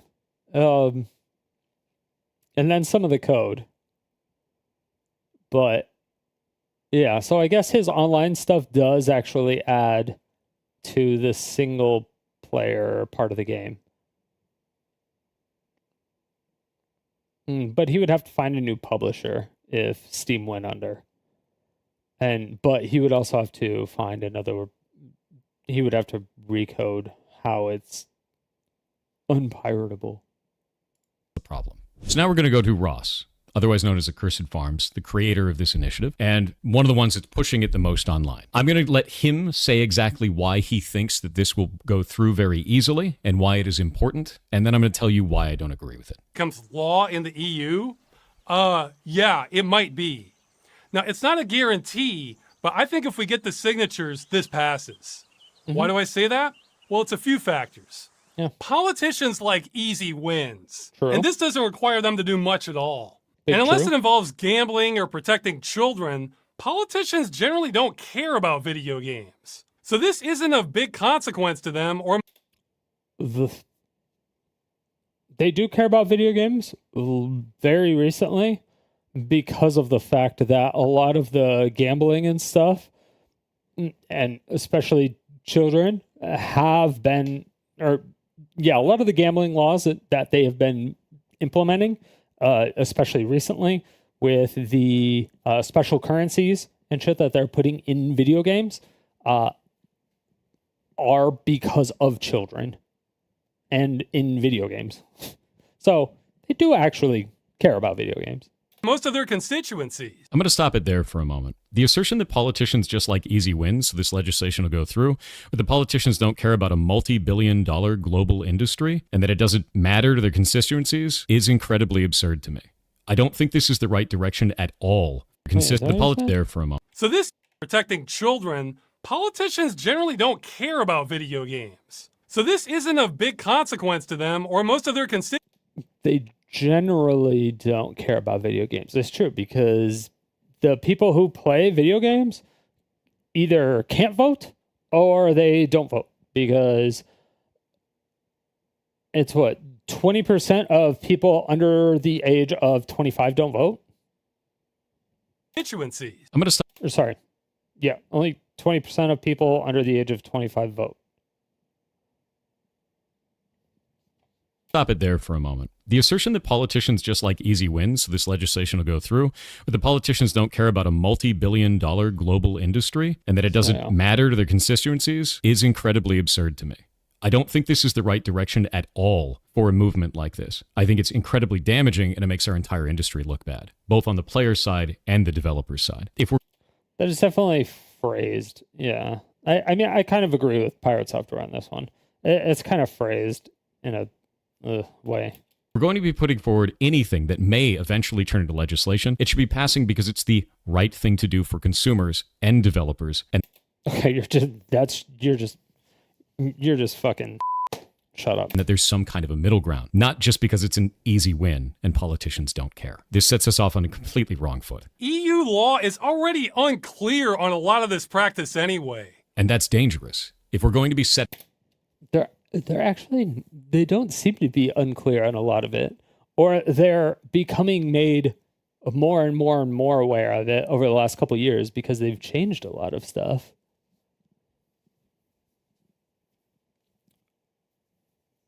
What's up, Maz? Summarize what he's arguing about. It would take a while. It would take a while. I'm trying to find out what his arguments are so I can find what questions that I have. I'm trying to find out what he's arguing about as well. But on this part, I just don't think he knows. Precedent, which could change the way that law works. Is the EU passing a law? No.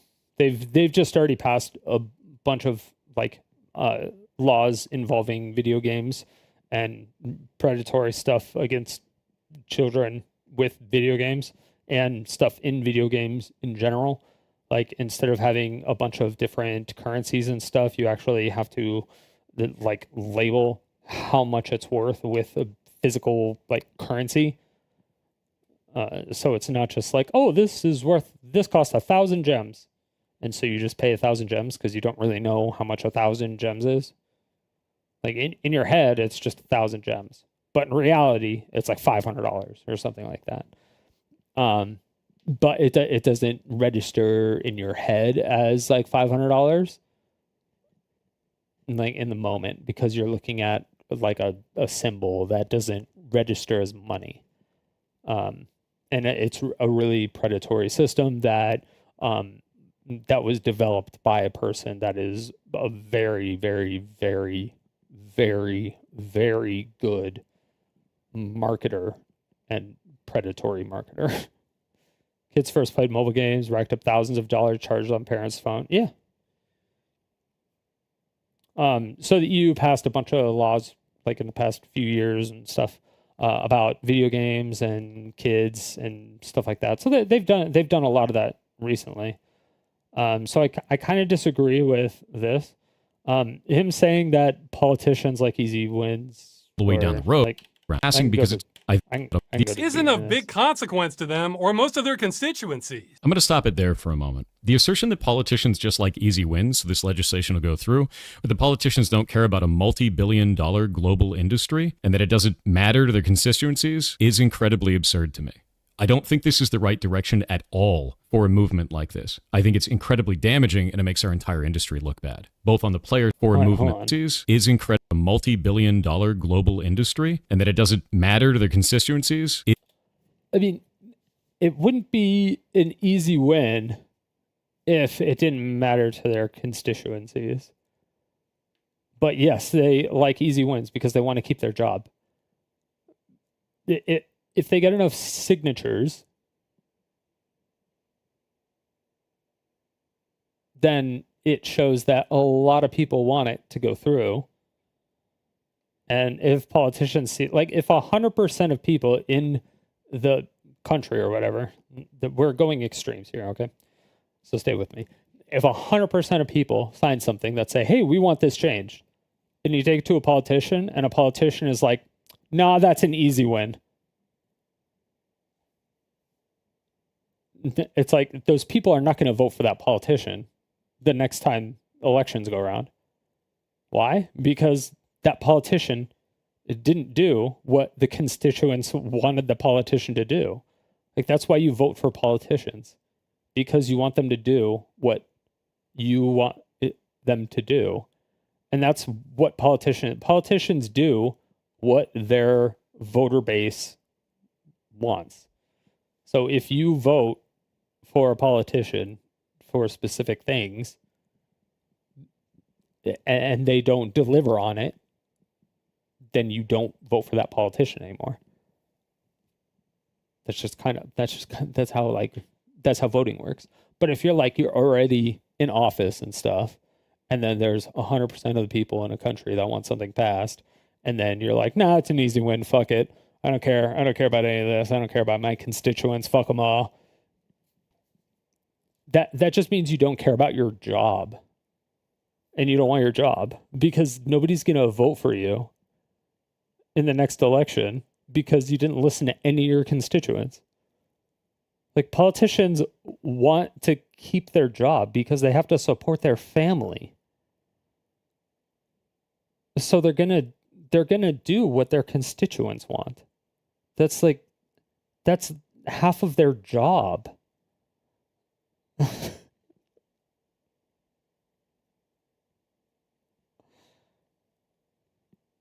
It's weird. It's just really weird. Is incredibly absurd to me.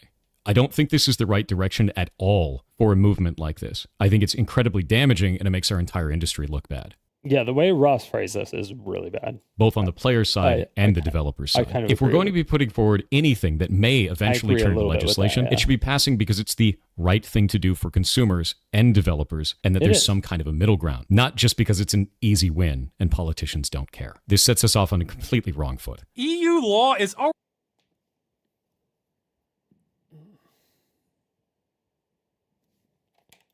easy win. Consumers that may eventually, both on the player side and the developer side. If we're going to be putting forward anything that may eventually turn into legislation, it should be passing because it's the right thing to do for consumers and developers, and that there's some kind of a middle ground.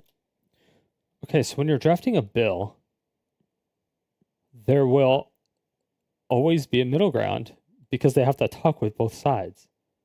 Because there will always be people that disagree with it. Because you're never going to get 100% of the people in a country to sign a petition or to agree with something. And you always have political opponents that are going to be against a specific thing. Or when you're actually drafting the bill and you're pulling in experts, you're going to be pulling in actual developers. You're going to be pulling in people from the game industry. And you're going to find out what the actual roadblocks are. You're going to find out what the issues are. And like, bills are like 180 pages long because they go into specifics. They're very, very, very, very, very exact on every tiny little little tiny aspect.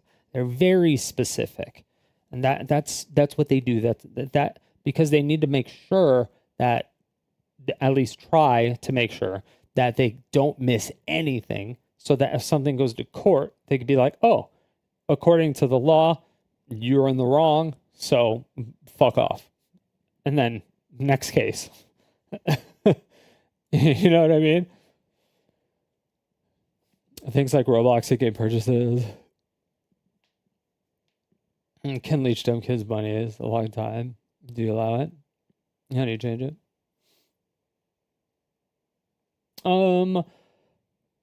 China did something to where you can only play games for a certain amount of time.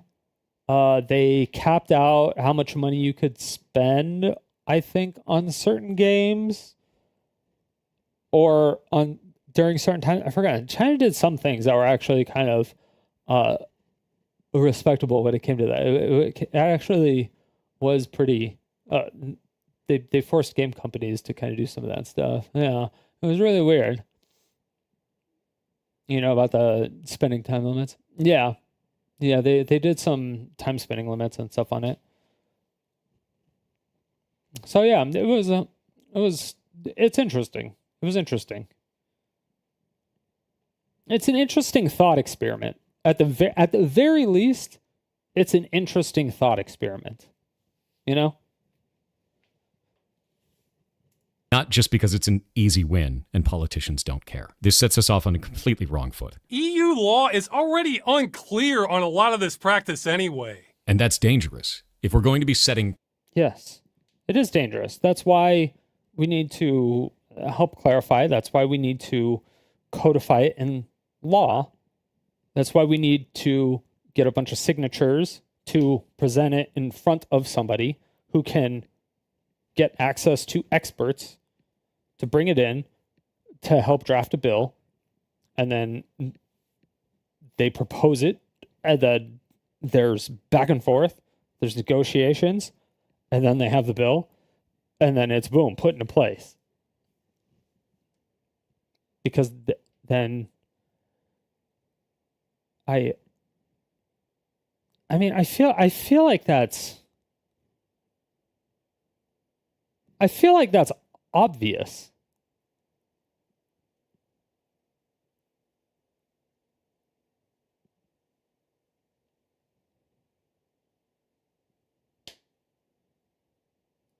Precedent, which could change the way that law works all the way down the road, then we need to be sending the right message, which this is sending a vague message that doesn't cover the actual problem. So this is not a win to me. This is a huge risk. And we would be making it easy for them to settle it. It falls in line with other consumer practices. You know how when you buy something, you're generally allowed to keep it? In the case of live service games, in the terms of service for those, you're not buying the game.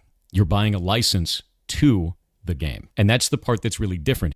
Sometimes there's problems in a society, but the answer isn't always new legislation. Yes, I would agree.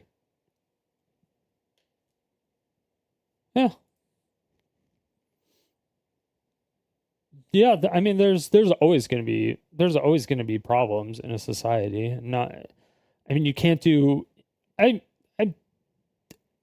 It's always going to take.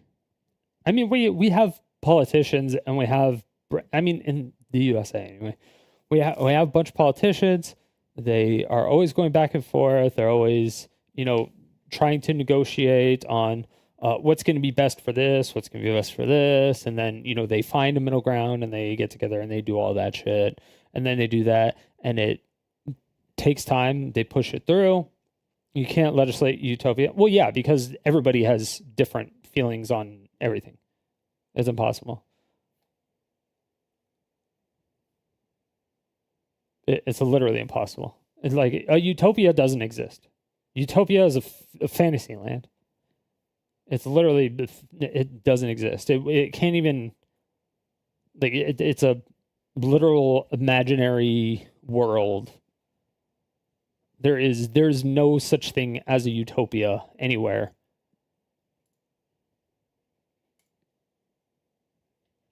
Like you could, if I asked somebody to describe a utopia, I could probably poke so many holes in a utopia that someone described to me. I'd be like, that's not a utopia. You know what I mean? It's just like, it's a fantasy land. I know what you mean, but it's never gonna happen. You do strongly believe in owning games versus the game company saying you never owned your games. Yeah, I agree with that too. But it's not even that. That's not even 100% what this is. A lot of it, I mean, yeah, it is, but it's not like 100% of what it is. Because live service games it's kind of a little weird because you have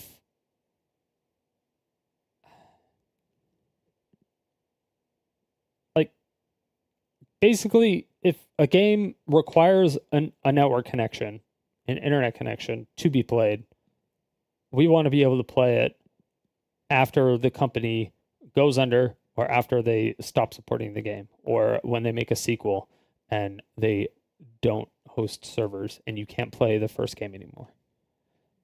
That thing. It's like how they had, and Thor thinks it's impossible or it's unreasonable, but he doesn't give like exact examples. Like he's being kind of vague with his response as well, but it may just be because I don't know. It's hard to say, but essentially they're just saying, hey, we just want you to like release code so we can make our own like private server and we can run a private server and have people connect to it and then play it with the fan base that we have. Or if it's like literally a single player that just has to have an internet connection to check online to see, it's a DRM check. It checks to see if it's a legitimate copy of the game or not, and then allows you to play it as a single player game that has no like online functionality outside of checking the DRM, or has other things like purchasing skins and stuff like that. We just want the code to the game. We want to be able to play the game offline. But imagine if all this stuff happened in Mario, like classic Mario. Like you just wouldn't be able to play it anymore. You'd be fucked. It's gone. It doesn't exist anymore. It's like, bye.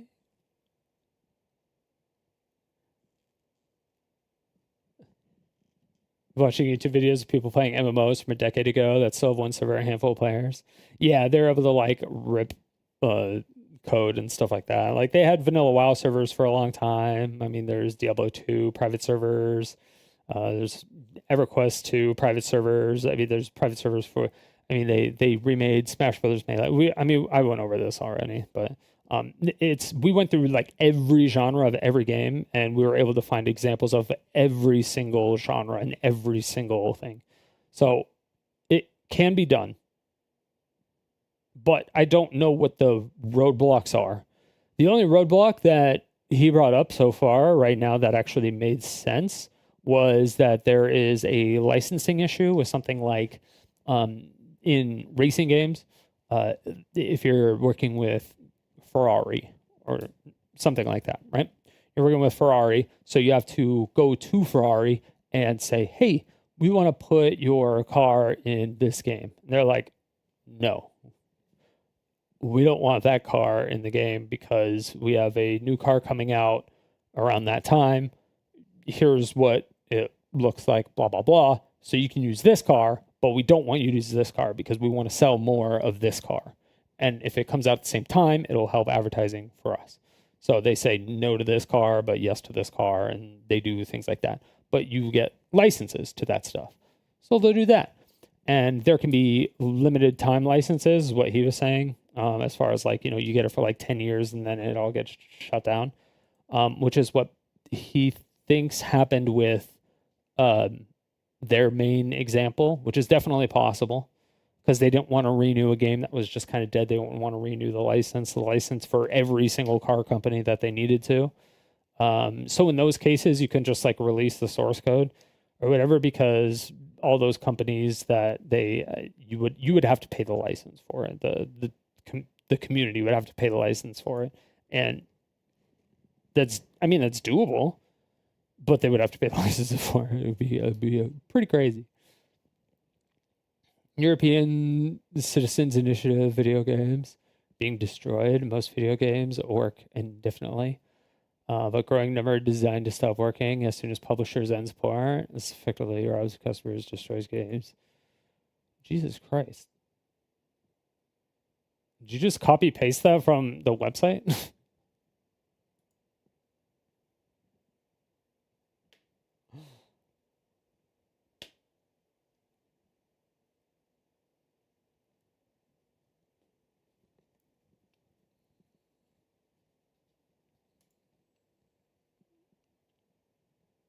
Oh, so people getting the stream can read it. Oh, did I not pin the website? Give me 1 second.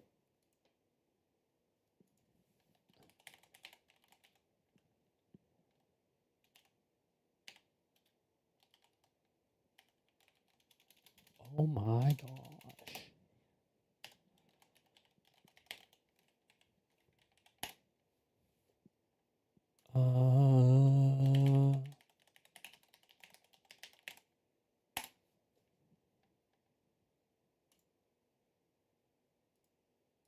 My bad. All right. There you go.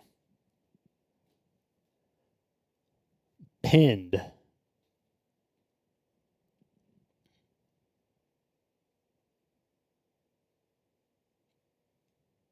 But yeah. Here, if we don't like the idea of live service games as a whole, I get it. Has the group made any progress? There's been a huge push recently, like over the last few days. I think it was at like I think it was at like 300K maybe 3 or 4 days ago, and so it's like almost doubled, I believe.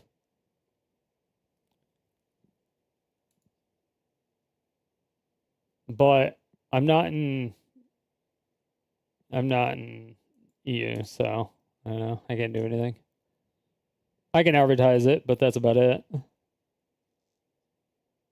Don't play live service games then. Don't agree to those terms. But if we're under this weird idea that we need to get rid of all live service games or damage that practice in any way to keep in line with consumer policies, it is in line with consumer policies. If it wasn't, it wouldn't be there in the first place. So this doesn't really make a lot of sense to me. You're not in line with consumer policy. So he's saying like every single gacha game, every single game that has like skins that you purchase, every single like all those games, anything that has a microtransaction is perfectly fine, and they can just snag a bunch of money from people and then go out of business and make the game 100% unplayable. You can't do anything with it, and you don't get to keep any of that stuff. You don't get to keep playing the game, and it's just gone, and that's perfectly acceptable for you. And all those people that invested all the time is perfectly fine, and you're okay with that. You're 100% okay with that.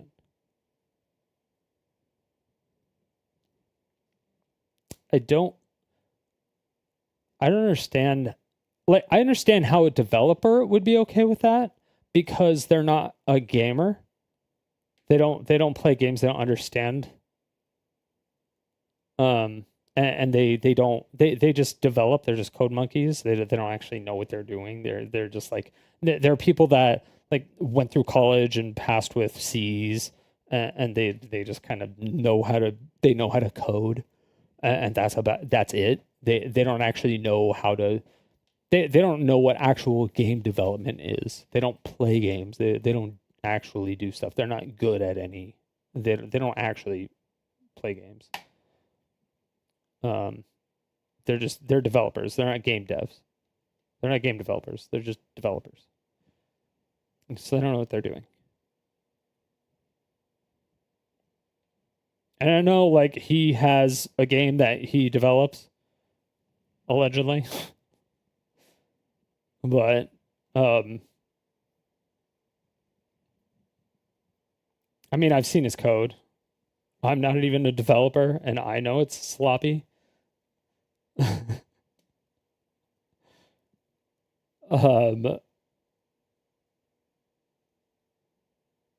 Yeah, I don't know.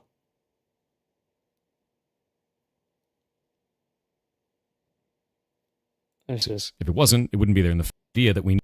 And that's the part that's really different here. If we don't like the idea of live service games as a whole, I get it. Don't play live service games then. Don't agree to those terms. But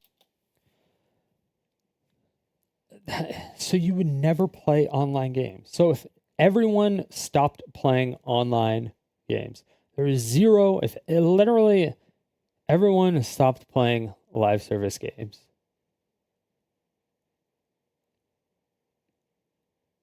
that's like every AAA game studio would go out of business immediately.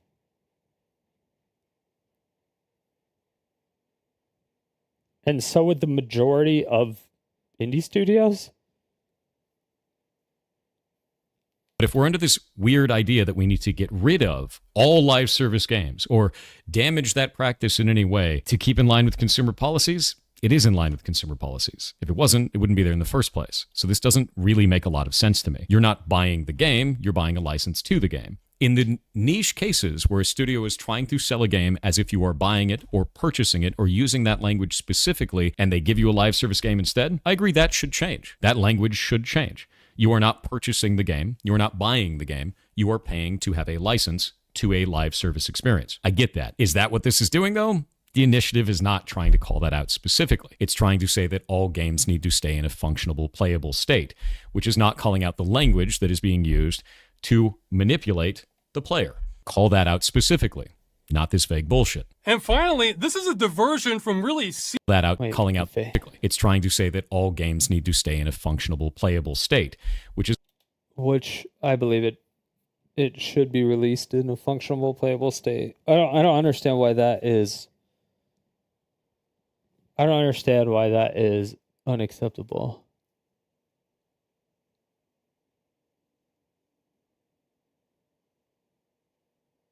Is not calling out the language that is being used to manipulate the player. Call that out specifically, not this vague bullshit. And finally, this is a diversion. Using that language specific for sense. I mean, he does we make don't like good the points idea of live service here. games as a whole. I get it. Don't Like, if you don't like live service games as a whole, don't get it. The thing is, if, like, one thing that it's not calling for all live service games or live service games to not exist or any of that stuff. It's just, it's like, it's almost like he didn't read the website, I feel.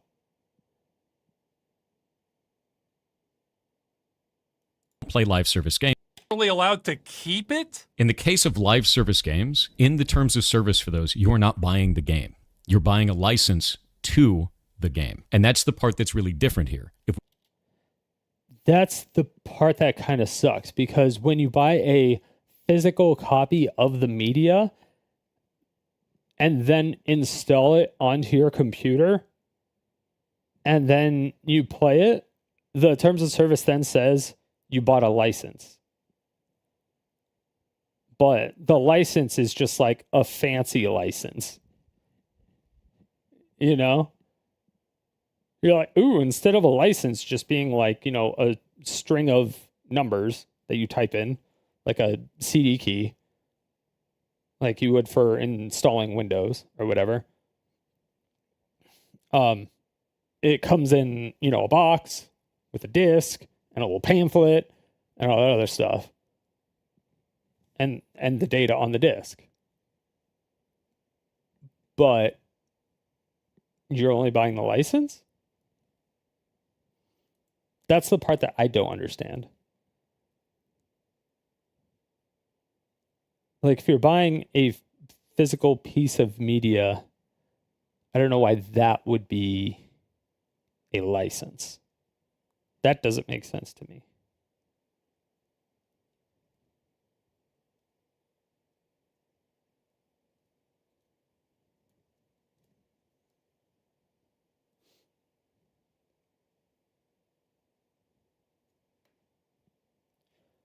Talks about it and shows his game most of the time in the background. Was in support, then catching cheaters and some other things. You watch about 50 of his shorts. Yeah, I really liked him when he like first exploded, because he was talking about like network security and stuff like that.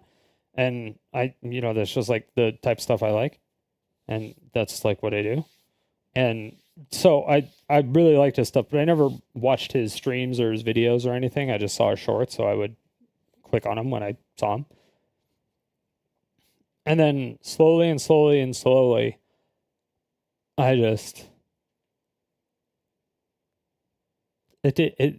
seemed like he didn't really know what he was talking about, or he wasn't as smart as he was leading everyone to believe he was, or both. Like, I feel like he watches YouTube videos from smart people and then regurgitates the information, but doesn't understand all the information sometimes.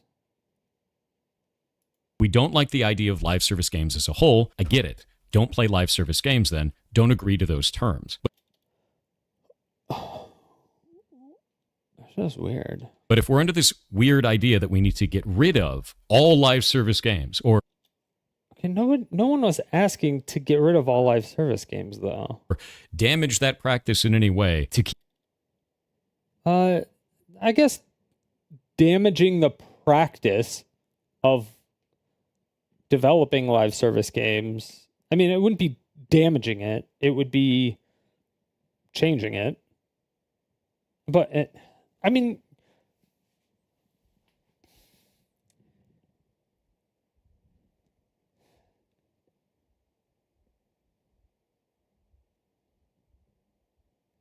could you say the same thing about, like, Apache vulnerabilities on your website? Because it has, like, overhead on developer work?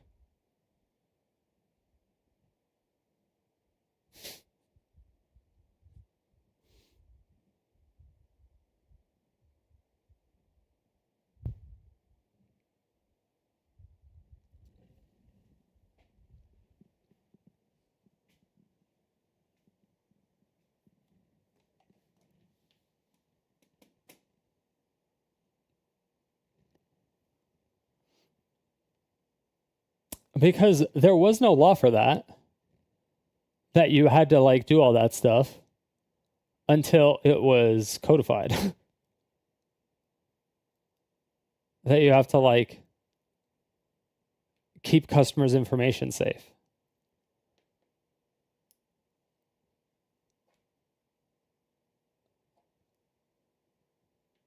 Unless, like, obviously exigent circumstances, there's always the cat and mouse of, like, the hacker and the non-hacker, but you have to be in a reasonable, you have to make reasonable efforts to maintain your systems so that they are protected from, like, general basic hacking shit.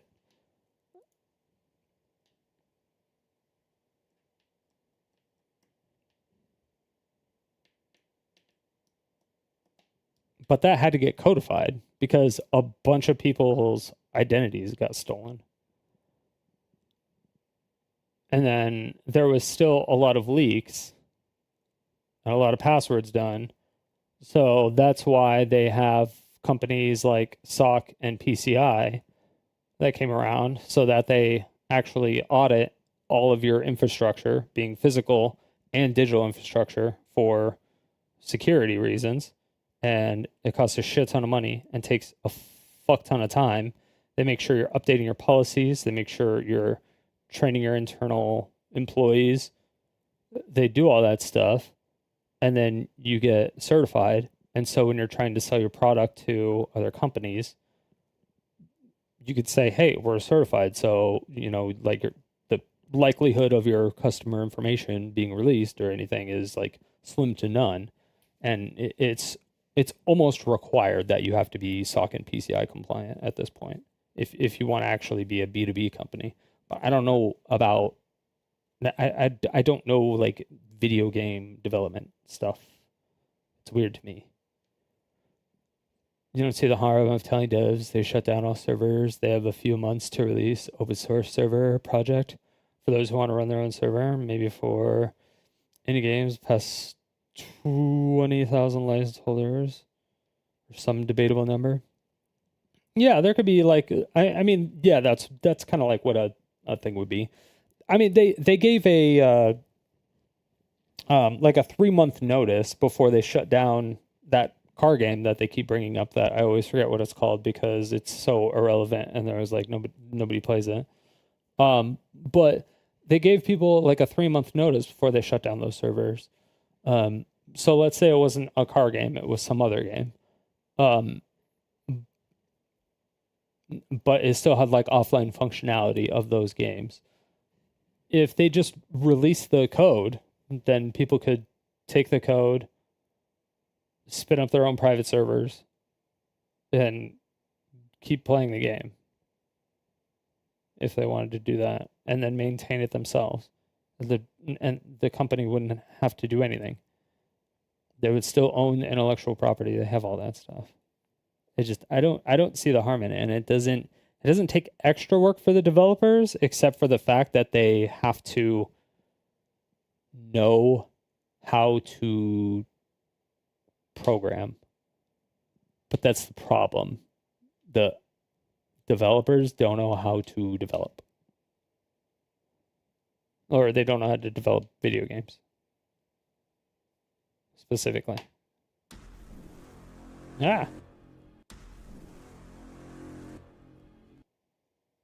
Keep in line with consumer policies. It is in line with consumer policies. If it wasn't, it wouldn't be there in the first place. So this doesn't really make a lot of sense to me. You're not buying the game, you're buying a license to the game. In the niche cases where a studio is trying to sell a game as if you are buying it or purchasing it or using that language specifically and they give you a live service game instead, I agree that should change. That language should change. You are not purchasing the game. You are not buying the game. You are paying to have a license to a live service experience. I get that. Is that what this is doing though? The initiative is not trying to call that out specifically. It's trying to say that all games need to stay in a functional, playable state. Okay, so right now, if Valve just went out of business, right? And so no more Steam. Steam's gone. No more Steam. Or they just decided to shut the doors down, right? Because they can say, fuck it, bye. All right? Or they can just make it like unreasonably ridiculous and fucked up to where it's just like a shit show and it's a piece of shit application and it's just like, it's fucked, right? And then it just makes it unusable or whatever.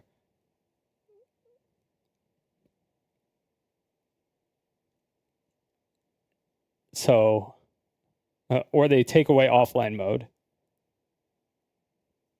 then your entire Steam library is gone and you have literally nothing.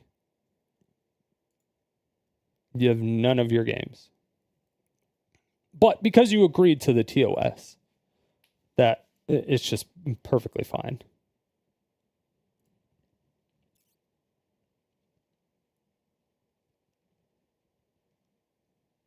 You're never gonna get the games.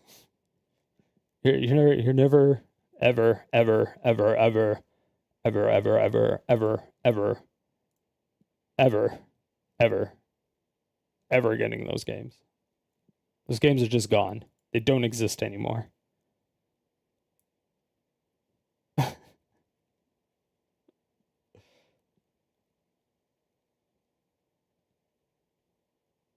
Some TOS can be challenged in court being unreasonable. He could just shut the he could just shut the doors and fucking go to some country that you can't extradite anything. Okay, what are you gonna do now?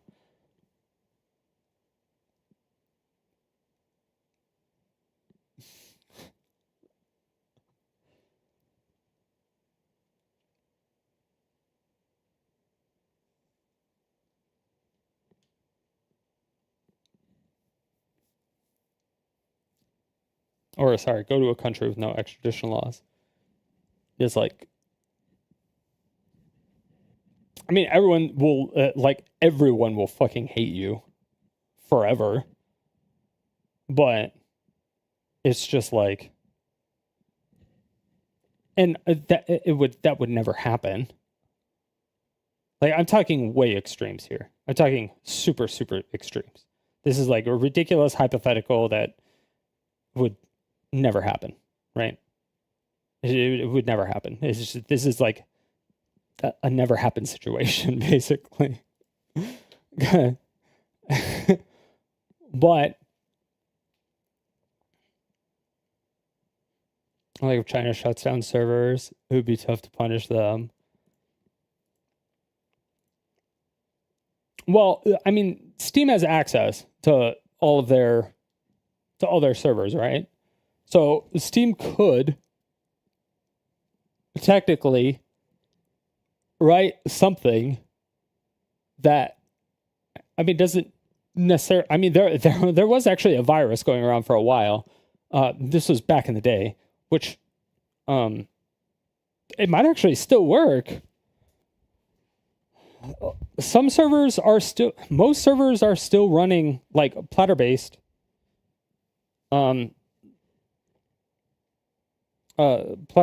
hard disks, because number one, they store more data, and number two, they last longer because you can read and write more frequently than you can on an SSD. But there was a virus that you could put on the computers that would make it to where it would spin the disk so much to where it would like overheat and it would like destroy the hard drive, rendering a lot of the data unrecoverable.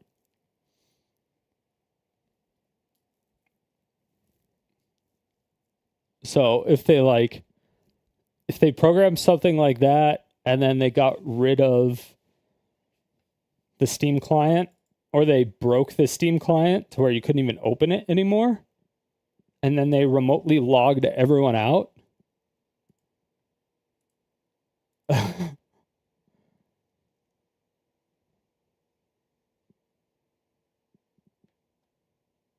and then he died of cancer the next day. I don't know. It's the most extreme example. I fucking, that is like that situation is 100% acceptable in his eyes. Going from his terminology, this is acceptable.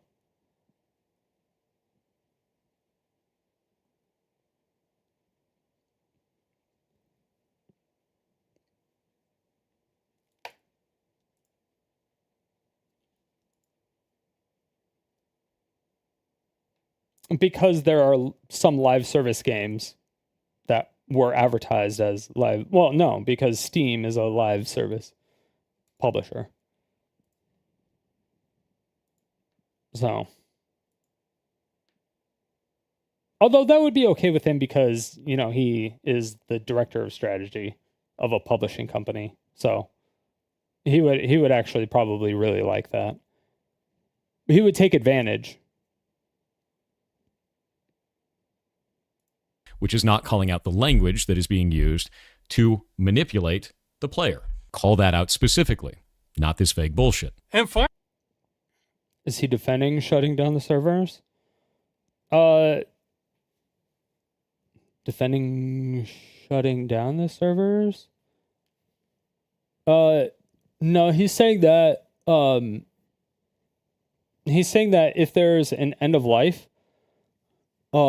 like nobody's playing the game or not a lot of people are playing the game, because it costs a lot of money to do all that stuff to run the servers and things of that nature. If it's becoming a loss, or if you do a sequel and you want people to play the sequel instead of the original, it's fine for them to like get rid of the original, make it to where people can't play the original because it's a live service game or it's an online only game, and they get rid of it. So they're like, he thinks it's 100% acceptable. That's fine, and you can't play the original without providing any code or anything.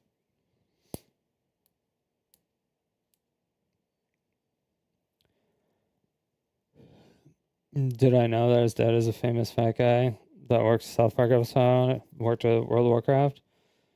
Yeah, I heard that he made like all the cinematics, and I heard that he worked at World of War or Blizzard like once, I think. I think he's mentioned it once. finally, this is a diversion from really serious topics that politicians would prefer not to deal with. That's really gross to me as well. The idea that this is just a diversion from serious topics and they can get an easy win in and we can just push it through and there won't be a lot of pushback on it and they're not going to have to think about it too hard. That's crazy dangerous. Wait, This what? Politicians would prefer not to deal with. manipulable playable state, which is not calling out the language that is being used to manipulate the player. Call that out specifically, not this vague bullshit. Okay, so there are things that he's saying that is correct, but he should take his knowledge and information and give that information to Ross. Like there are some things, like there's a lot of things that he's just not understanding or he's just not reading it and getting it wrong and stuff like that. But there are things that he has valid criticisms and stuff like that, or there is a couple things that are like a little bit too vague, or he's like, yeah, maybe you should add in this, or maybe you should probably remove this because of this reason. And he is bringing up some valid points, but it's one of those like, overall, he kind of, everything he's saying seems to kind of like agree with it, except for like a couple things. And he's like, it's really dangerous, but it needs to be more specific. And then when he gets specific, it describes exactly what the initiative is. But whenever he's vague, it's what the initiative isn't, which is weird. It's very weird to me. And his dad worked at Blizzard? Oh, yeah, I think I heard him talk about that once. Yeah.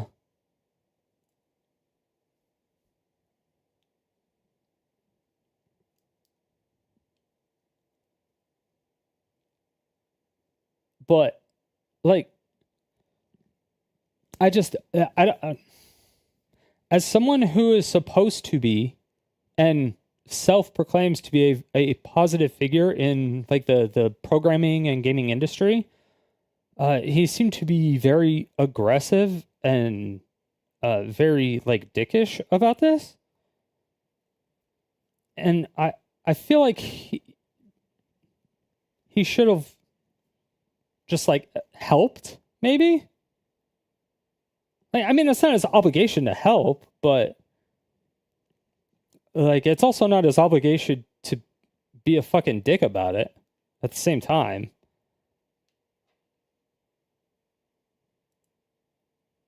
But he's like one of the most prominent figures in the industry. like prominent as in like facial, like people kind of like know him from his voice or his face and stuff, like people just like know him, right? As opposed to like any other game dev at any other company, right? There's not a lot of other people that you know that are game developers that have a bigger name than him. So it's like I would say he is one of the big faces of developers. So I don't know why he wouldn't, like, he said he wants to protect the rights of the consumers and the developers. So if Ross is a consumer and you're a developer and you think a lot of his consumer things are unreasonable for developers and you're a developer, why not talk with the consumer and, like, you know, be like, hey, as a developer, here's where I'm coming from.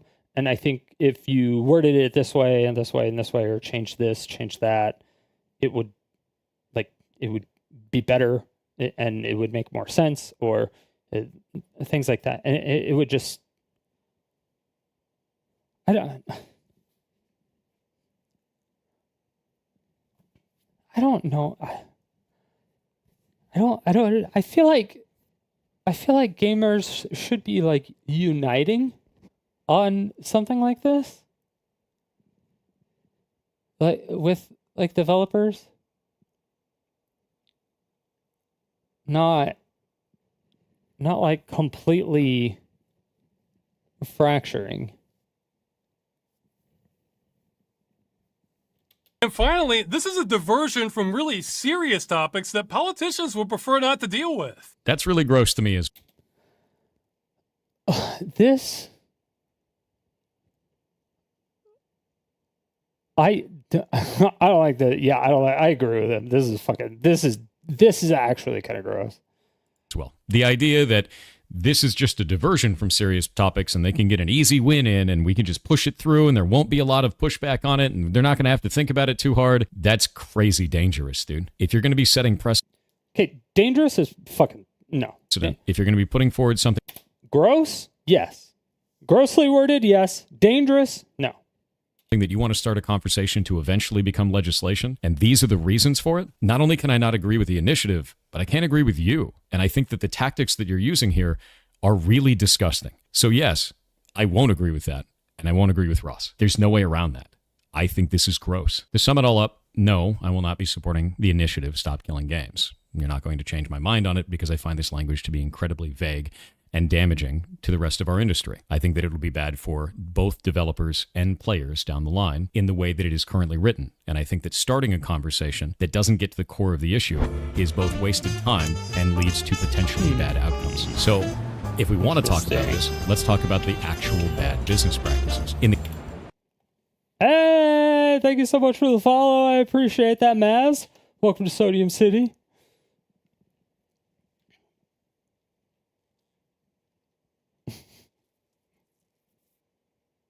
I think it would take a big active server suddenly vanishing to get the attention of a big group of gamers.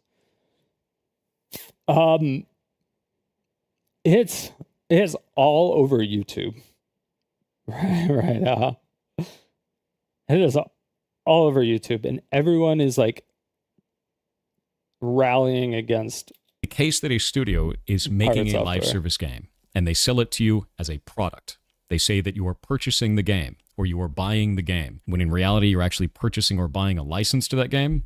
I think that we should be fighting about that. That needs to go away. A player should be well informed at the point of purchase. Which is, as far as I know, in here. He's like, there should be like a big label on the box that said, hey, this is a live service game if there is an end of life date that will like no longer exist, that it needs to be written or something. But even then, I don't really like it because some indie games will come out and then it's like, okay, well, this didn't really work out, or it's just like kind of coasting but you don't know if it's going to pop off, or you don't know if it's going to be like super shit, because the delusional people that were fighting for Concord that don't actually play games, Concord failed within like a week or whatever. But and then everybody got the refunds for buying it. All right. But I'm sure there's people that, like, even the people that didn't like Concord for like what it stood for or whatever. I don't know if the ideology, or I don't know, whatever it was. I don't remember why people didn't like Concord, but for whatever, there were people that did like Concord.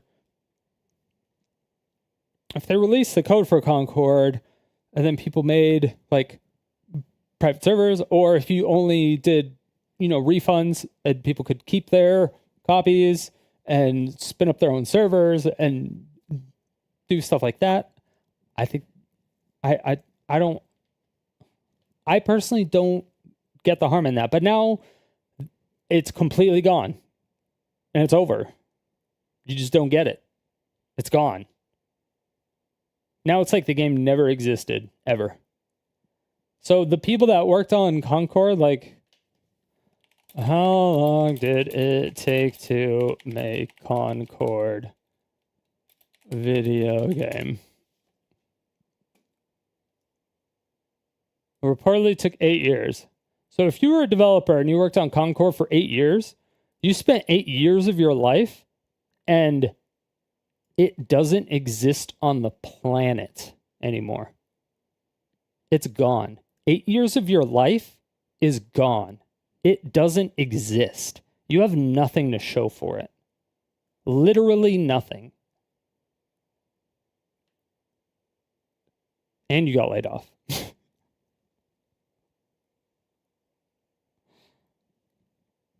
So it's like, that fucking sucks. Like, that actually sucks. 2 weeks, sorry. It was 2 weeks due to poor sales. Yeah. But I don't know. I think just releasing the code and being like, hey, there was no good sales. Here's the code. We're done with it. And just like drop it. And it's gone. But it still exists. So the people that have 8 years that said, yeah, I was a game dev for 8 years when they're trying to go for another job, the person could be like, oh, what game did you make? And you're like, Concord. And they're like, what? I'm like, Concord. So like, never heard of that. Is that an indie game? And you're like, no. Oh, can I see it? You're like, it doesn't exist anymore. And then you just look like a liar in front of everybody because you have nothing to show. You have nothing. You have literally nothing. As a developer, you have nothing because you don't own the code. As the developer, you have zero rights to that code. And if you show that code or anything to anybody else, then you get sued. Because the company didn't release the code. And you don't own the code. Anything you did when you worked at that company owns. And so it's like,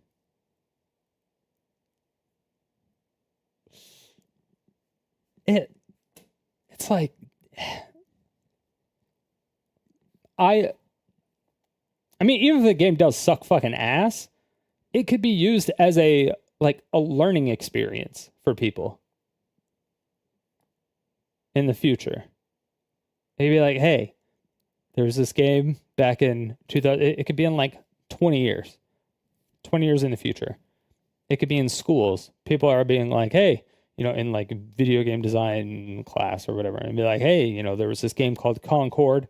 Here it is. Here's what it looks like. Here's what it plays like or whatever. And they're like, I'm going to require you all to play it. Here, it's a private, it's a school thing. Like they have school servers for it. It's a private school server. They're like, yeah, connect to it. I'm going to require you all to beat it by the end of the school year or whatever. It's like a, I don't know, 4-hour game. I don't even know. I don't even know what kind of game it is, but you know what I mean. And then they're like, yeah, take notes on, what they did wrong or what they did right and blah, blah, blah, and all this stuff, or what you think is good and bad. And then, we can have discussions about it. And it's just like all of that stuff. But now you just can't do that. It doesn't exist. And then the same can be done with like movies. If the publishing company of like an old school movie that you really liked, like my personal opinion, I think Army of Darkness was a really good movie. Well, a really good B movie. It's like a cult classic, or like Hackers, or if you're going like older, maybe some black and white films. I don't know. There's like the super, super, super old school ones. But if they stop publishing it, then it's just gone into the ether, and then this stuff no longer exists ever. You saw Army of Darkness in theater when it came out? Oh, shit.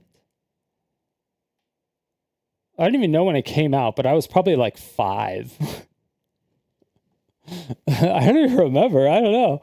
I was born in 87, so I don't know when it came out, but is that they are purchasing a license, not buying a game. And the reason that we have those licenses in the case of client-server interactions, like we had before, we're talking about client-server games, is so that they can ban you when you cheat at them. They revoke your license. Yes. Exactly. Which is why we want to make private servers, which is what we did with like Vanilla WoW, which is what we do with Diablo 2, which is what we did with, Counter-Strike, which is what we did with League of Legends Tournament Realm, which is, when he said, oh, could you do that with League of Legends? Yes, actually. Which is what they did with Dota 2, what they did with Dota 1, which is what they did with,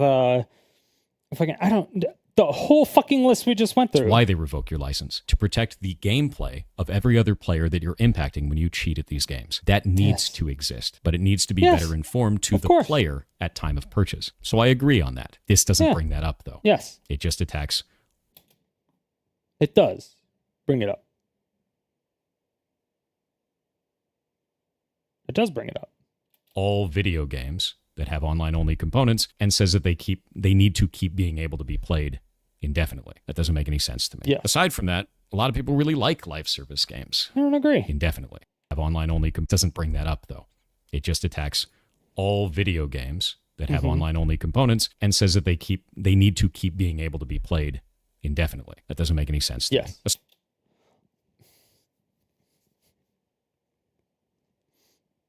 me.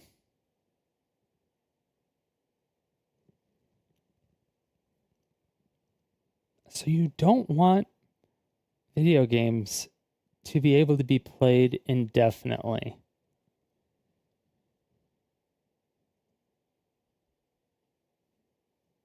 Why? Why don't you want, as a developer, an alleged developer,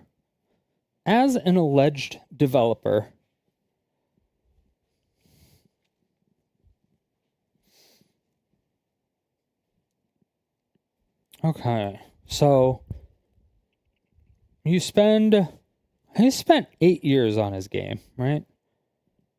And we still don't have a finished copy. He said it's been 98% done for like how many years now? Like 2 or 3 years now. He said it's like 98% done. Just has to do like one thing and then it's good to ship.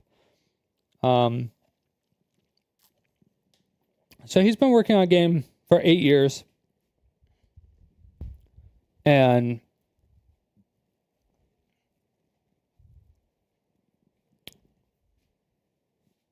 if you did an online check,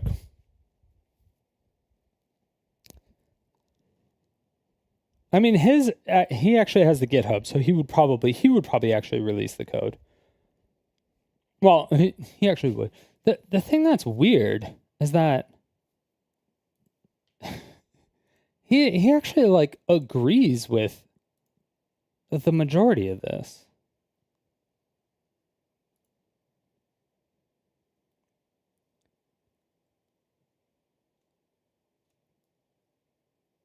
Where was that?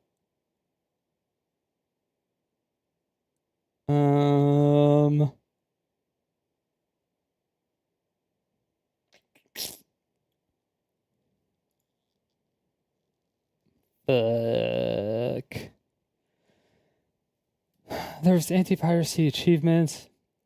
Fuck, which one was it? It wasn't the banning the guild leader. Or was it that one? I don't think it was the piracy one. Army of Darkness is only in theaters for about 2 weeks? Jeez.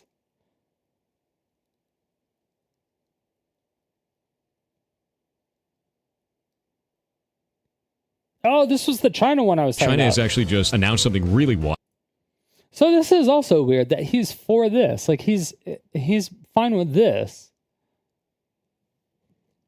Online games will now be banned from giving players rewards if they log in every day. If they spend on the game the first time, like the top-up bonuses, gone. If they spend several times on the game consecutively, so chain money, they're like, oh, you bought like 5 items, you can get 50% off the next item. That's gone. In addition, games will be stopped from luck-based draw mechanics, like loot boxes to minors. No more gacha for kids. That's good. It is crazy and crazy to see this. So these are all banned now in China. Panic among investors, wiping nearly $80 billion in market value off of China's 2 biggest gaming companies. The moment that they did this, $80 billion wiped off the map, dude. Now, here's the thing that's really interesting. People will be like, oh, that's just going to be in China. They're going to use them everywhere else. I don't know about that. Remember when the EU implemented all of its online laws and then every website does this? I think the rest of the market's going to follow suit. This is a rare China W for me. These are some of the most predatory dog shit business things I've ever seen in games, and it feels weird, but I agree with you, China. Please get rid of this shit. China is actually just... I also agree. But there was a video as well where he said like getting government involved in video games at all is like super dangerous, and he never like. Aside from that, a lot of people really like live service games as they exist now. So trying to kill off all live service games, as some people have said online, doesn't make any sense either. Live service games are a great way to get away from the real world. They are about social interaction between players. Some people get married in them. Some people met their spouse in them and then got married in them. It's a really cool thing for a point in time in which you're having that social experience. And to destroy that just because you don't like them is very weird. I don't think that makes a lot of... I met one of my girlfriends in a live service game, but it was a private server live service game because it was a Korean MMO, and Korean MMOs, like you have to have a Korean social security number to sign up for it. But they were able to rip the code and they spun up a private server in America. And so we connected there, and I met my girlfriend in there, but it was a private server. So, but we wouldn't have been able to do that had like that. I mean, I feel like that's like the perfect example. Like the game was already done as far as development. Korea wasn't doing anything with the game anymore. So the game was done effectively. Even though the game wasn't done, they stopped developing it. So, but we couldn't do anything with their developers and production people. So they got the code somewhere. It was Rose Online, Rush on 7 episodes. So like there's another production company, I guess, now in America that's picked it up, and they've done a couple things to it. But yeah, I don't think people, like, nobody has problem with live service games. Nothing in here is anti live service games. It's just like a hey, we really want to play this game, but we can't. But we really want to. Sense to me. I also don't think it makes sense the way that Ross is posing this is why it's going to pass. I think that's incredibly inflammatory and could lead to a lot of damage to both what he's trying to stop and to games as a whole. To say that the government just doesn't care and this is an easy win and we're going to get it through is disingenuous. You're that slide was pretty gross. Kind of talking about a multi-billion-dollar global industry. To think that the government isn't going to be meticulously looking through this and looking for flaws and holes is absurd. So I don't... Okay, they're not going to be... They have to make the bill, and then it has to be proposed. Like, this is just like a proposition and stuff like that. And I don't even know if that's what they were going to show them. Although, I think Ross said that he thinks that they would have laughed at it, which... I think is a huge mistake, that he probably shouldn't give that slide to them to try to make them laugh. I strongly disagree with that. I think it's fine if they say, hey, we got all these signatures. There's a lot of support in America for it as well, even though it doesn't matter, because it's Europe only, which is big sad.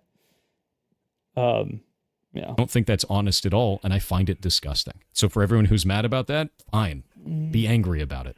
I'm not going to change my stance on that because I can't agree with this, both as a dev and a player. I see the danger involved, I see the vagueness in the language, and it doesn't make sense to me. If we want to fight for better conditions for players, then fight the actual problem. Don't make new ones. Okay. My name is Jason Thor. What's the problem then? Tell us what your... Like, you said what the problem was. Why not... What's the solution to the problem then?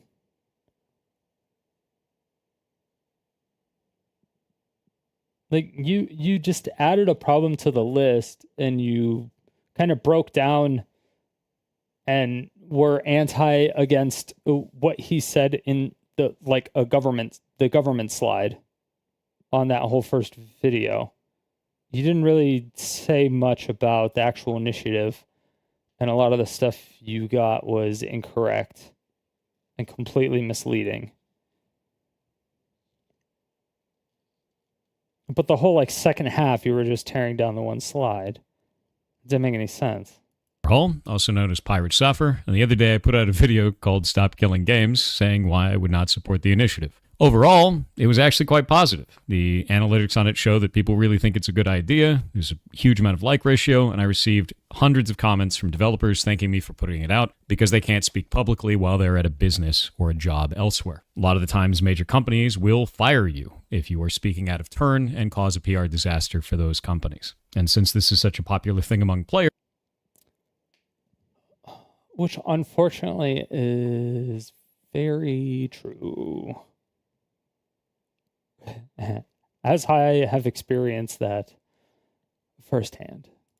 Most devs aren't going to say anything to you, so I am. So let's discuss the most common requirement of the initiative, which is games have to be left in a functional, playable state. Now, what happens if that game is a online-only live service game? Well, if you want that to stay in a functional, playable state, that means the devs have to release either server binaries or somehow carve off the game to be a single-player experience now. Some way to keep it functional and playable, right? Now, many of you are requesting, yes, I should get the server binaries so that I can go and make private servers for this. But that doesn't make a lot of sense in the real world. And the reason why is because it leaves developers open to abuse. So let's explore that a little bit. Let's say that...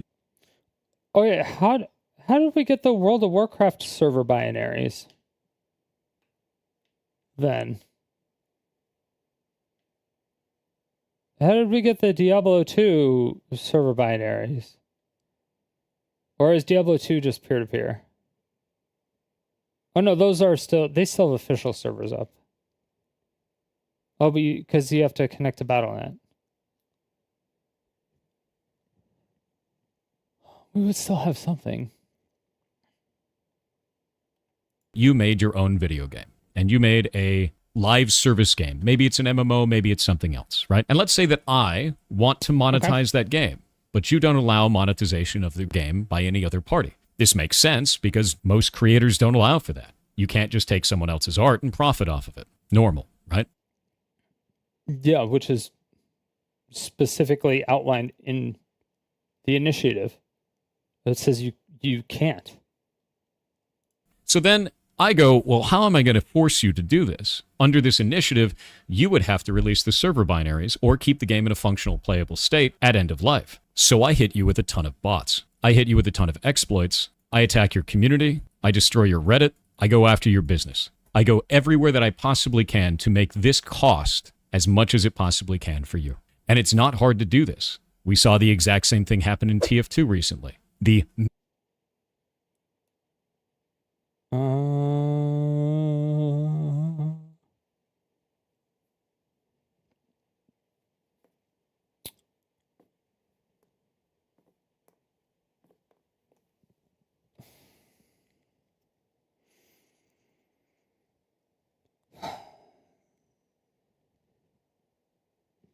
Okay, do I have...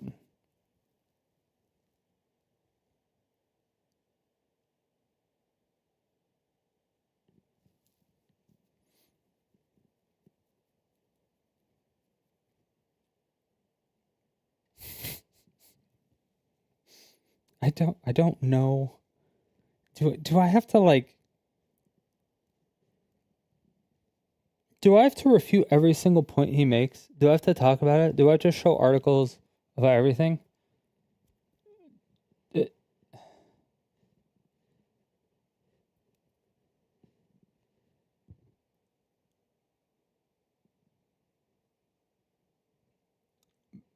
Because people have been talking about the anti-cheat issues in TF2 for probably 10 years now. And it's just gotten like worse and worse and worse and worse and worse. It's not like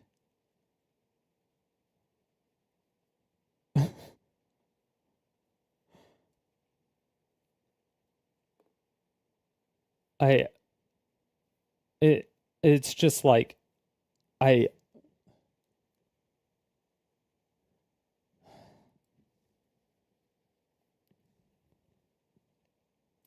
Steam essentially just stopped supporting it and doing a lot of stuff with it. They just don't do any like anti-cheat stuff with it right now. They just like stopped everything with it. They just don't care. They're not updating any like anti-cheat. Valve just doesn't care about it. They're like, like whatever. But like the TF2 people have been complaining about it for the longest fucking time. Like at least 10 years.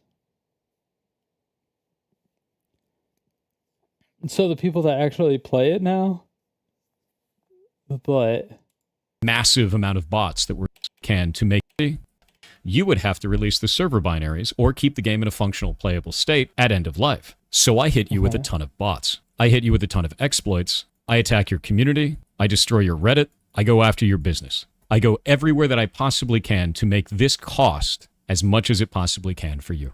And it's not hard to do this. We saw the exact same thing happen in TF2 recently. The massive amount of bots that were attacking the game. This is not infeasible. This is something that is very easily attainable today. And let's say that this goes on long enough that your game dies because you can't afford it anymore, and your studio has to shut down. At end of life, you now have to release those server binaries to keep the game in a functional playable state. At which point I take those, I create a private server, and I monetize it. And some people have said, well, simply don't allow monetization of the server. Well, who's going to enforce that? If you want a government...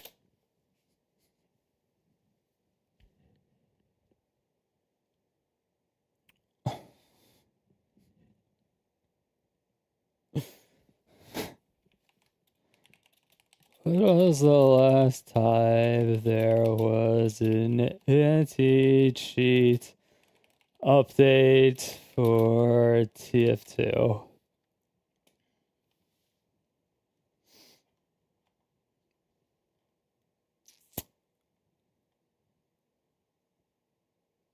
And there was a ban wave in 2022. Valve took down the servers. For a short period to remove some bots.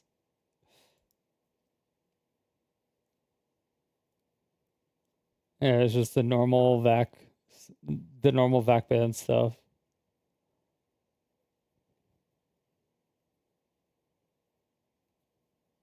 Delayed bans. Cheat is detected, the player's count is flagged. The ban is delayed by days or even weeks. Possible vac waves. A large number of accounts flagged as waves or vac waves.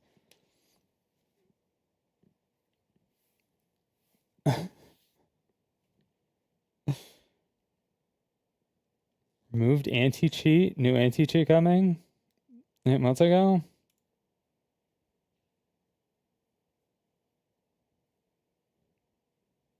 Wait, is there a...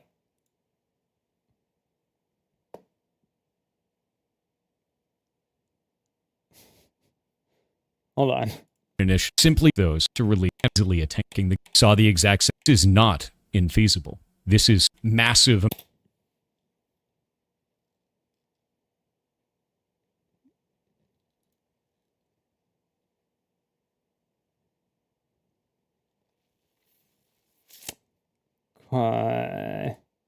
So this was last updated on June 6, 2024. And this was October 23rd, 2024, when they removed an anti-cheat. But this says last updated. And this was PC Gamer, the Global Authority UK edition. Random. Okay, so let's take a look at this article and see if there was like a correction. Team for Retros to plummet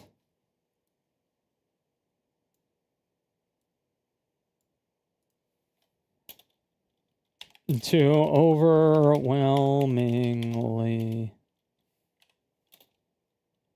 negative on Steam as its biggest fans stoke the righteous flames of anti-bot outrage. PC Gamer.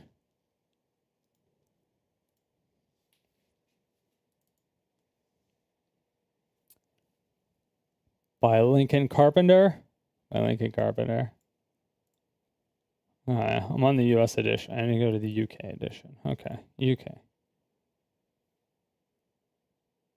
Recent updates. June 6th. TF2 has now overwhelming negative on Steam with 16% in the past 30 days.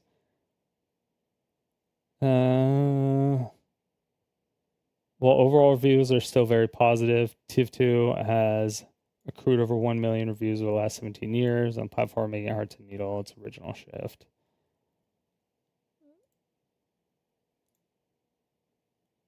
Open image in new tab. You can clearly see it happened right around here. Yeah. Like January 2024. No, June. Early June. I was like, it looks like January. Just, yeah. Okay, so June. Yeah, so it was that. It was a bunch. There was a big video that popped off, right?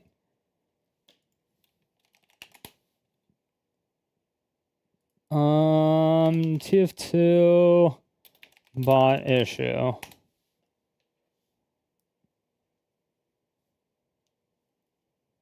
TF2 been a bot free for a year. All bots banned. Dark truth about the bot crisis.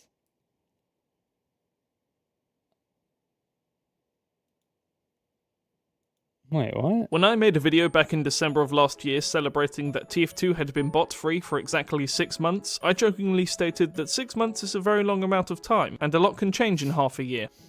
Now imagine doubling that. As of today, the 27th of June 2025, TF2 has been a bot-free game for exactly 1 year.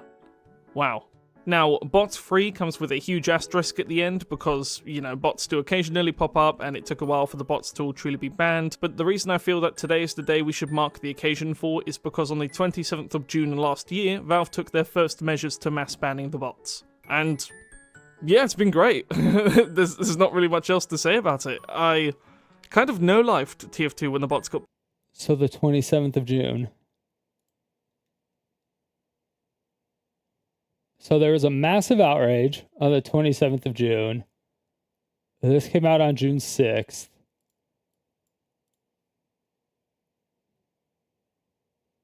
Okay.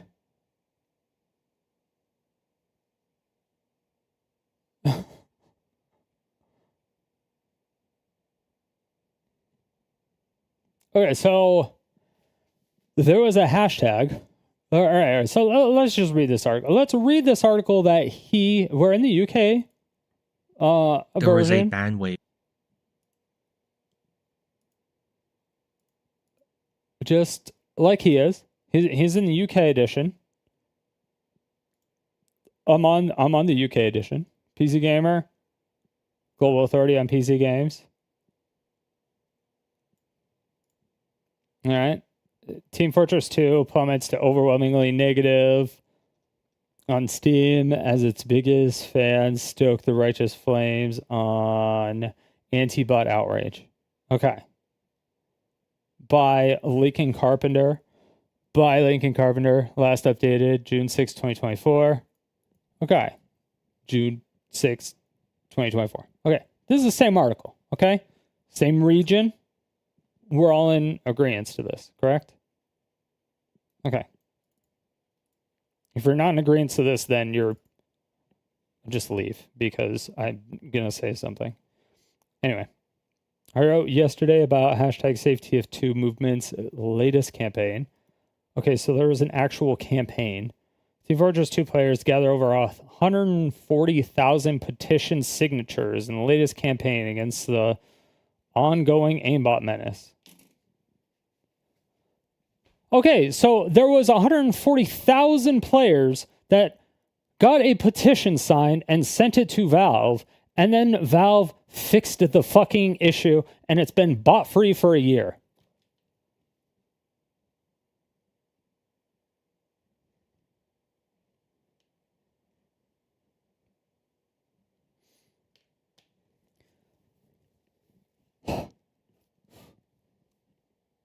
I'm trying so hard to stay calm because of how much I dislike this person.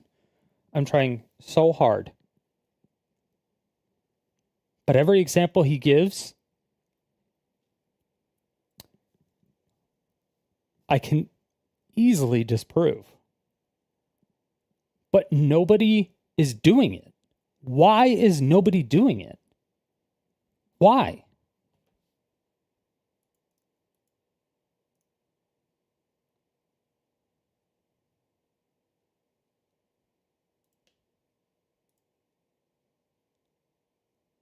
Yeah, look at that big ass dip. You dip, I dip, we dip.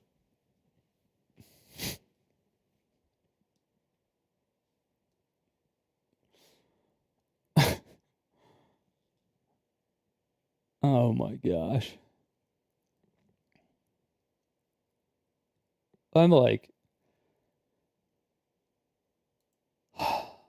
bad. I just did nothing but play casual for like 2 months straight, and I fell in love with the game over and over again. And I feel my modern day style of content was born from said rediscovery of love and appreciation. The discussion of whether the fixed TF2 movement actually did help with the bot crisis in some facet or not is one that the TF2 community really hasn't had for a long time, but I'd still kind of like a definitive answer on. There is no way in tea drinking hell that a bot banning of that scale was orchestrated and constructed in the amount of time we were protesting, but saying that our global coverage didn't do...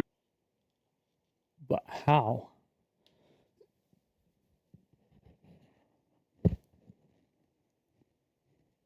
People went to Valve. Like, people visited the Valve. Like, people went to like the headquarters and talked with the developers about the issue.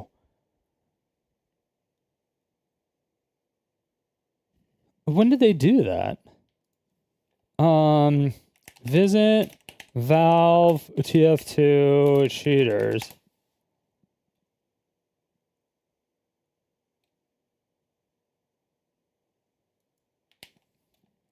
I visited Valve HQ.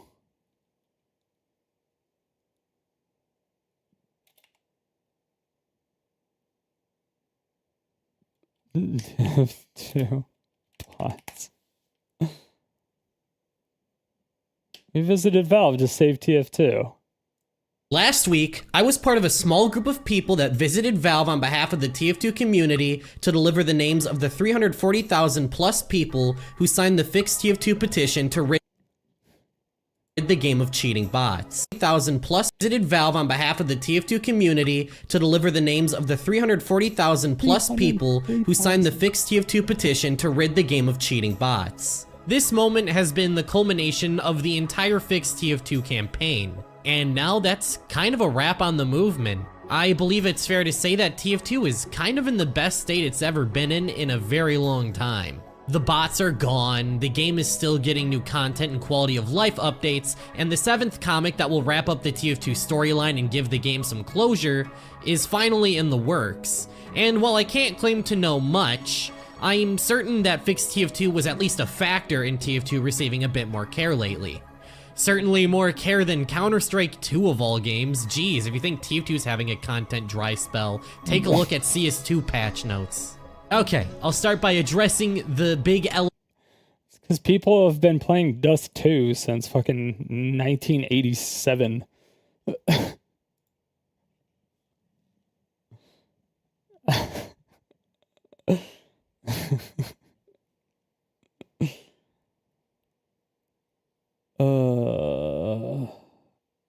The TF2 bots are back. The TF2 bots are back, and you won't believe how they play. Instead of going sniper and killing everybody with a simple headshot, they actually go NG and kill everybody with a pistol. I must say, Fix TF2, you did a good job at holding the November bots 5th, back. However, it was only a matter of time. So far, I've only seen these bots on Harvest, but if you've seen them elsewhere, let me know in the comments. The TF2 bots are back.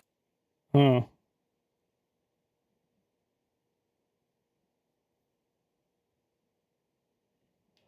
I mean, it seems like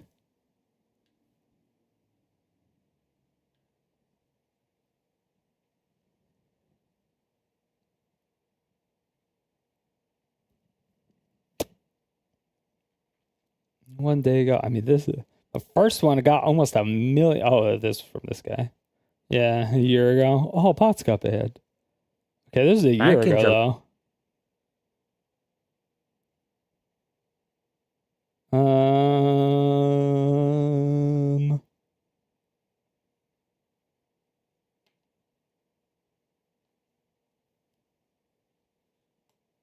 It's blue. Roll back. Flying heavy.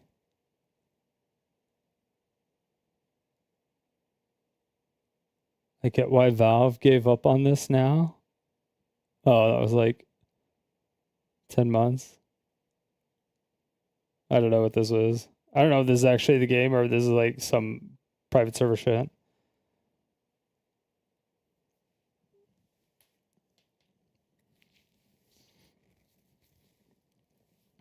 Bison! Back in July, TF2 updated. You could now get 100 people in one server. So I got 100 people in one server. Back then, I initially started out by renting from enterprise server hosts, which was a bad idea. The problem was that they expect you to be an actual business, so people looking to run websites and not, video games.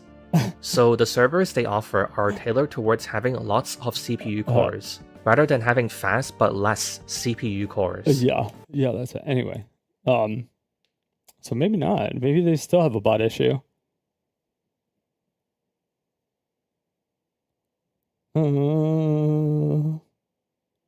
Anti-bot, bot killing, bot compilation. Bots are trying to be back a month ago. After free-to-plays got unmuted. Wait, what?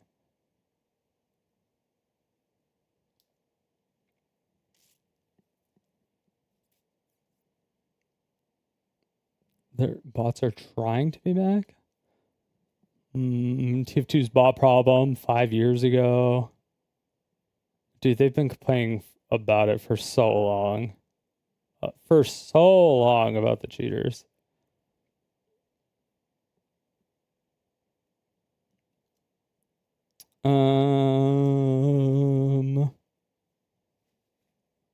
Where bots are gone? TF2 fixed? Question mark. Explain in 60 seconds. I don't know. I don't care about that. I need something like more recent. Are the bots actually fixed? Yeah. So if they recently removed the anti-cheat, there could be a new anti-cheat coming. That's definitely possible. But they did remove the anti-cheat.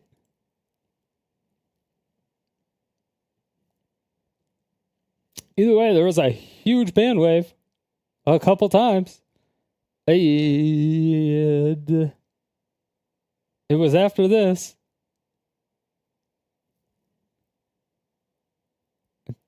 Twitch disbands its safety council. TF2 drops a mostly negative. GOG deleting cloud saves. And video. What the fuck is this? Okay. Are TF2 bots still at issue? Okay. Let's see. Are TF2 bots got back 2025? TF2 bots are trying. That was a month ago, 5 months ago. Back when TF2 had bots. No, that was back when they had bots. TF2 bots back from the dead 5 months ago. Okay. Bots are back in TF2. Okay, that was 1 month ago. Bots are back 4 months ago. Yeah. New anti-cheat 2 years ago. Yeah. I mean, it's always there, though. There's always like the hackers and then the non-hackers and then the hackers and then the non-hackers. And it's like the anti-cheat, non-anti-cheat, cheat, anti-cheat, no anti-cheat. It's just that Valve didn't do anything for so long. That's what that petition issue was about.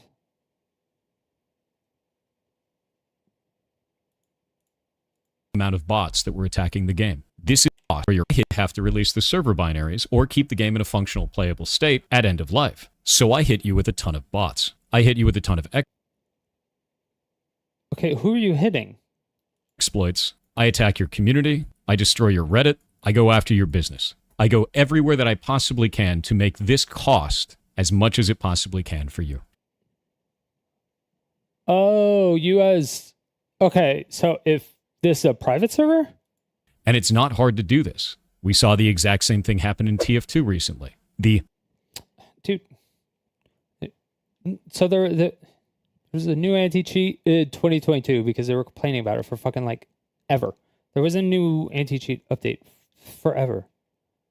Massive amount of bots that were attacking the game. This is not infeasible. This is something that is very easily attainable today. And let's say that this goes on.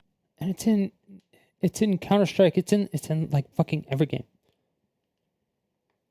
Look, what about World of Warcraft? Happened in World of Warcraft, just like you worked there allegedly. On long enough that your game dies because you can't afford it anymore, and your studio has to shut down.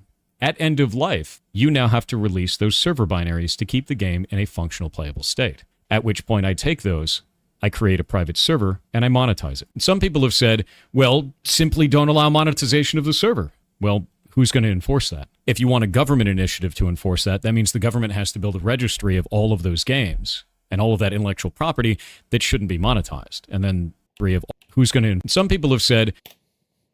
The company and the people still own the intellectual property of those games.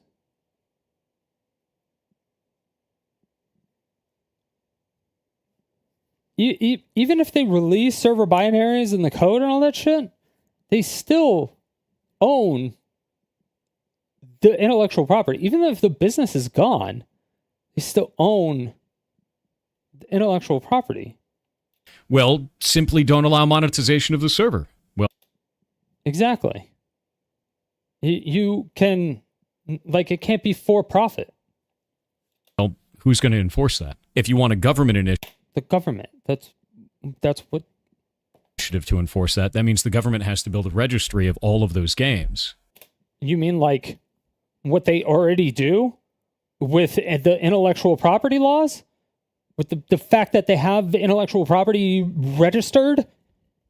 And all of that intellectual property that shouldn't be monetized. And then somehow enforce that with no one owning it because those studios have shut down. That...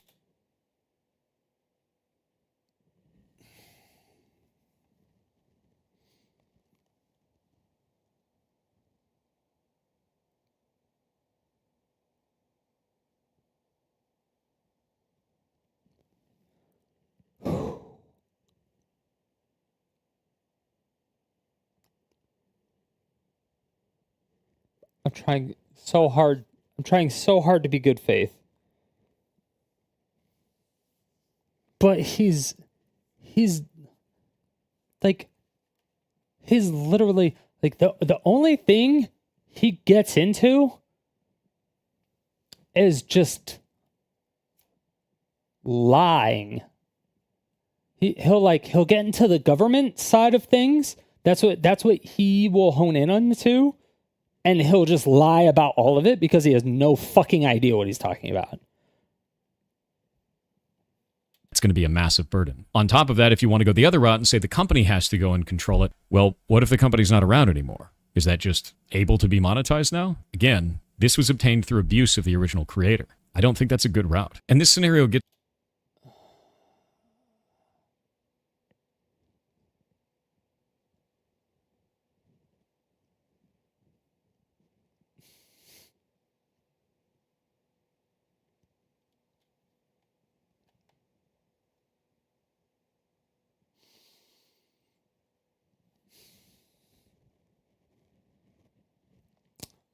Okay.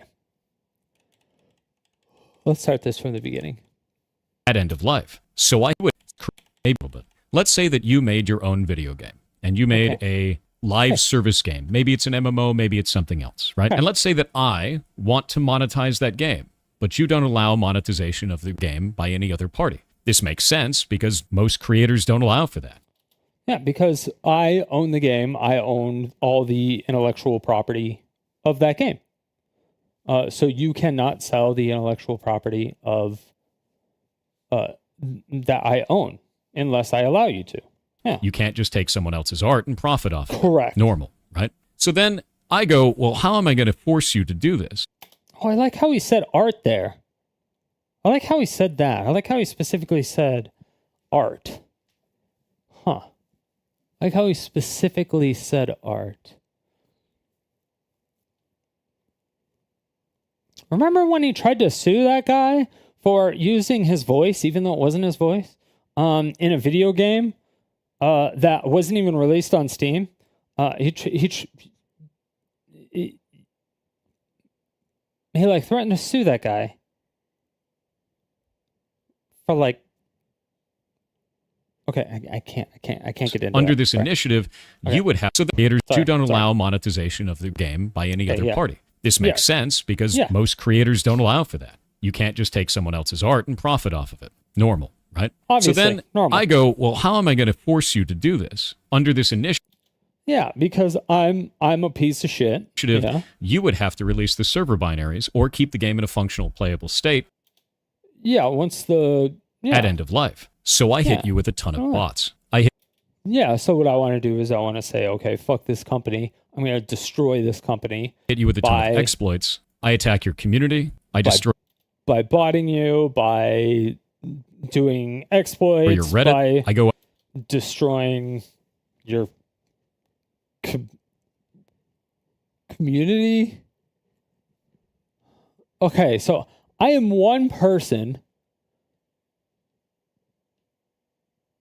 that wants to monetize someone else's game that they made. I am one person. I want to monetize this game because there's a shit ton of people that play this game and I can take advantage of it way better than the actual owners of it. And I know about this law. So what I'm going to do is me as one person, or maybe a group of like 5 people that are all like total scumbags and willing to break a ton of laws that are already in existence, by the way. What we're going to do is we're going to completely attack this company by DDoSing all their servers all the time, preventing all their business from even existing, preventing their game from working entirely, preventing anybody from connecting to their servers, preventing them from making any revenue at all, to the point where their entire company has to shut down. And a shit ton of people were playing this game. But we're going to make it absolutely miserable for all of these people. A shit ton of these people, they weren't even monetizing the game from, like, they weren't allowing other people to monetize it, right? So, but they wanted to. So what they want to do is they're like, all right, fuck these people. We're going to kill the game. The only way to do that, because if we kill the game, then we can get server binaries, do our own private server, and do whatever the fuck we want with it, even though that's not in the initiative.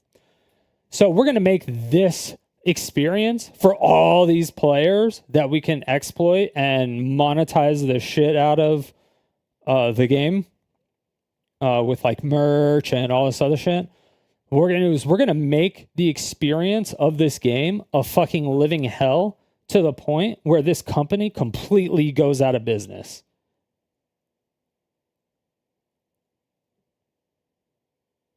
And then they release it, and then we're going to make a private server where there's 0 bots, exploits, or anything. And then we're going to monetize it. And 0 people are going to find that fishy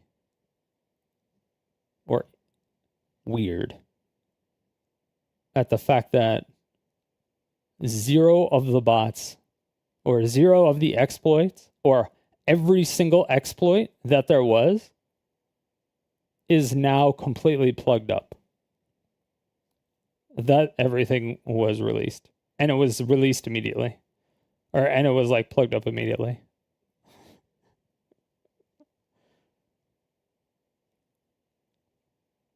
But since after your business, since you have then destroyed their Reddit, you have destroyed their community, you now have no community because you have destroyed the experience of the game. You have destroyed their Reddit where they talk about the game. You have destroyed Twitter. You have spread propaganda about how shit everything is within the company or the employees or the devs. You have attacked everybody. You said like the community's shit. You've done all this stuff because you want to put this company out of business so that you can take over and then you can monetize it yourself. And then you're expecting all of these people, or maybe 50%, to go to your private server.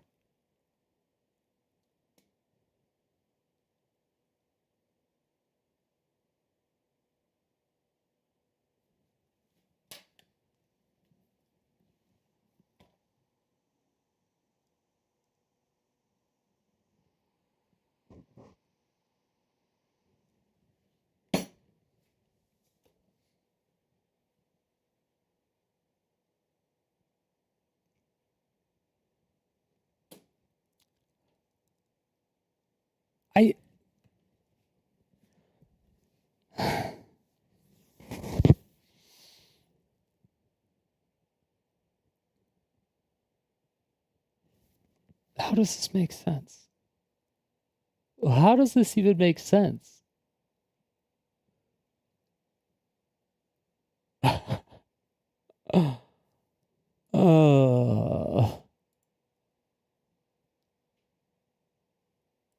I go everywhere that I possibly can to make this cost as much as it possibly can for you. Yeah, and you're also destroying the entire fucking community and the game so that no one is gonna fucking play it anymore. And nobody's gonna buy shit. And then there's gonna be heavy investigation into you at that point.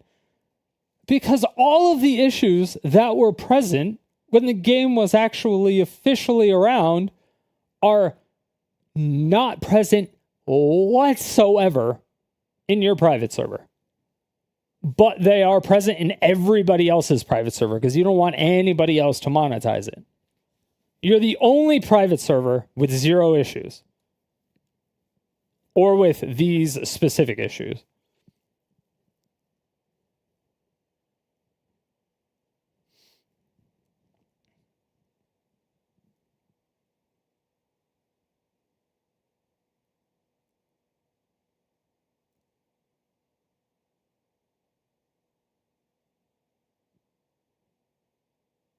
You're just destroying the game. You're not like yeah, you get the code and stuff, but you're just destroying the game.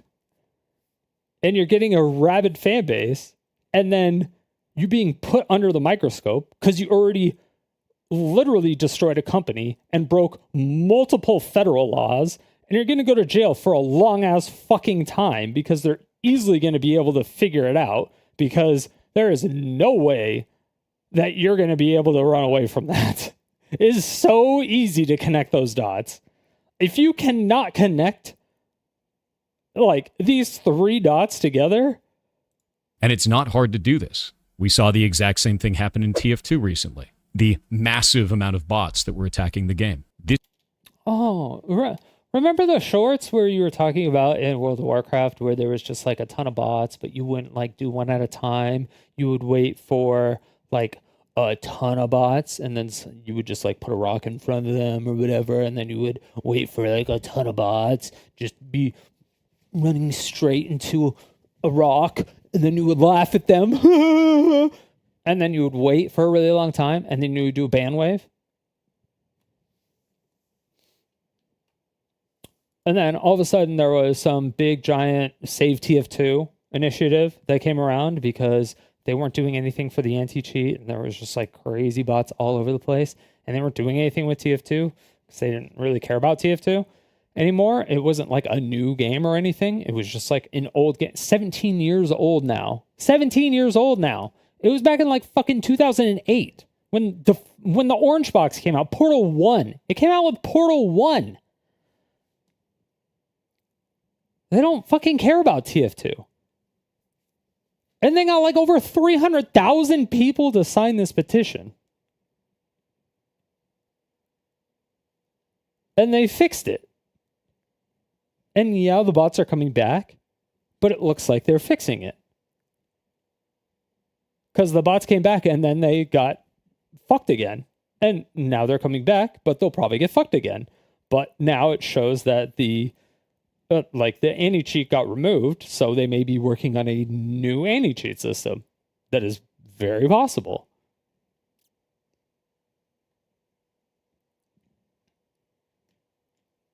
But it's like, this is not infeasible. This is something that is very easily attainable today. And let's say that this goes on long enough that your game dies because you can't afford it. It's easily attainable today. Easily. Give me one example to where this has actually happened. One example. Team Fortress 2 is still up and running. And it's better than ever. Give me one example to where the company, the studio had to be shut down because people just did this. I know this is a hypothetical, but give me an example of to where this is so easy that people have single-handedly, like one person or two people or three people, have shut this shit down.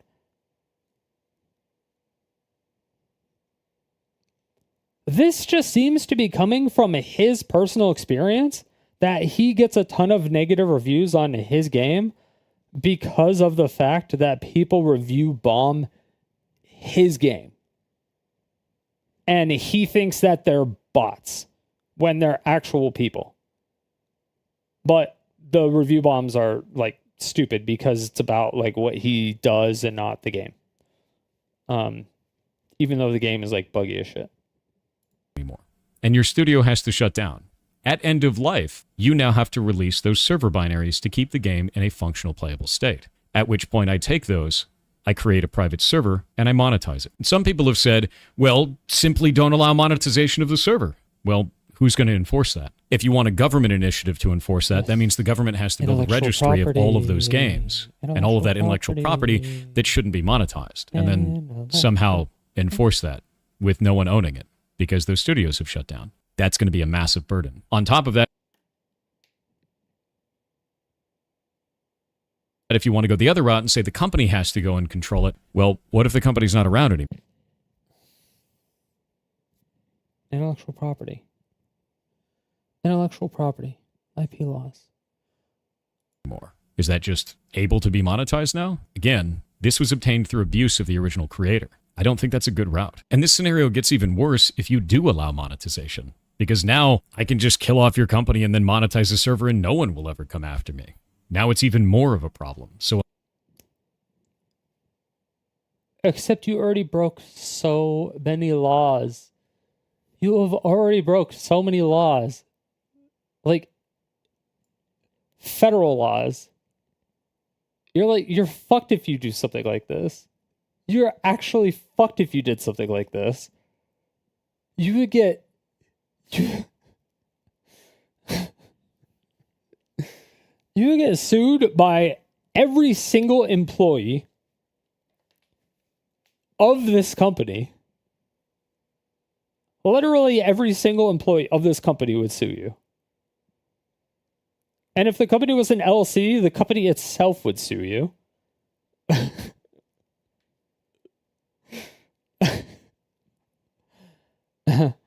And then, depending on how big the game was, it's cross state lines. It's international. It'd be a federal case. I mean, you'd be going to federal prison for many years.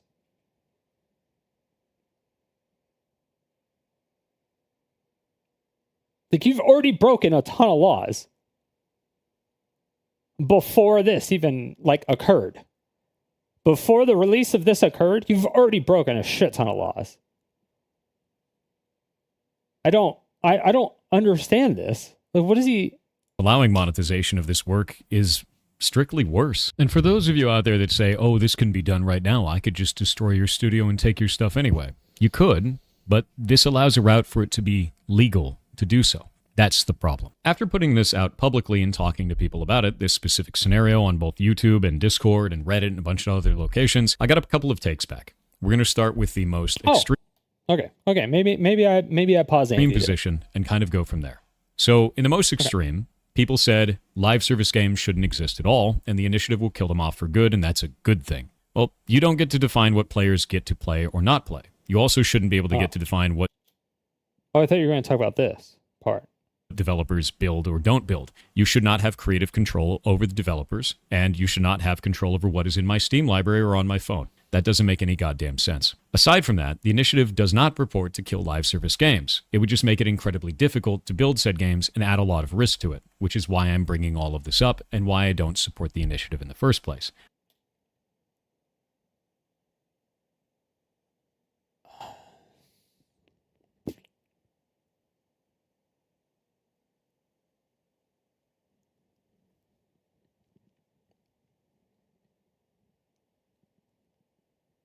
I mean, I see this concern because it can happen and they may make some money before they get caught going to federal prison. But all the money they made is going to lawyers. And that's if they made money. That's if they made any money. Because they'd have to maintain the servers. Like, if you were doing this, if it was one person doing this, and you were shutting down a studio, you would have to pay for all of this. You would have to find out how to destroy a community by yourself. You would have to attack the Reddit. You would have to attack their Discord. You would have to do so much PSYOP shit. You would have to DDoS every single server. You would have to maintain all this. You would have to do this 24/7. You would have to have a team. You would have to like hire people to do this shit. You would have to have a team of illegal people doing this shit. Like,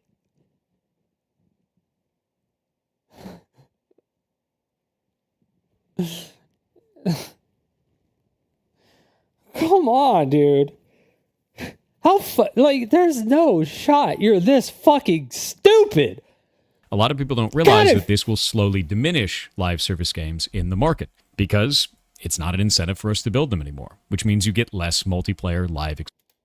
Okay, first of all, who cares? Who cares? Don't build a live service game. Don't build a live service DRM game. If it's a single player game and it has it has like you have to connect to a service to make sure it's a legit game or not, find a different way to do DRM. I don't care. Fuck you. Every genre of every single game has been able to do it. A ton of AAA games have done it. A ton of indie game studios have done it. Why the fuck can't everybody do it if it's codified in law?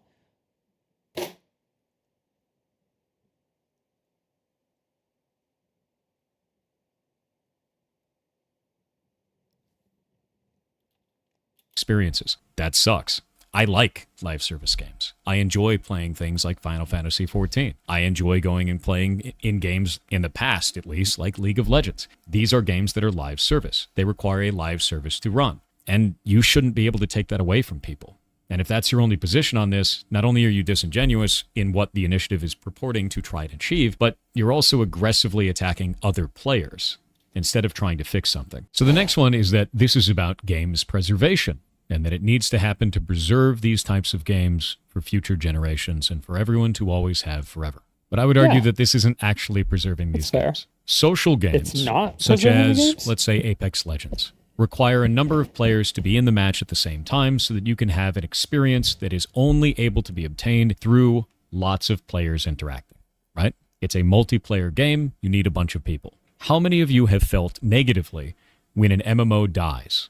Or when a live service game dies? Oh, dead game. There's only 5 people online. Why would I play that? So why would you want to preserve a game in that state? That doesn't make any sense to me. You want to take down these live service games, put them up on a private server, and then play it with a couple of people. You're not bringing it back at its height. You're not taking a snapshot of what the game actually is. You're making it limp on in a way that doesn't make any sense. That's not preservation. And for those that may...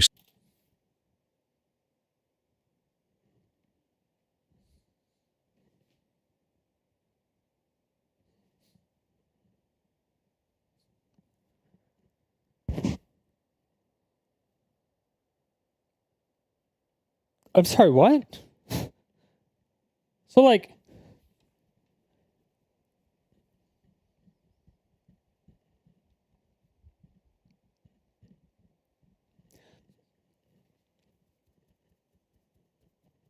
if I randomly want to have a LAN party, like with my OG, like old school, like 20 years ago friends, like we all decide to meet up, and there's like 10 of us, and we want to play Ricochet, which was like a Half-Life mod, kind of like Counter-Strike, but it was like it's terrible game, but it's like fun to play. It's stupid, but it's silly, it's fun, it's dumb. And I shouldn't be able to just Like it. I shouldn't be able to do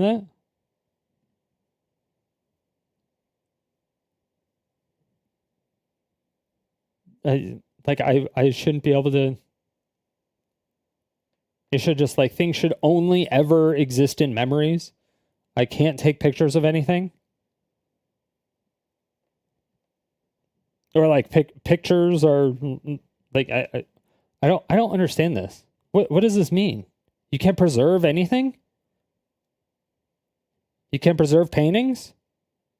We burn them all and we take a picture of it and that's it, maybe? Or put it in history books? Like, what are we doing with history books? Like, I don't understand this logic. What is this logic? I'm so confused about what he's talking about. Stop there and go, but private server's going to have a lot of players. Look at all the ones for World of Warcraft. Again, we talked about that. It opens up a route for abuse of the developers, so that is not a solution. And the last take that I got from the private server's going to have a lot of players. Look at all the ones for World of Warcraft. Again, we talked about that. It opens up a route for abuse of the developers. What? Wait, what? What happened to the abuse of the developers? What are you talking about? So that is not a solution. And the what? Wait, where? Where did we talk about that? Okay, I missed.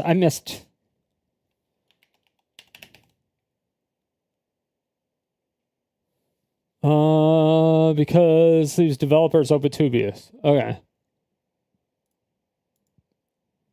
Because it leaves developers open to abuse. So let's explore that a little bit. Let's say that you made your own video game and you made a live service game. Maybe it's an MMO, maybe it's something else, right? And let's say that I want to... Oh, because we campaigned for Classic WoW for like, I don't know, whenever Cataclysm came out, 2013, but people were campaigning for Vanilla WoW for, I don't know, since then. And you never wanted to give it to us. You refused to give it to us. You openly refused to give it to us.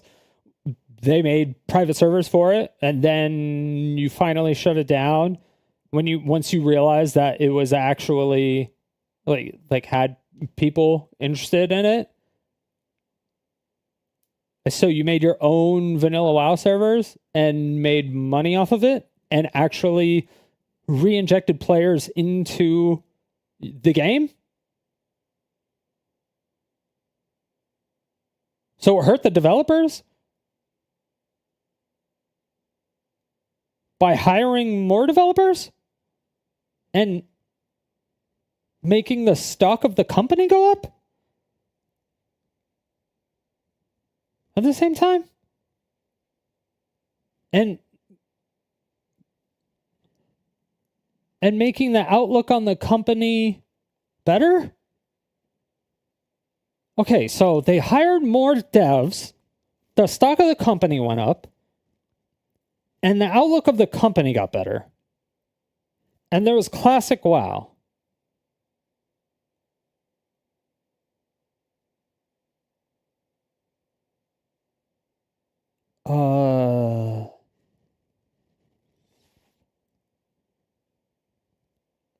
What was the bad part? The abuse to the developers. Okay. Oh, the sexual abuse to the developers. But that's inside Blizzard. That has nothing to do with the initiative.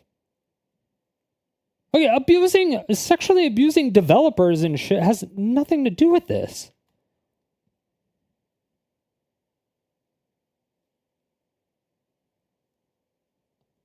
I am so confused.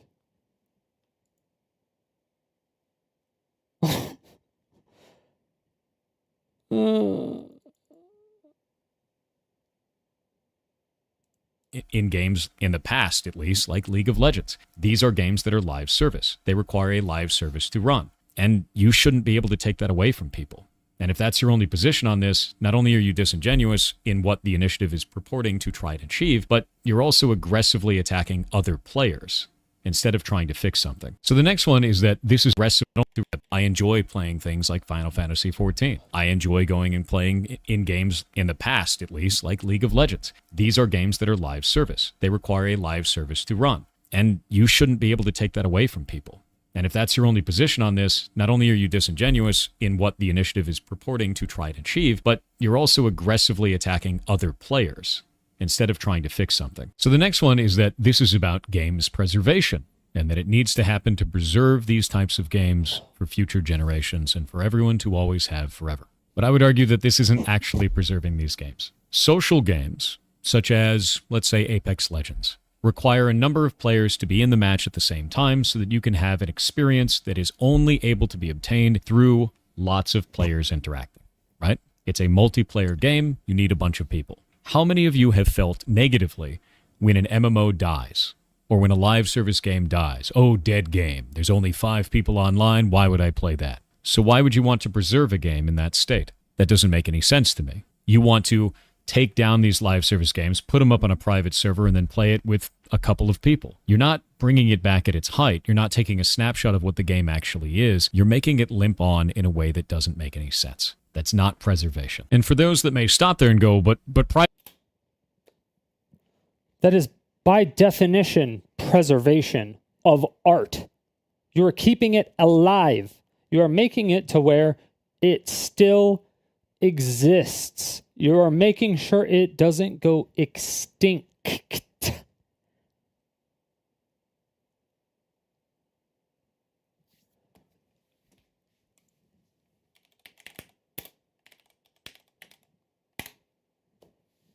Preserve. Maintain something in its original or existing state.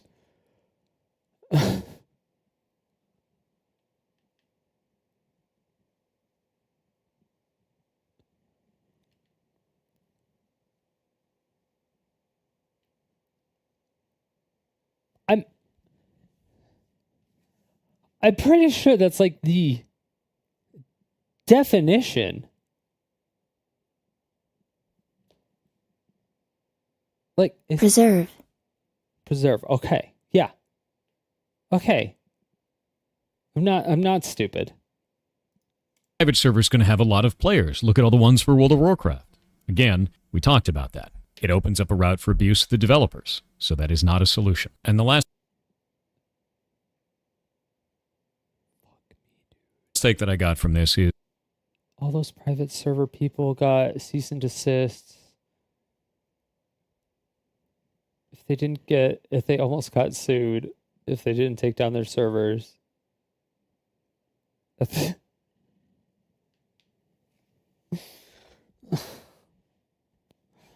Dude. He's like, if you want a legal way out, there's no way to enforce the IP. Do you want the government involved? And it's the most reasonable to me. This is an initiative. It's not a law. Why are you upset? Just wait. I'm not going to wait. And the reason I'm not going to wait is because I see the start of this conversation not making sense. It's not including the actual developer side of the conversation. It's not showing the trials and problems that this could arise inside of the gaming industry for people who are actually making the games you play. I don't have any reason to be quiet about that. And many other developers aren't going to be able to speak on this. As I explained before, it's really easy to lose your job. Every single indie dev should be able to do it if they're so passionate about all this shit. If you're working at a major studio and try to speak out of turn on something like this, especially with something people are so passionate about. Doesn't make any sense to stay quiet. And it also doesn't make any sense to wait until it's in a different form when I see that it has so many problems with the language as it is currently written. I should be able to be talking about this. In fact, I should be talking about this. I am a content creator specifically that is a game developer that has worked in this industry for 20 years. This is my wheelhouse. So, why not, when you watched the video the first time and you saw issues, why were you just like being a total dick, calling him like greasy car salesman shit? And then when he asked or said you misunderstood some stuff, or he thinks you misunderstood some stuff, whatever he said, and he wanted to talk to you, you refused to talk to him. And then you said he was being a dick. is what I do. So for those who are calling for me to just be silent not and sit in the help it? corner, no. With all of that being said, I do think there's a consumer Nobody's telling you to be silent. People are telling you to give your opinion, but people are just telling you to like talk to them, and also like help maybe, because it's super important. If you're the only developer in the entire fucking planet, because not a single developer in any there's zero indie devs, there's zero AAA developers, not a single AAA developer, not a single one that has been laid off. The thousands and thousands of AAA devs that have been laid off, not a single one of them can talk about any of this. Not a single one can talk about any of this. Not a single one. Unbelievable. There's no way.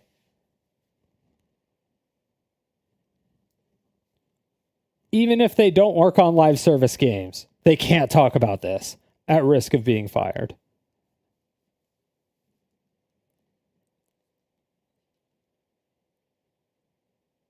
It's only you. You're the only developer on the entire planet that could talk about this. And you also refuse to help. And you specifically said you are actively going to go against it.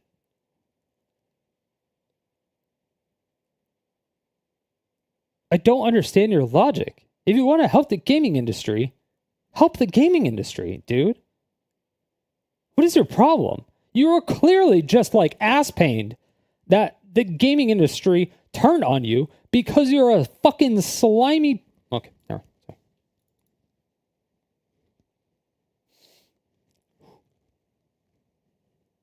My bias was showing.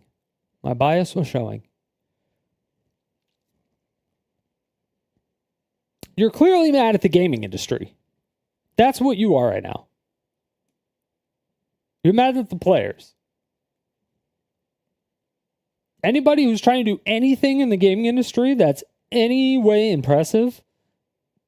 Wait, this was before all the World of Warcraft shit. This is before all that stuff. I think you're just jealous that you didn't think about any of this. Maybe. I don't know. Protection thing that we can fix here. It's just not really what the initiative is about. I think that if you're going to buy a live service game, you shouldn't be told you're buying the game. You shouldn't be told that you're purchasing the game. You should be told explicitly that you are purchasing a license to that game. The reason why is because... And should... Okay, see, there is some criticism there. There's something. Okay, yes. It should be like a label or something that says the end of life date or something like that, of that sort, at the very least. Because that license needs to be revoked anytime that you are cheating at the game and damaging the play experience of other players. While this is written in the TOS and the EULA, it's usually not clearly defined at point of sale. Or they throw a giant TOS in front of you and it doesn't really do anything because people skip past it. If at point of sale it says specifically, there's specific language stating that you are either leasing or purchasing a license or anything along those lines, that you're not actually buying the game directly, I think it would go a long way to informing consumers of what they're doing and protect them from some of these business practices that they didn't realize they were engaging in. That makes a lot more sense to me than force all developers to leave the game in a functional, playable state. And that's... Okay, so that is a really good thing. I mean, that doesn't necessarily have anything to do with the initiative, but you could definitely add it to the initiative because you do want to inform the people of what they're actually buying, because it may discourage a lot of people from purchasing things that are license only, because then consumers are then educated that they're only buying a license, so the game they just won't own forever. The company can shut down the game whenever they want, and you will not get a refund.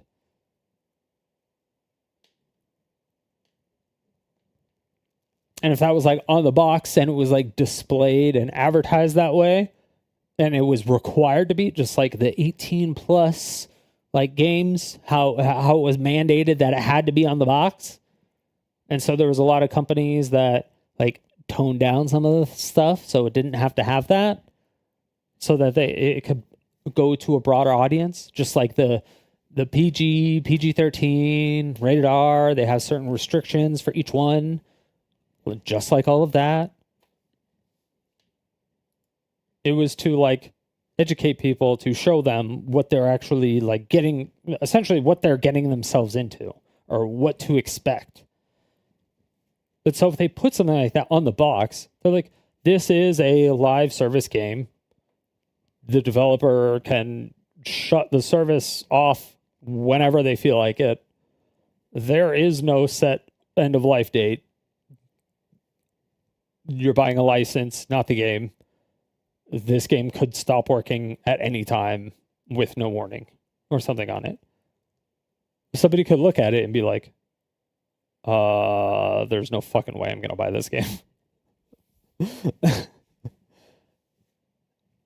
And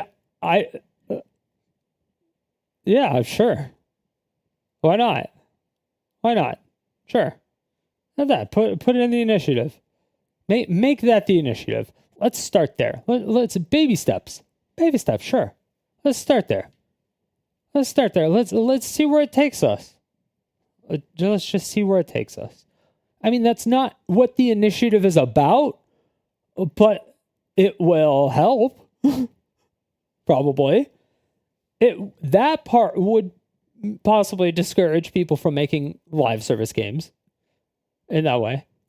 Or they could just simply release the binaries or the code and shit afterwards. They could do all that. You know, it's just one of those things.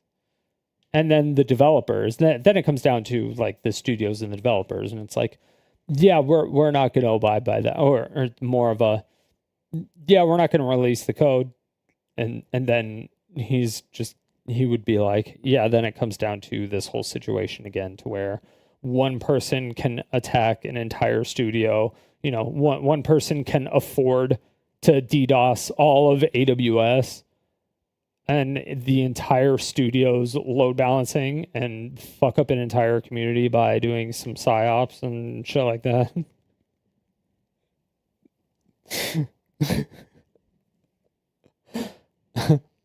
Just so they could take over the game and then do another psyop to go back into the community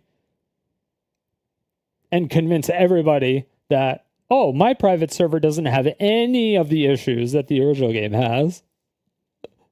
Conveniently.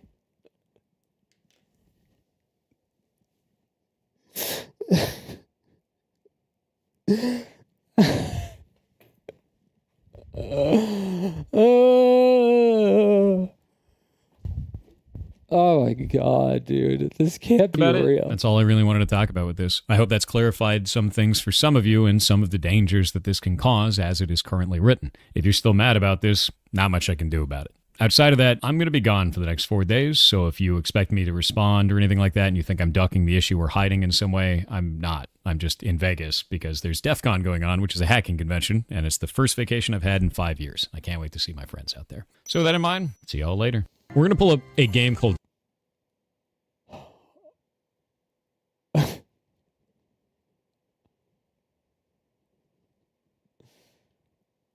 Fuck, it's 9 o'clock. Dude, I watched like 2 30-minute videos of him. I can't even get through a goddamn video of this guy. Like, every time I see a video of this person, this is like 2 20-minute videos. And it takes me like 8 hours. Just to tear down every single argument he has. Or to point out how ridiculous this is. It's not even like it's drama stuff. It's just that he's wrong. Especially on the government side of things. I don't know what the fuck. He's the director of strategy of a publishing company. He should know this. I know this. And I'm a fucking like, what the fuck?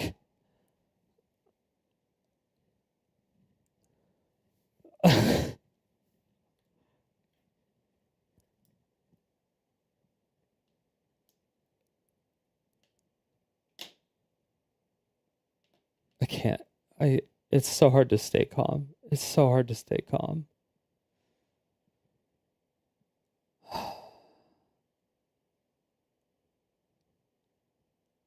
I tried so hard. It worked for a few hours. It worked for a few hours. It really did. And then once it got into the government stuff, that's when I had to start chirping up. I had to. I couldn't take it anymore. I literally just couldn't take it anymore.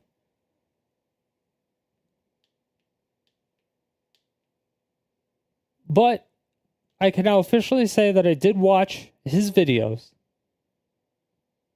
Okay? I did watch his videos.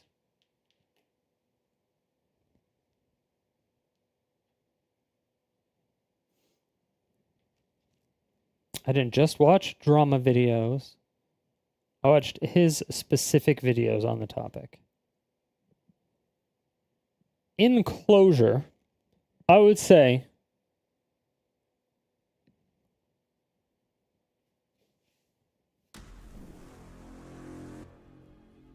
hold on. All right. So, in conclusion, on my thoughts of Pirate Software and everything that he was saying about the Stop Killing Games stuff, I think he is patently incorrect in almost everything he said when it came to the government side of things. There was shorts that he said that he was very anti-government intervention. There were times where he said W China for doing government intervention. There were other times where he just misrepresented lots of things with the government and how IP law works. It seems that he just doesn't understand the majority of the way the government works in general. So,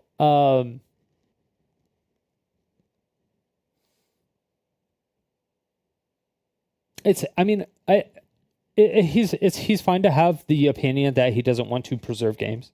That's his prerogative. I think that it's very odd as a developer that he wouldn't want to preserve games, unless you are a developer and you make terrible games. I can see why you wouldn't want all games preserved. That would make sense. That would definitely make sense. But outside of that, he didn't really seem to grasp much.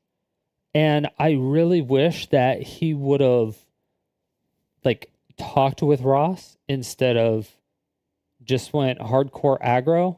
Or I wish he would have tried to help with the phrasing if he thought it was super vague and changed it, because if Ross was coming from a player standpoint and Pirate Software was coming from a programmer standpoint, it's like, and then Pirate Software was hella aggro about a developer, but the gamer was like, why are you so pissed off?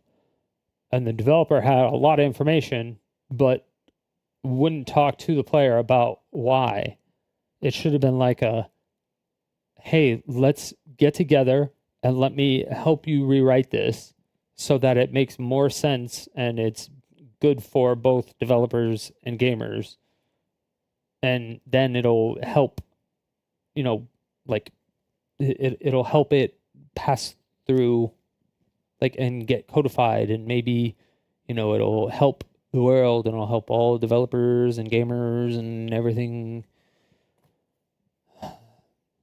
That's he said that he promotes positivity and development and gaming and all this other stuff, yet there's what seems like a positive thing of preserving games and stuff like that.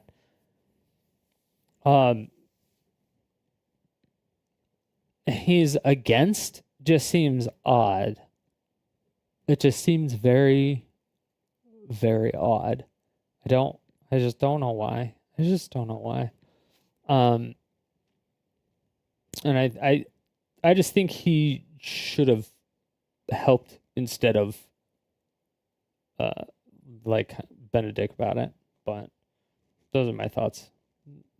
That's basically my closing thoughts of it. But yeah, I know. Let me know in the comment section below if I missed anything. I still don't know. I know some of the back end infrastructure when it comes to like NetSec and stuff and API hooks, but there's a lot of things in here that people just aren't saying anything. They're just that it's just nonsensical stuff. Everything that everybody is saying is actually vague. And when I have legitimate questions to try to get actual answers, I'm not getting any answers. So like I'm just trying to talk with a game dev because I only work with B2B software. So I've never worked in the game development software industry. So I don't know what the differences are. So maybe there's something there. Maybe that I could be missing something completely and I am wildly out of pocket.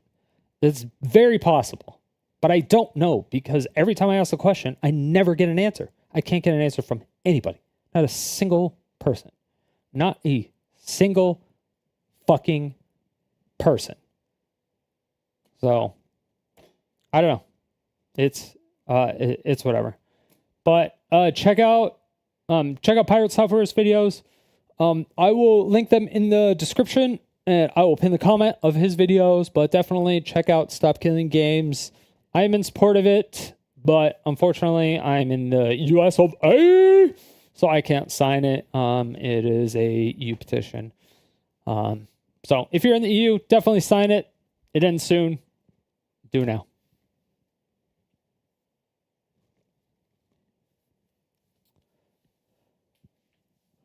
What up, Brack? Hey, being a landlord, freaking 8 p.m. Call about having no power in the thunderstorm, getting soaked. Not fun. Jeez. Wait, do you have to walk there?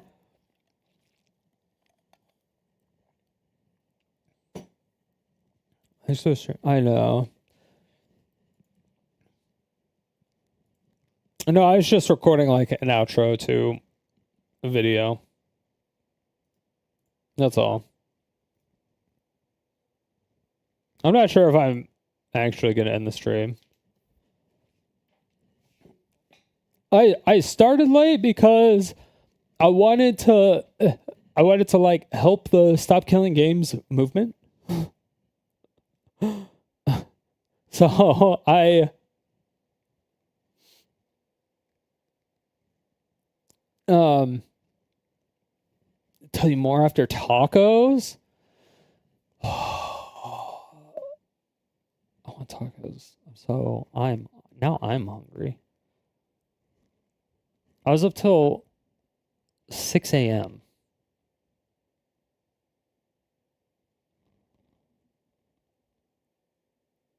It was terrible. I was up till 6 a.m. But you know, you gotta do what you gotta do. I was up till like 6 a.m. and then I got to bed. I woke up and then there was a bunch of stuff in the Stop Killing Games Discord server. So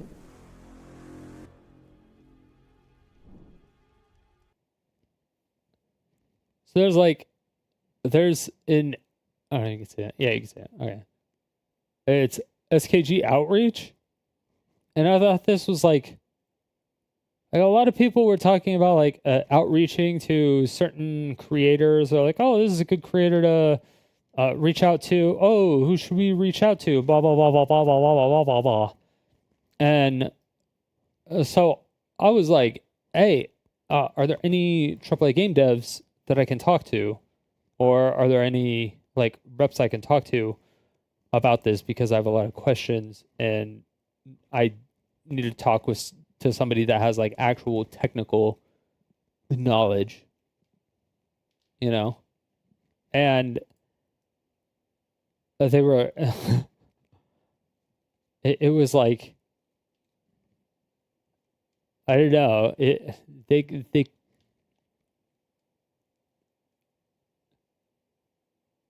said I was proselytizing myself. And they were like, "Did you contact a mod?" And I'm like, "This is I thought this was the outreach channel." I was like, the vast majority of Discord servers don't want you to just randomly DM mods. And I was like, I saw people talking about who to reach out to, and they were linking videos of other creators. And so I volunteered as a creator to talk with people. Like it made sense to me. And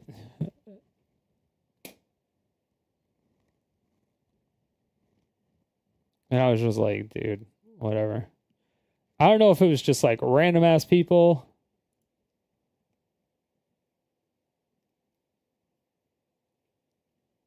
I don't know what the fuck it is, because you could just like change your color. You can have whatever color you want. I didn't see what.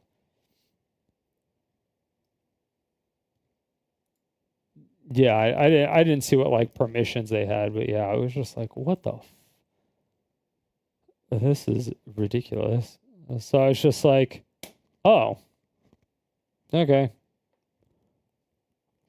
I was like, oh, this. I was like, I read through the pinned messages and stuff.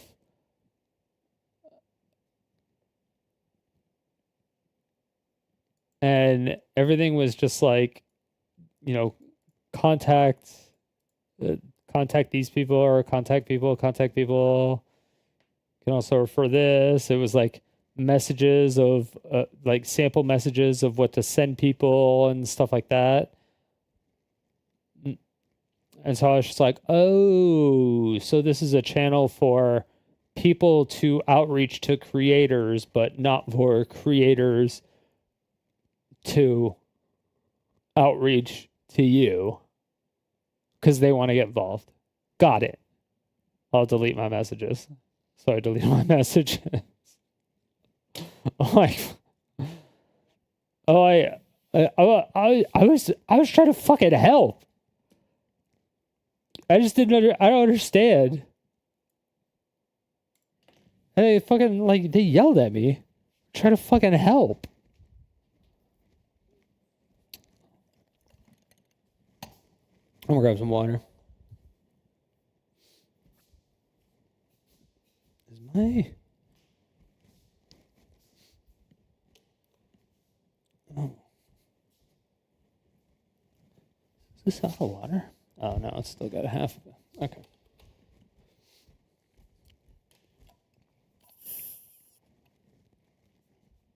Yeah. But I don't know.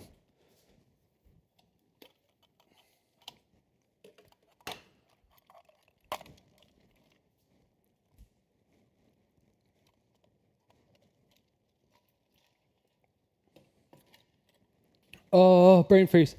Oh, brain freeze. Brain freeze. Brain freeze. Oh, brain freeze.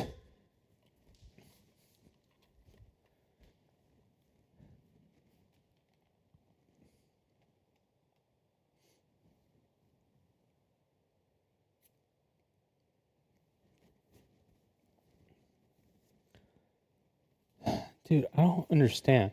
Like, I feel like the air conditioning is broken or something on this goddamn thing. I don't know.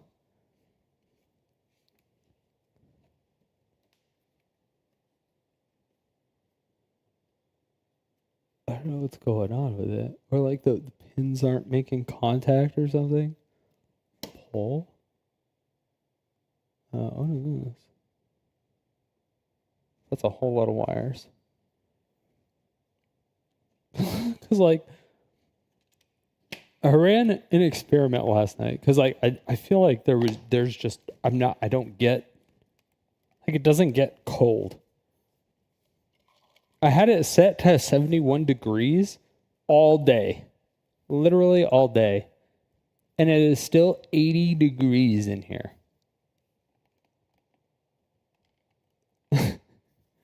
And so last night it was 85 degrees in here. And I set it to 50. And I left it running for 3 hours at 50 degrees. And it went down to 74 after 3 hours. I was like, what the fuck? I was like, this is the worst air conditioning I've ever seen in my fucking life. So I gotta talk to my landlord about that. I can't believe it's fucking 9 o'clock. Mother of dick. I gotta take my meds. Med check! Med check!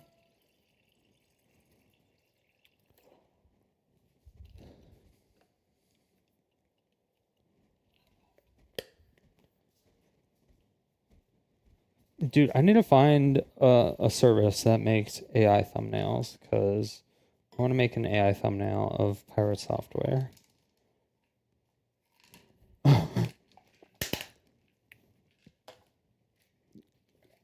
Because you know I would make it funny.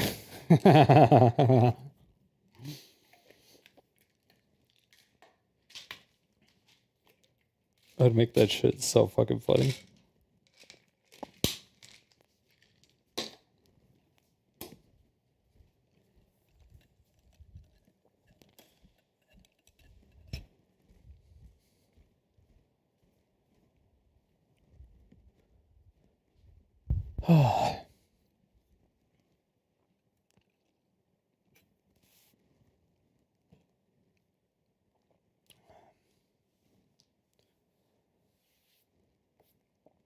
I had to teach RDC about toxic. Piracy is back. If buying isn't owning, piracy isn't stealing. What? So piracy is coming back. I think the reason why this is happening is the old quote from Gavin. Piracy is a service problem. The reason why piracy went down is because Big Gay Ben! there were services like Netflix, for example, that acted as a market replacement for piracy, and the amount of money that you had to spend was minimal enough to where you could get the value out of it, and instead of spending the extra time and the potential risk with piracy, you could just simply access the shows easily. I think Spotify is the best example that a lot of us use now. How many of you guys had LimeWire and now you have Spotify? I know I did. So Spotify is an example of this happening and working in an effective way. I mean, yeah. I did use LimeWire for a long time. Napster, MIRC.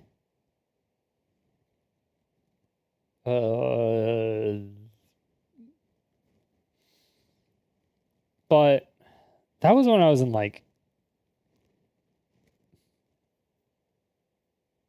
what? Aspen and I are like the same age-ish. So we were like middle school. We were like 7th, 8th, 9th grade for that shit.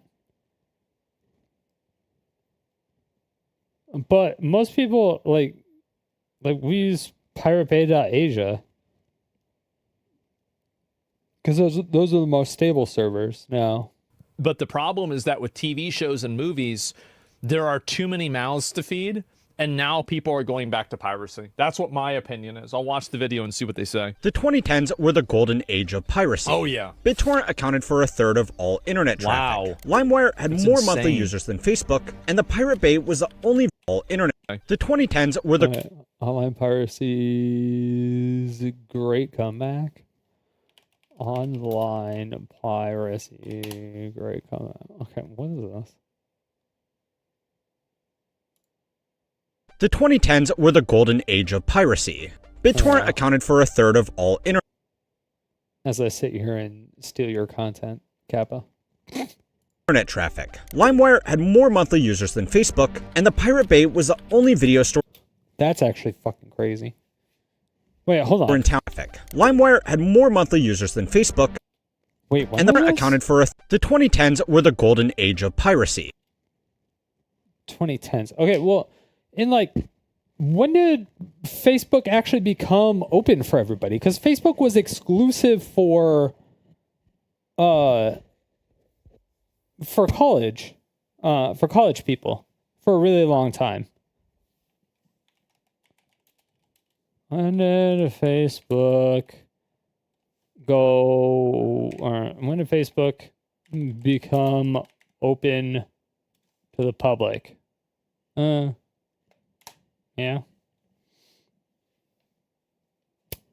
That was not 2006. Limited to students specifically. Okay. Open to non-students.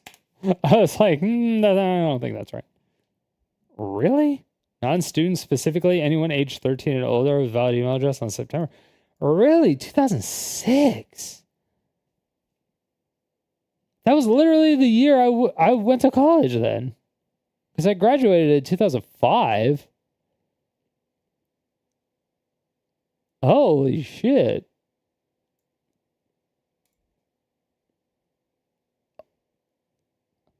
Oh, that's... You had to have a university email address. That's why. This is not right. This is not correct. No. This is fucking bullshit. This is bullshit. There is some fucking lies in here because you had to sign up with a university email address. I fucking remember that shit. Yeah, edu domain was prerequisite.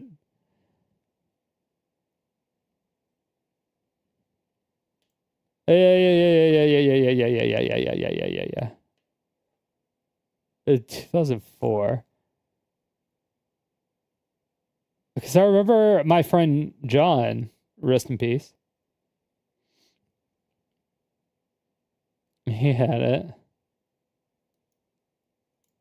BitTorrent accounted for a third of all internet traffic. LimeWire had more monthly users than Facebook, and the Pirate Bay was the only video store in town where you were sure to find what you were looking for. Hypothetically, of course.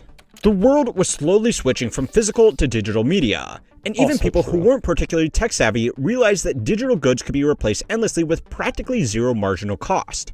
At its peak, 95% of all music downloads were pirated because it had become cheaper, and above all else, an easier way to fill up large digital libraries that were being made possible by cheap digital storage.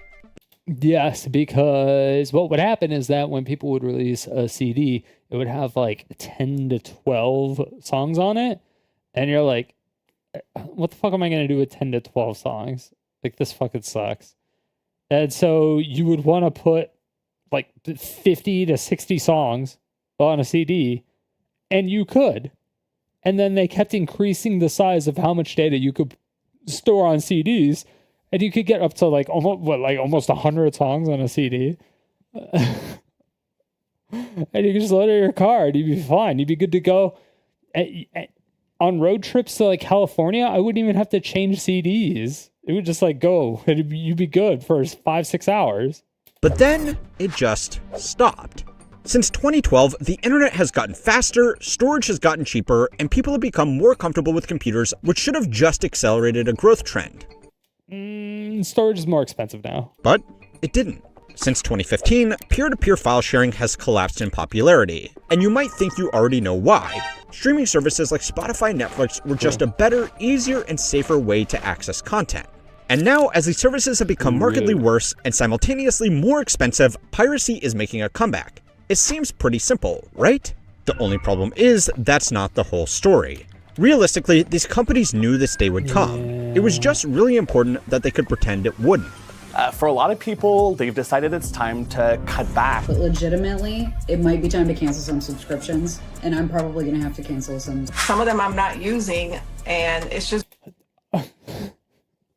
Okay, the problem is that everyone used to do TV, and then everyone complained about how with the TV subscription, you had to have like 20 other packages on top of it and how it was bullshit.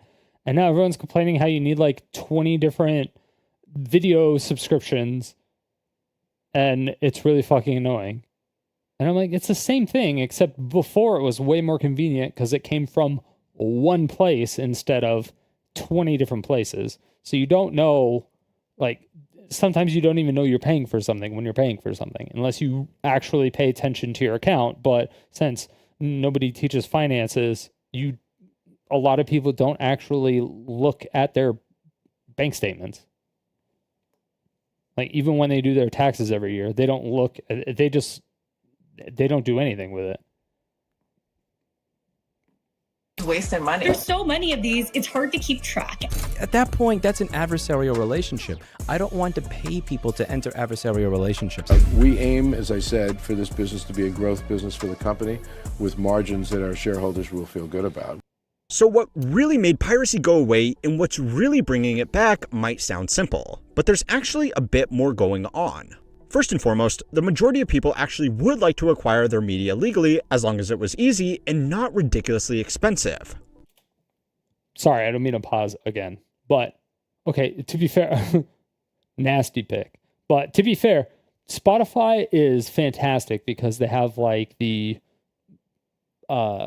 it's like a recommended for you or smart thing. I don't remember exactly what it's called. This is fun.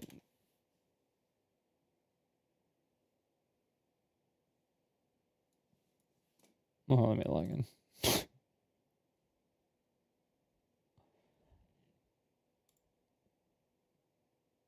Shit. Is it this one? Did I do it with this? I don't know what account I did it with. Fuck! What was it that? Continue? Fuck me in the dick. Okay, I don't remember. You're just gonna have to take my word for it. I don't remember my login information. I don't remember what it was OAuth to.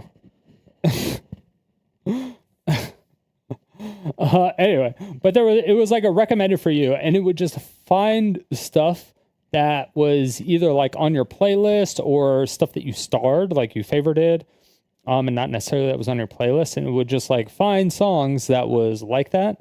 So it would use just not even necessarily, it would just be just machine learning, just basic machine learning. It would be like, oh, a lot of people that starred this also starred this. And so you might like this. And it would just like it would curate a playlist for you, basically. It was like a for you playlist or a new stuff. So you could use that and you might find new artists, you might find new music. You'd be like, oh shit, this is cool.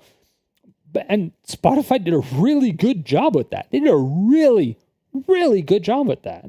And that was one of the big things that I liked about things with Kazaa back in the day, Napster, is that there wasn't like I like the 80s and 70s and like 60s and 50s, all those bands like Elvis Presley and the Beatles and like Aerosmith and Metallica. I don't know, all that other boring shit. I don't know. I don't care. I don't give a fuck. Kiss.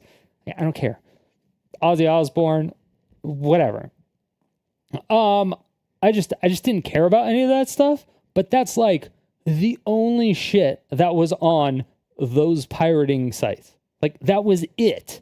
That was all that was on those things, except for you'd find random little nuggets that wasn't that. And so those were the ones that I would download just to see, just to check it out. I would just download one. And that's how I would find my music. I would find stuff from things that I never heard of before. But it was because there was so little music on there. that wasn't just like the radio, essentially. Because it used to be you pirate the radio.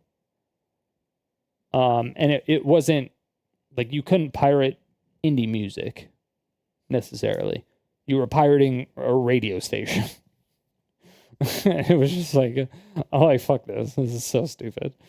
But that's how I found a lot of the groups that I listened to back then. That maybe all of them, except for some that friends requested or friends recommended. But I usually found all the music and recommended it to my friends. I was usually the music finder. That was like one of the things that I did. But Spotify does a really good job at doing that stuff. But it doesn't have a lot of music as well. So that also kind of sucks.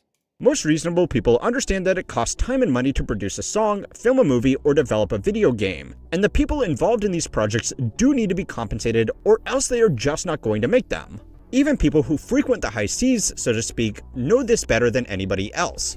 A survey coming out of Australia at the peak of online piracy found that people who pirated content were actually more likely to pay for it if it was available. In a finding that really ages the study, online pirates were far more likely to pay for movies and music. Yeah, do you know how like almost impossible it is to find like DJ Sharpnel CDs like anywhere? Or like DJ Sharpnel music, even online? It is so hard to find like DJ Sharpnel stuff. It is almost impossible to find a DJ Infinity stuff. It is so hard. Like I legitimately cannot find a lot of my favorite music from back in the day. Legitimately cannot find it anywhere. And it sucks. And I wish I could find it. I honestly wish I could find it, but I can't find it. It just doesn't exist. But, pirate software is okay with it, so, I should be too. Through iTunes or Quick Fix. This was because people who pirated content were just more likely to consume content overall, and most of them would only make the trip to the Bay if they couldn't find what they were looking for more legitimately. So there were two things that changed after 2013. Sure, there were a few high-profile crackdowns on some of these sites, but even the regulators themselves knew they were just playing. I mean, it was really... yeah, Pirate Bay was like a huge target, but it was really just... It was Metallica, right? Metallica was the huge anti-piracy band that were actually like suing people and stuff for pirating their music. I'm pretty sure it was them, and HBO was habitual with that. They just like habitual. They're like habitual paper slingers. They were just throwing out lawsuits to everybody. A game of whack. More than fucking Ethan from H3H3. One of the most downloaded files on the Pirate Bay was the Pirate Bay. A complete copy of the site with all of the addresses that could be set up by basically anybody with some basic server hardware in the event that the authorities took down the original site. But then came along the streaming sites that, thanks to faster internet speeds, could let users watch content on demand without granting them direct access to digital files which could then be copied and shared illegally. The big thing was that these options were just so easy compared to piracy, and so cheap compared to buying songs or movies one by one that it just didn't really make sense to bother with anything else. Nowadays, that's clearly changed. There are dozens of streaming services that are each getting more and more expensive every year. The movies and shows that you watch are being split up over different providers. The services themselves are getting worse by introducing ads. Okay, it's not even that. It's like Witcher Season 1, Witcher Season 2, Witcher Season 3, Witcher Season 4, Witcher Season 5. So it's like they've forced you to have all of these. It's so fucking annoying. Split up over different providers, the services themselves are getting worse by introducing ads and pushing less relevant content, and on top of all of that, it's just not that easy anymore. Even individual TV shows have certain seasons split up over different streaming services, and the first step in sitting down to watch a movie these days is to Google what streaming service has the 1984 release of Gremlins, and if you're unlucky, what streaming service plus what VPN combo will get you the movie you want to watch. Yup! If you're already going through all that effort, it gets really tempting to just replace streaming services with your port of choice, because in most cases, it will just be easier. So yeah, streaming services were cheap and easy, which killed the need for piracy. But then they slowly became expensive and terrible, which brought it back. Pretty straightforward, right? Wrong.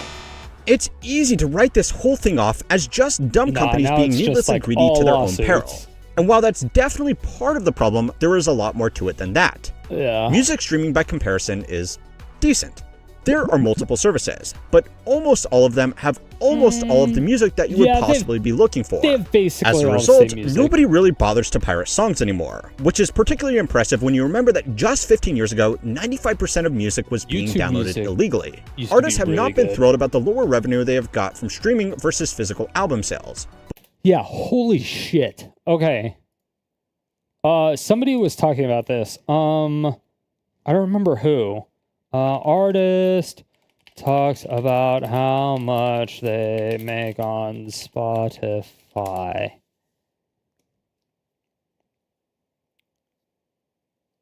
Today I'm going to show you how much money I've earned off of 20 million streams as an independent artist on my song Threesome.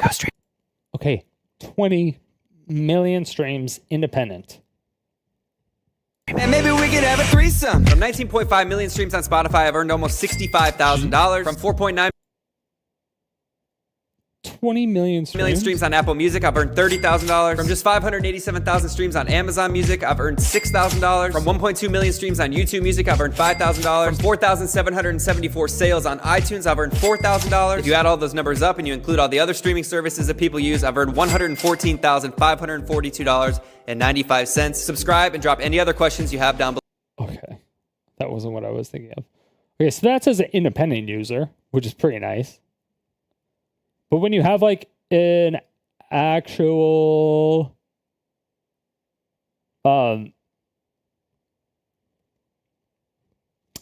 like when you are going through, can you make money off your music in today's day and age? As an indie artist, yes, of course. Right now is the best time ever to be an indie artist. You figure $50,000 a year is the average US salary, right?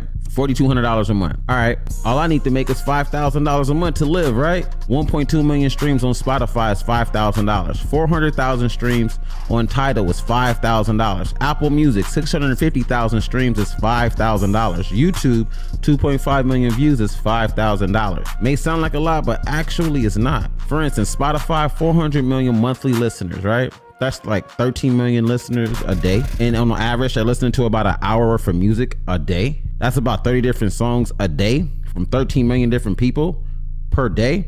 Go get your money, man. Stop playing. Can you make money off? Oh, that's a lot of fucking, that's so much. But again, indie artist. But when you're signed,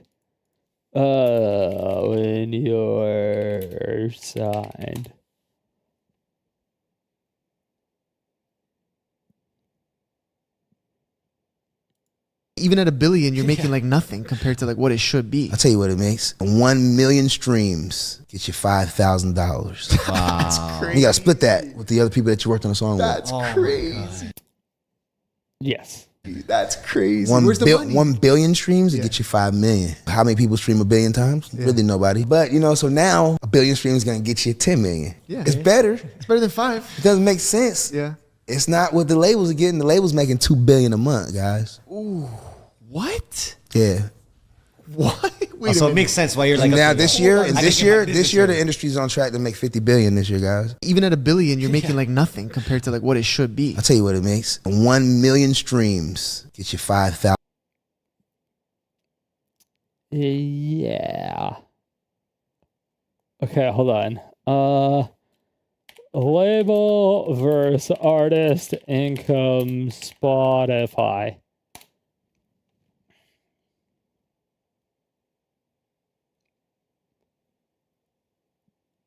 Okay, I need to touch up. Where's like somebody that is an actual artist? Oh, Spotify steals billions from artists revealed. They just sent me some shit from Spotify where I got 1 billion streams, right? My publisher hit me. I said, break that down. How much money is that? That shit wasn't even $45,000. At the digital. $1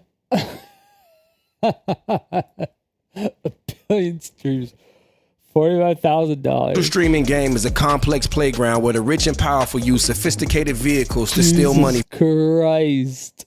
That was 4 months ago? That's not what he said it, though. But this one had Jay-Z. This had a bunch From the of less people in it. fortunate. Take streaming payouts, for example. If a song is streamed 1 million times, and let's use some of the biggest artists in the world with the best deals, like 21 Savage, Drake, or Kendrick Lamar. On Spotify, a song that was streamed 1 million times might generate somewhere between $2,500 and $4,000. In this example, if we say you got $4,000 and you're one of the superstar artists with some of the best deals on the market, you'd walk away with about $1,800. But if you're one of these regular artists, you'd be in the hole at that point. And that doesn't count what you've received as an advance or what you've paid guest appearances or superstar producers to work on your behalf. So when you see a clip like this from 21 Savage, what's your take on streaming? I hear Snoop Dogg say, man, look here, man, them streaming, you stream 1 billion and man, you ain't really making no money. What's your thoughts on streaming? I think it all depends on how your deal's structured. Because it's some money in streaming. It's money in streaming? It's just about like how your deal's structured.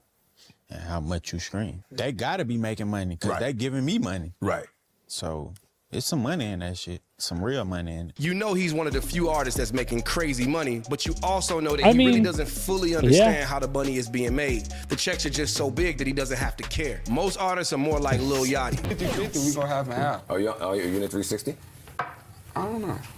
No, don't tell me you don't know. When you're signed to a major as an artist, they're able to negotiate better rates. Whoa. Checks are just so big that he doesn't have to care. Most artists are more like Lil Yachty. 50-50, we gonna have and have. Oh, you're in 360? I don't know. No, don't tell me you don't know. When you're signed to a major as an artist, they're able to negotiate better rates for you, so they can put you in position like 21 Savage, even though he's probably not getting what he's worth. Furthermore, these labels were there when Spotify launched. They took equity and have made billions from that equity and split very little with the artists. The streaming companies and the labels rob the artists. But in order for me to explain to you how they do this, I have to make sure you understand how the money is made in digital streaming. Streaming companies are supposed to make their money in 2 primary ways. The first is subscriptions. Yeah, I've heard that they've made almost nothing, but most of them still go along. It's like a fraction of a penny per stream with it, because even a small share of something is better than most of their music being accessed for free. This raises a potentially unpopular idea, that it might not be streaming that's broken. Maybe not. It might be the movie industry that's broken.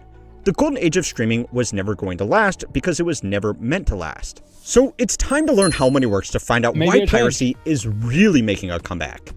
This video was made possible by iScanner. I was sorting through some old receipts for tax season, trying to remember which ones I still needed to file. And of course, one of the important ones had coffee stains all over it. Oh no! The text was barely readable. Classic me. That's why I started using iScanner. I just scanned the receipt and it used AI to clean everything up. It straightened the page, fixed the lighting, and even removed the worst of the stains. I could finally read the numbers again, and drop the PDF straight into my records. Since then, it's kind of become my go-to. Whenever I'm scanning documents, notes, receipts, or even something my dog got his teeth on, iScanner makes it super easy to salvage whatever's left and turn it into something useful. It's fast, it works across all my devices, and the free version actually does what I need, including editing, signatures, and storing everything in one place. Check it out with the link below, and make your paperwork just a little less painful. Netflix is the most dominant movie and TV streaming service in the world. It has over 300 million paying subscribers, and unlike a lot of its competitors, it's actually profitable. But from its very first days of online streaming, they knew they would eventually lose people back to piracy. They just really didn't care. And to see why, I'm sorry, but you are going to have to look at some financials. Last year, it made $8.7 billion in net income after taxes, which is extremely impressive. But it still makes it hard to justify the valuation of more than $500 billion. At that rate, shareholders would need 57 years for their investment to pay off, which is not a reasonable bet for a company in an industry that has only been dominant for a decade. 57 years ago, watching a movie looked like this. And in another 57 years from now, it's highly unlikely that we will still be watching movies through the current selection of streaming services. Now, most investors in this company aren't dumb. They know that Netflix can't make their money back with its current structure. What they are banking on is being able to offer a cheaper service that they can charge more for. That isn't necessarily true, because what's happening is that I hate beating this to death because I've beaten it to death so many times, and I jack off over this, but it's still a fucking problem because it's just going to take time for everything for it to happen, I guess. But Netflix was one of the first companies to adopt it, which is the AV1 codec. AV1 codec uses a fraction amount of the actual bandwidth as like every other codec that's out there, like a fraction. So if I were to stream, like, because right now I'm streaming on YouTube in an AV1 codec, right, in 4K. So 4K AV1 codec, and I am using because Twitch doesn't allow for AV1 yet, because Twitch doesn't have the capability. You can't do any like rewind or AV1 codec or go up to 1440p or 4K or any of that stuff, even though you can on Kick and YouTube. But anyway, so I do 1080p 60 FPS on Twitch, and I could do 4K 60 FPS on YouTube, and it's the same exact amount of bandwidth that I'm using.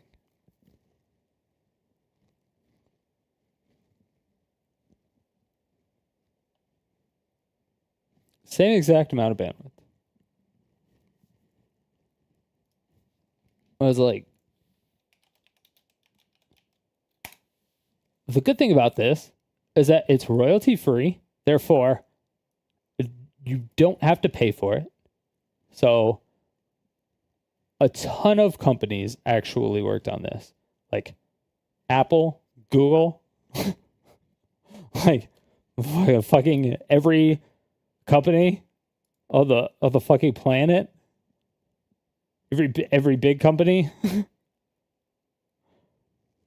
Many companies are a part of the alliance. Samsung, Vimeo, Microsoft, Netflix, Mozilla, AMD, Intel, ARM, Google, Facebook, Cisco, Amazon, Hulu, Adobe, Apple, Videoland.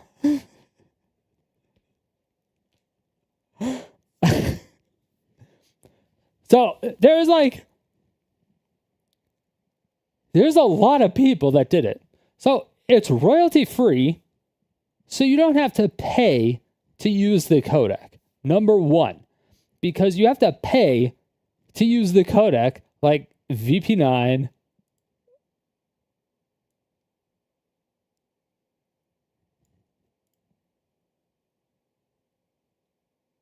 Oh wait, no, is VP9 free? But yeah, H.264 and H.265, which is which is the industry standard right now, uses like AVC and HVC, right? It requires so many bits to actually go through and display the video. And pretty much everybody on the planet has a 4K, like a 4K TV now. Because they cost virtually nothing at this point. Even though the majority of them are shit. They cost like almost nothing. The thing is that the vast majority of devices right now cannot actually decode AV1. So every company still has to pay for the licenses for the AVC and HEVC codec because of the fact that they can't just like cut this and then hard switch to AV1, because they would lose like every customer. Not even every customer. They would lose a lot, because even though Apple was a huge proponent in making this AV1 codec, they only recently implemented it into their MacBooks. It was in their M2 or M3 MacBook Pros, where they were able to just decode it. They can't even encode AV1.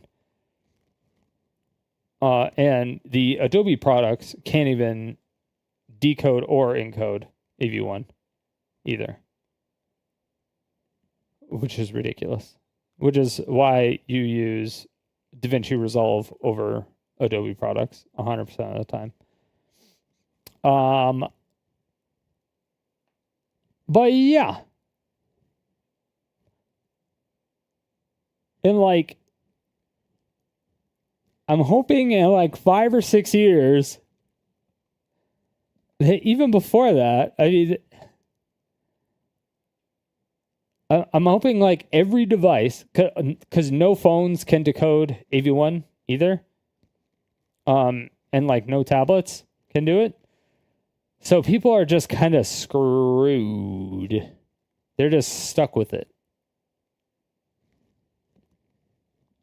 They're just stuck without it.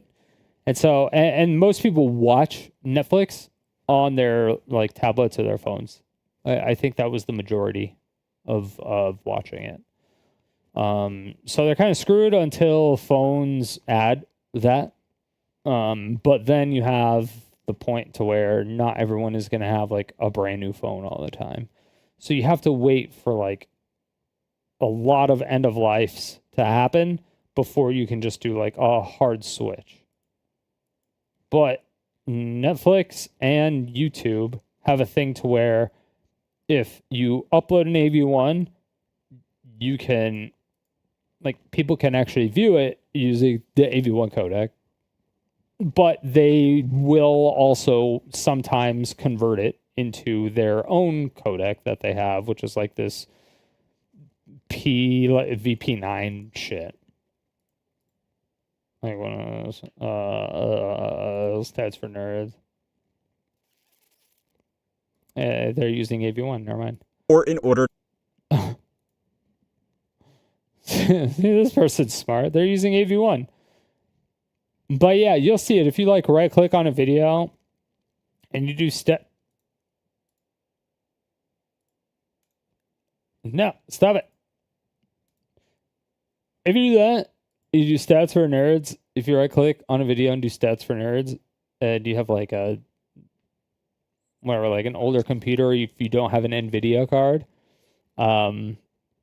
you'll see like some codec that's not, it like starts with P, and it's YouTube's like custom codec that they did, because they'll change stuff. I don't know, they do weird things, but so they'll actually do things with AV1, which saves a shit ton of bandwidth for them.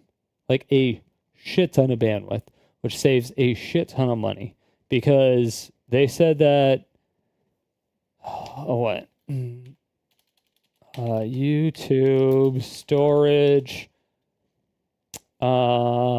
based on video quality.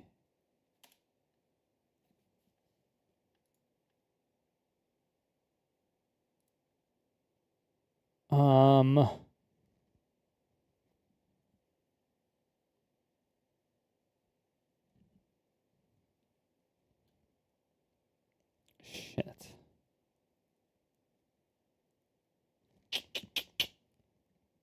Fuck. What was it?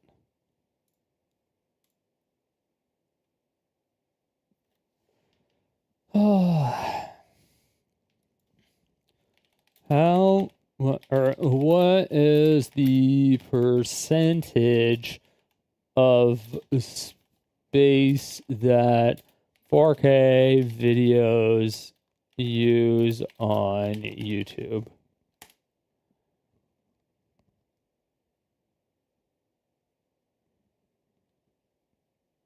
I swear they released it.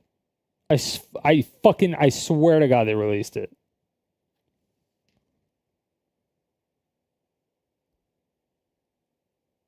I swear they did.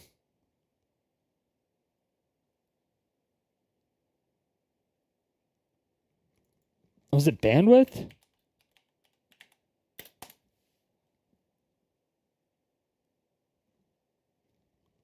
It might have been bandwidth.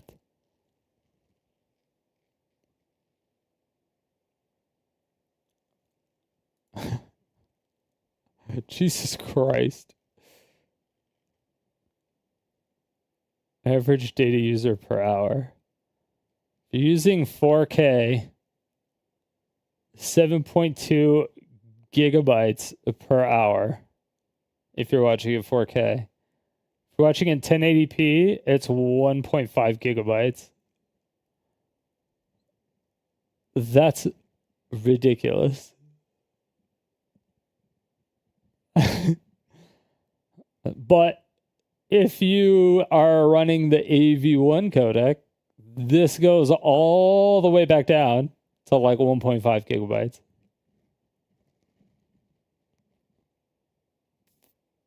And then you're fine. Is that you're like perfectly fine. So a lot of people picked up on this because a lot of people use DaVinci Resolve, and the upload speeds are obviously so much faster because there is a lot less data to upload and a lot less data to render, and it's actually faster, and the quality is actually better. So you have better quality.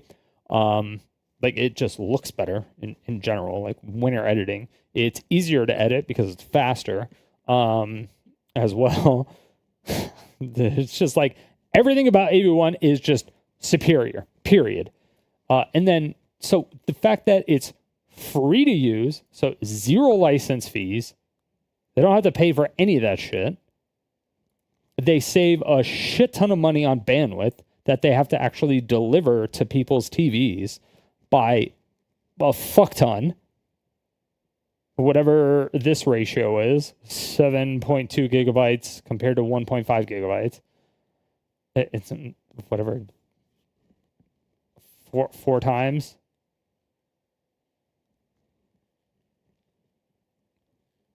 So once they implemented AV1, they saved a shit ton of money. And it was the same with Netflix. The thing is, when Netflix implemented the AV1 codec, it was the same time that they increased their prices.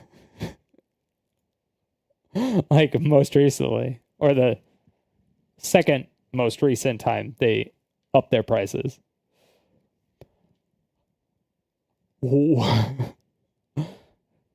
So they're actually using less bandwidth, paying less money to do everything, and they're charging more. So they're making a lot more money.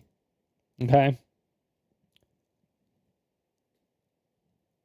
That to fatten up those margins and aren't dumb through their current selection of streaming services years for their investment to pay off, which is to have to look at some financials. Last year, it made $8.7 billion in net income after tax. Yeah. Which is extremely impressive, but it still makes it hard to justify the valuation of more than $500 billion. That is the thing.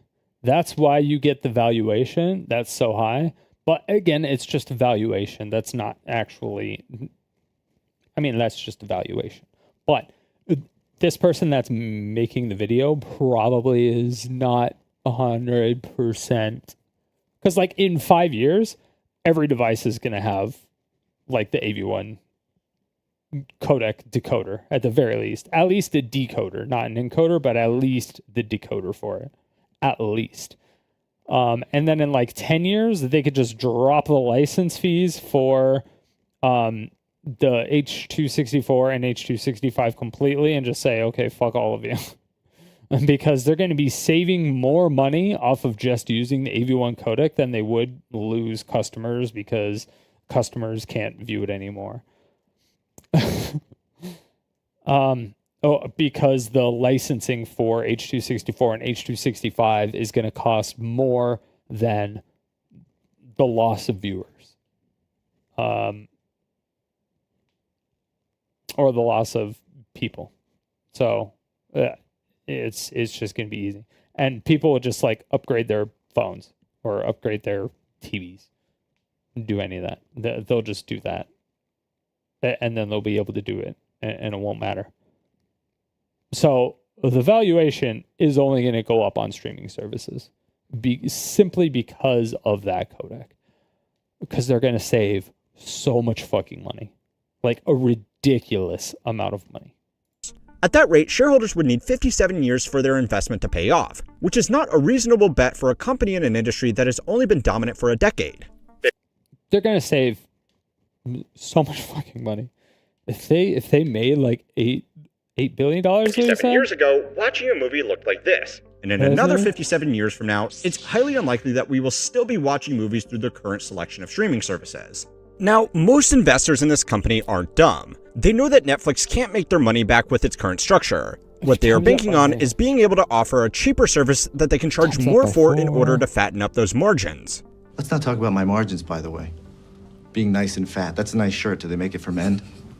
Anyway, cutting content, raising prices, and pushing strange features like mobile games within the app are not some surprise new rollout. They are part of a development plan that the company knew it would have to implement since it started offering online streaming. It would just be a lot better if they could do it without competition. Now, on the expenses side, there is some good news. As technology improves, network infrastructure has become cheaper for the same capacity, which means the actual cost to stream videos to users is getting better every year. Netflix's cost of revenue adjusted for inflation has actually been stable since 2022, despite adding almost 100 million new users in that time. Included that AV1 codec hits hard, baby! In those costs are the aforementioned servers and network infrastructure, but it also includes the cost to license and produce their own movies, TV shows, and games. Another big reason their costs have been improving is because they just aren't.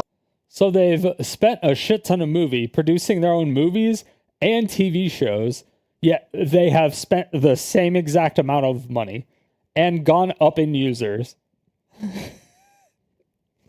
All because of that fucking codec. Do you understand where I'm coming from now? Licensing as much content as they used to, and that's for two reasons. The first was a business decision to cut down on a cost, especially for content that wasn't drawing in new users. The second reason is simply because they can't get their hands on as many titles anymore, because independent studios have made their own streaming services and want to keep their biggest IPs exclusive, so they can force users to either switch to their platform or shell out for 2 or more streaming services. Netflix is slowly producing its own titles, but that hasn't caught up to the content they are losing from licensing. So then why does this mean that Netflix doesn't care about piracy? Let's go! Well, publicly they say they do, of course, but piracy is going to hurt their competition a lot more than it's going to hurt them. If people can't find a movie or show on Netflix and then give up and pirate it, that didn't really cost Netflix any money, because the vast majority of content out there wasn't theirs to lose, and they most likely didn't spend the money producing it. A 2023 paper in the Journal of Economic Behavior and Organization did money, because the Is that Ukrainian? vast majority of content out there wasn't theirs to lose, and they most likely didn't spend the money producing it. A 2023 paper in the Journal of Economic Behavior and Organization titled Pirate and Chill found that when movies moved off Netflix to another platform, piracy of that content increased by more than 20%. Now, first and foremost, that's an amazing name for a professional journal article. But apart from that, it showed why Netflix hasn't been too concerned with online piracy. In a now infamous quote from the company's chief content officer, they said that in order for Netflix... I like how they changed it from Netflix and chill to piracy and chill. I wonder if they know what Netflix and chill actually means. Because that's fucking hilarious. To be successful, we need to become movie studios faster than movie studios can become us. Piracy that disproportionately hurt legacy movie studios and their libraries of content was not something that Netflix would encourage. But behind closed doors, they certainly weren't too sad it was happening. Another way to think about this is that obviously Amazon isn't encouraging shoplifting, but it's a problem that hurts their competition far more than it hurts them. Piracy has also been a handy little tool throughout the company's history. Back in 2013, it admitted to using data from online piracy sites to find out what was popular and therefore what was worth licensing. Okay, so Netflix doesn't care about the rise of piracy, but what about the actual Hollywood studios? Well, they obviously do, and they crack down on IP theft with furious anger, but they are... Netflix definitely cares, because if you go to Netflix and you try to stream it, like on a streaming site, it will black out the window so that nobody else can see it. It's like if because I can show my Discord right here, but if I turn on streamer mode,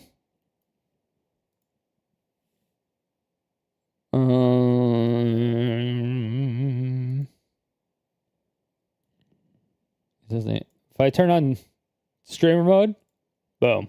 You can't see it. Boom. Boom. Boom. Boom. Boom. Boom.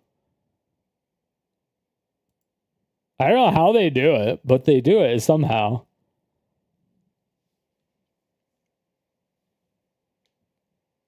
Bruh, fuck streaming services.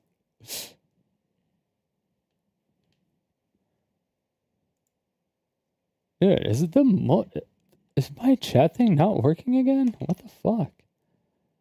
I'm like not seeing your messages. That might be like way after.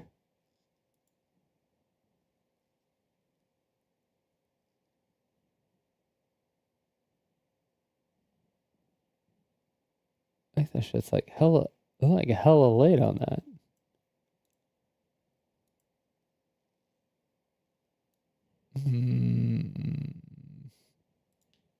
All right, whatever. At least I know. At least I can see it now. I can see your chats now. Sorry, Brack. I don't know when you sent that. But yes. So there's something going on that they're able to do stuff. I like that there is streamer mode now. There has been for a very long time. Because people were like accidentally, showing their DMs or, accidentally doing shit and stuff like that, and it was not good, right? It wasn't good for streamers. So Discord implemented that streamer mode thing that did it, right? It would put like the first letter of the person's name, and then it would put like ... So you couldn't even see people's names either. Even if like someone was here, they wouldn't be able to see the people's names. Like if they were physically here. So yeah, I don't know. I think it's pretty cool.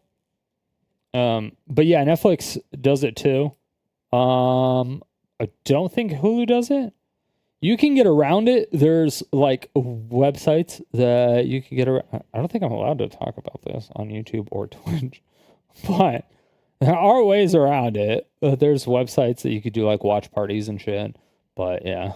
In a difficult situation. They could send piracy back to the Dark Ages by reconcentrating their content onto a single easy platform. But at the moment, that would probably be Netflix, which a company like Disney would obviously not be willing to go along with after investing so much in their own service. If they keep competing though, they are just going to make the experience worse for everybody and probably lose more ground to the high seas. Now, for these companies, this whole fight could not be happening at a worse time. There is a reason why music studios were able to play nice and make their content available just about anywhere while movie studios were fighting to the death. Music is simply much cheaper to produce, and there are far more sources of alternative revenue beyond just directly selling. Wait, what did you just say? Much cheaper just about anywhere while movie studios were fighting to the death. Music is simply much cheaper to produce.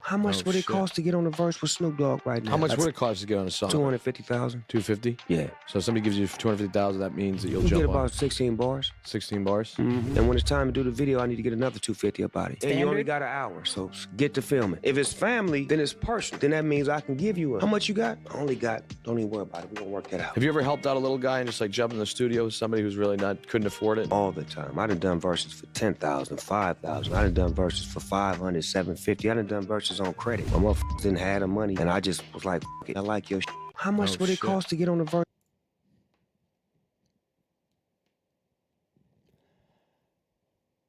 It can be cheaper.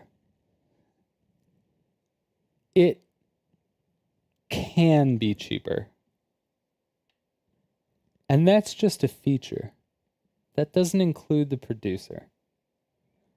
Unless you're the producer and then you're making a fuck ton of money. But you have to know what the fuck you're doing, because then you turn into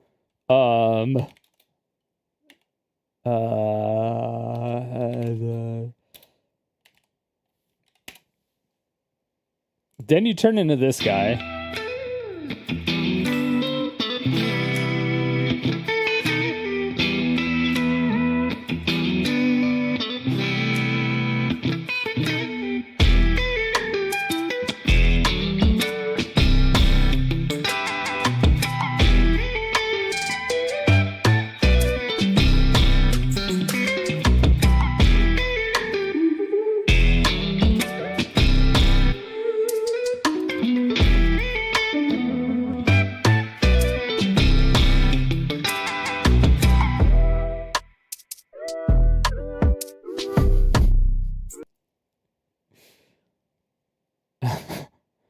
You're like, there's an extended version now?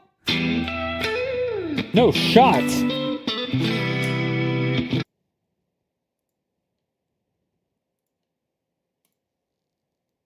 Okay, I'll look at that later. I fucking love that song. I was like, why is this only like 50 seconds? Fuck that shit. I was so mad when I listened to that for the first time and it was only 50 seconds. I was like, what the fuck is this shit? Why is it only 50 seconds? But yeah, he does, like, the production of this shit that he does is crazy. It's fucking crazy. And there are far more sources of alternative revenue beyond just directly selling a song or an album. Artists don't make as much from streaming as they would from a physical album sale, but they can make it. Do you want to watch a movie on Prime and there's no English audio? What the fuck? It wasn't English. You might need to be on a VPN, possibly. The problem with being on a VPN is that most VPNs have reserved IP addresses, and those reserved IP addresses are well known amongst companies.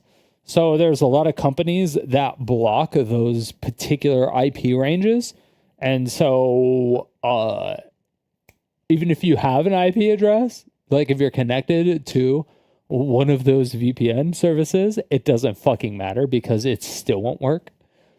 So when people are like, oh, I use NordVPN, I can access all these fucking videos when I'm in Australia instead of the Canada or whatever, you actually fucking can't, because NordVPN has been using the same fucking range of IP addresses, and then when they change, it's still a fucking range of IP addresses, and it's like instantly caught, and it's also shared because it's a shared database amongst like fucking everybody. And they just block that shit. They're like, oh, you're on a VPN? Fuck you. It still doesn't work.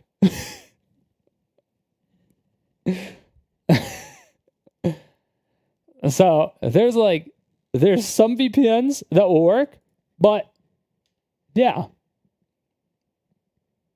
It's you have to find one that's not just like a reserved range of IP addresses, like public IP addresses. Because usually they're like, oh yeah, it's just like this.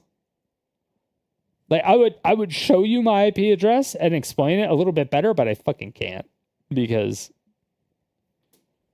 I'm not on a VPN right now. Up in tours, merchandising, and other licensing deals. On the flip side, movies have largely been getting more expensive to produce, while cinema attendance has never fully recovered from its dip during COVID.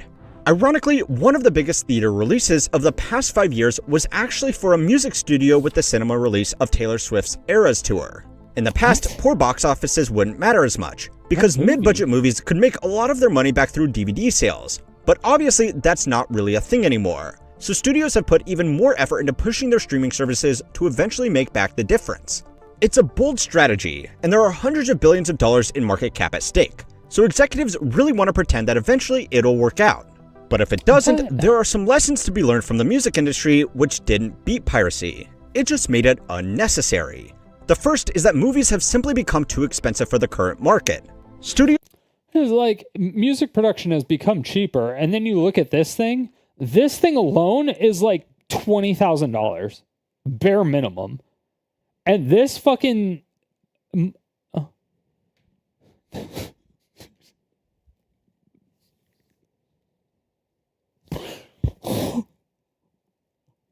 This microphone right here, this headset right here, $2,000. These custom in-ear monitors that I had to get molds for, like $1,000.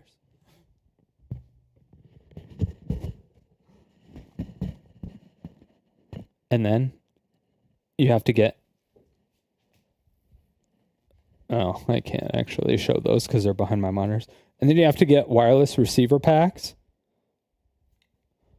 And then what they actually receive. And they're like $600 to $800 each. And then I had to get basically this part, like a little bit of it, like a quarter of this.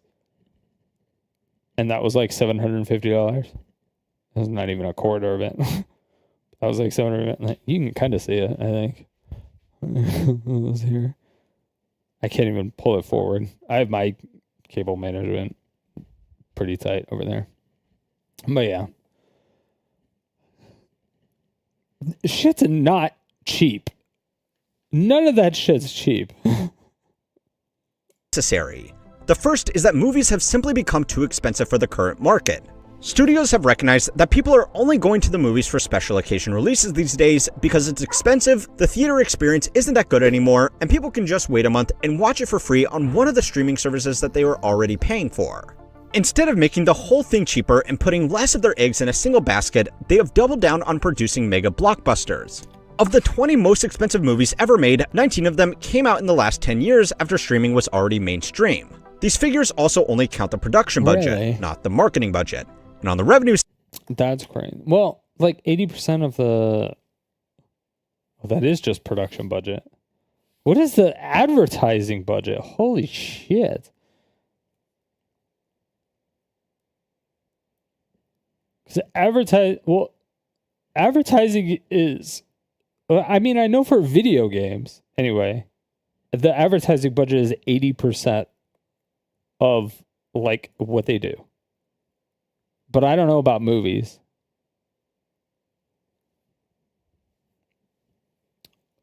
Star Wars, ugh. Avatar, ugh. Avengers, ugh. Mission Impossible, ugh. Pirates of the Caribbean, ugh. Avengers, ugh. Fast 10, ugh. Solo, Star Wars story, ugh. Pirates of the Caribbean, ugh. Indiana Jones, ugh. Avengers, ugh. Justice League, ugh. Mission Impossible, ugh. Rogue One, ugh. Star Wars, ugh. The Marvels, ugh. Disney Snow White, ugh. Jurassic World, ugh. John Carter, never heard of it. Batman vs Superman, ugh. All these movies are dog shit. Dream. These figures also only count the production budget, not the marketing budget. And on the revenue side, the box office doesn't include the share paid out to movie theaters.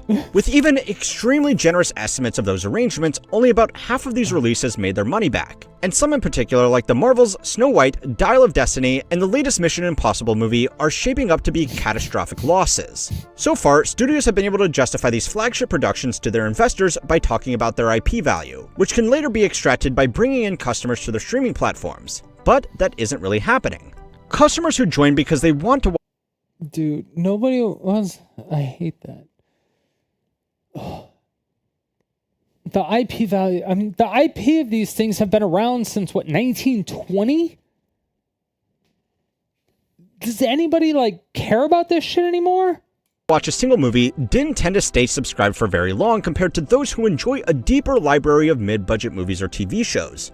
I don't know about you, but I tend to take my subscription to whatever streaming service is hosting The Office this month. These huge productions also put more strain on the business as these losses have to be made up somewhere, and that is the best thing you could do is make a new Gmail account, sign up as a free trial for 7 days, binge watch whatever the fuck you want to binge watch, and then cancel your account. And then whenever you want to do one, just do the same Gmail account, but add the number 1 after it.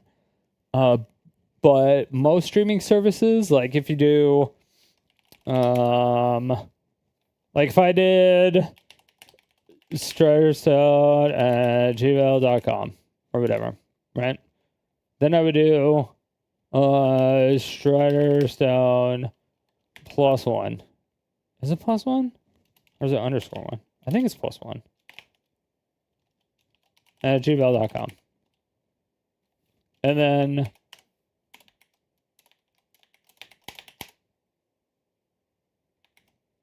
I would do the same thing.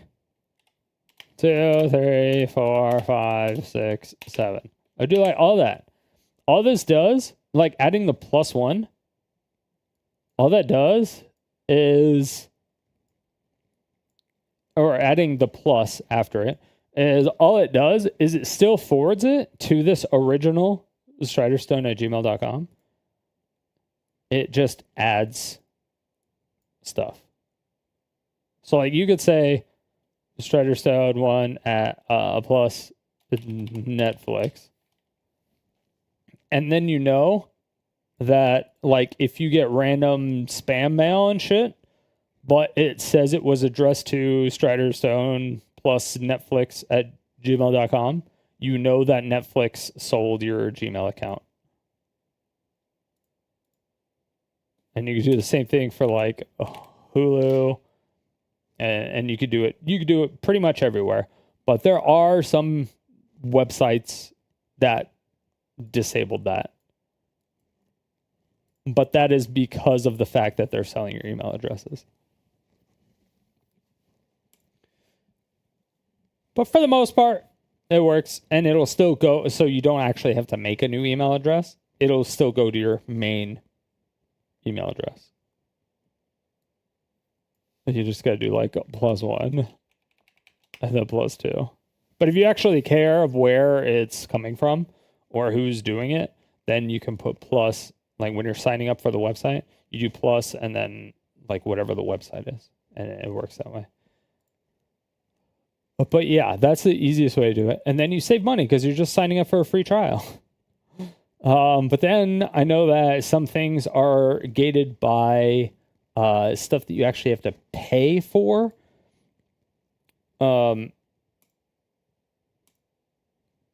And so you can't access it through the free trial. You actually have to pay for it. And now that like Amazon Prime, when they started doing like TV shows and movies and stuff, like you had to pay for almost everything. You had to like pay to rent everything almost. And I'm like, why does this service even exist? It's like digital Blockbuster. It's like fucking stupid.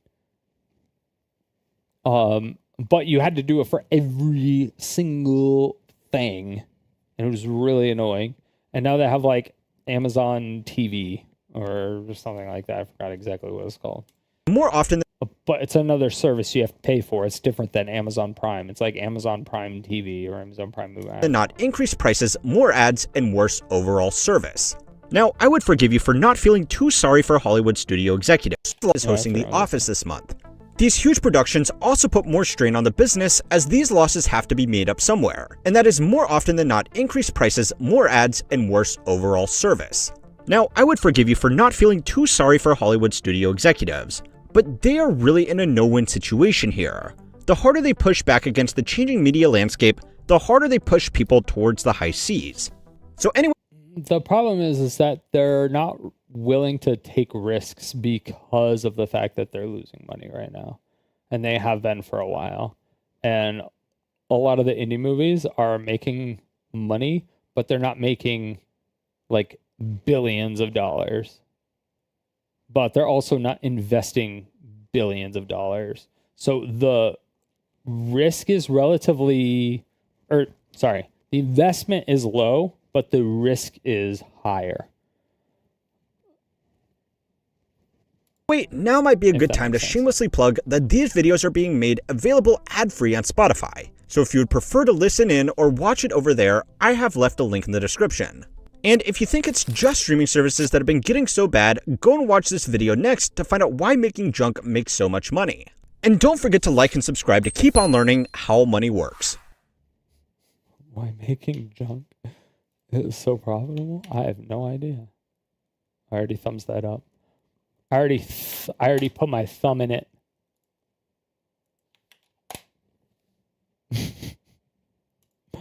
All right. Definitely go check out that video. Give it a thumbs up. Sub to the channel if you're interested in that.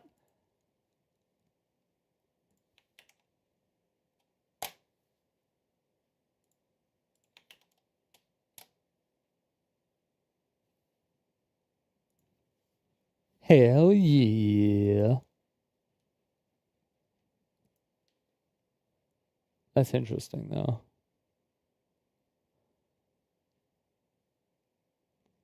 Squid Game Season 3 was bad? Did Squid Game Season... I don't even think I saw Squid Game Season 2 yet.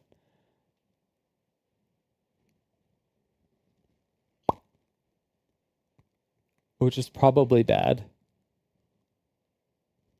Suncry's bias, an Ethan Klein lawsuit.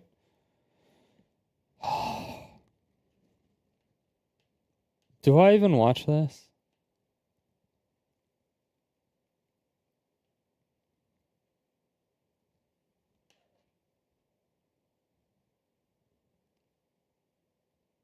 AI stop. Dude, like, okay, AI talk drives me crazy too, because the people that don't know the difference between AI and ML, it is like borderline everybody, and it drives me crazy. It actually drives me crazy.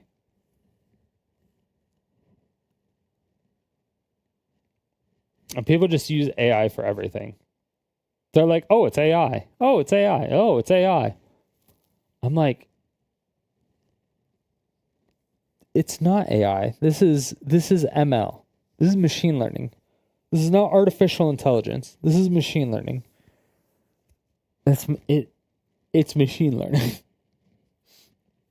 Like 99.99% of shit that is marketed as AI is actually machine learning, which is not artificial intelligence. Artificial intelligence is a subsection of machine learning. So you need machine learning to do artificial intelligence, but it's not fucking AI. Artificial intelligence is like trying to be a human, right? And machine learning is like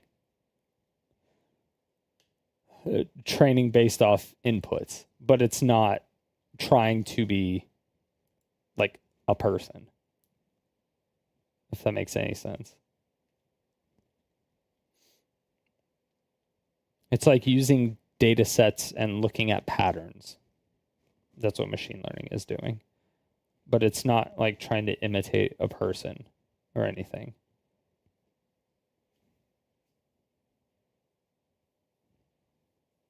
It's just they're just two completely different things. Not completely different, but they're just I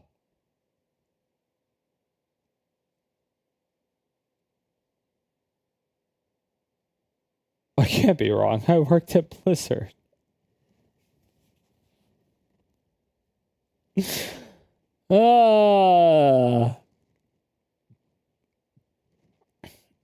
I love it. I love it. I almost what okay. The fight over the future of It's Philip DeFranco. He goes over like daily news. Daily nudes. So he just looks at daily nudes and he does it. But I don't think he ever actually takes a stance on anything. I think he just like says, here's what happened today. Here's what happened today. Here's what happened today. Is that like, does anyone watch Philip DeFranco here? Like, he has like a fucking, 6 million subs. Well, I mean, he's been doing YouTube for like before YouTube existed, I think. I don't even remember. Only 8 years?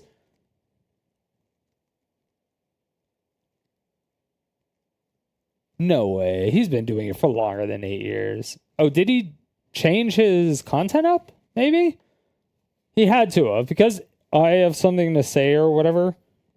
And I'm sorry. He must have deleted like older videos. Sup, you beautiful bastards. I hope you're having a fantastic Monday. Unfortunately, the main gist of this video, for those that are going to dislike and leave, the main gist of this video is that there will be no Philip DeFranco shows this week. I will come back that next Monday. I do apologize for not giving you a heads up before this. I didn't come to this conclusion until as I started to film today's video. I want to preface this with, I love my job. I am one of the most lucky sons of bitches on the planet to have it. I'm not complaining about this relationship with us. I love this, but right now there's a lot of personal and even more business stuff that is really just destroying me. It's been a hard 2 years. It's been an immensely hard 5 months. This week. It's gotten to the point that I'm having panic attacks and I can't sleep, and life has become not enjoyable. And once again, it's not the making of the videos, it's everything that's toxic around it right now. Things that could even prevent me from legally making the show in the future. Roadblocks and ridiculousness I have to deal with every single day. And other things that have been making my dream job an exhausting nightmare scenario that I feel like until this past week I've been able to emotionally compartmentalize. As I started filming the show today, I knew that was going to seep into today's show, and I was going to make a video I didn't want to make, and I was going to hate it, and I was going to suck. I promised myself a while ago I would not put out videos that I did not want to do. If I don't take the time to handle the core problem, everything will spiral. And as someone who's done this for a long time, I knew that if I continued without taking a second to breathe and to game plan and get all my ducks in a row and make everything good, that I was just going to burn out or implode. And please know this is not a plea for pity. I am in general in a great place. Know that this is not me seeking views. And know that this isn't an attempt to make easy money. I'm going to take the ads off of this video. I want to one, say that I'm not going to be doing shows this week, inform you, make sure you're in the loop, and to let you know why, or as much as I can tell you legally, because I feel like we do have a relationship. And I feel like some people are going to take away something negative from this. I really want you to know that I respect your time and I don't want to disrespect you by keeping you out of the conversation. Main point, I love you faces. I do hope you have a fantastic week, and I will see you Monday. Massive YouTube backlash. I swear he was doing this longer than 2 years. He's a bitch. Massive Ludwig drama. Dude, I could go on with Ludwig forever as well. I swear he's been making videos for longer than 8 years. But then he said 2 years before that. So it's at least 10 years. So maybe he's been doing it for only 10 years. I feel like it was more than that, though. Sydney Sweeney is selling her bathwater. Fellas, my boys, don't worry, I got you. I'm gonna tell you all. Does he not say, hi, you beautiful bastards? Presidents Trump and Bukele say they will not return the man wrongly deported to El Salvador's so-called torture prison, as Trump leaned into the idea of sending American citizens as well. We've got disturbing updates to the Josh Shapiro assassination attempt. Feral Minecraft movie chaos is... But does he not say that anymore?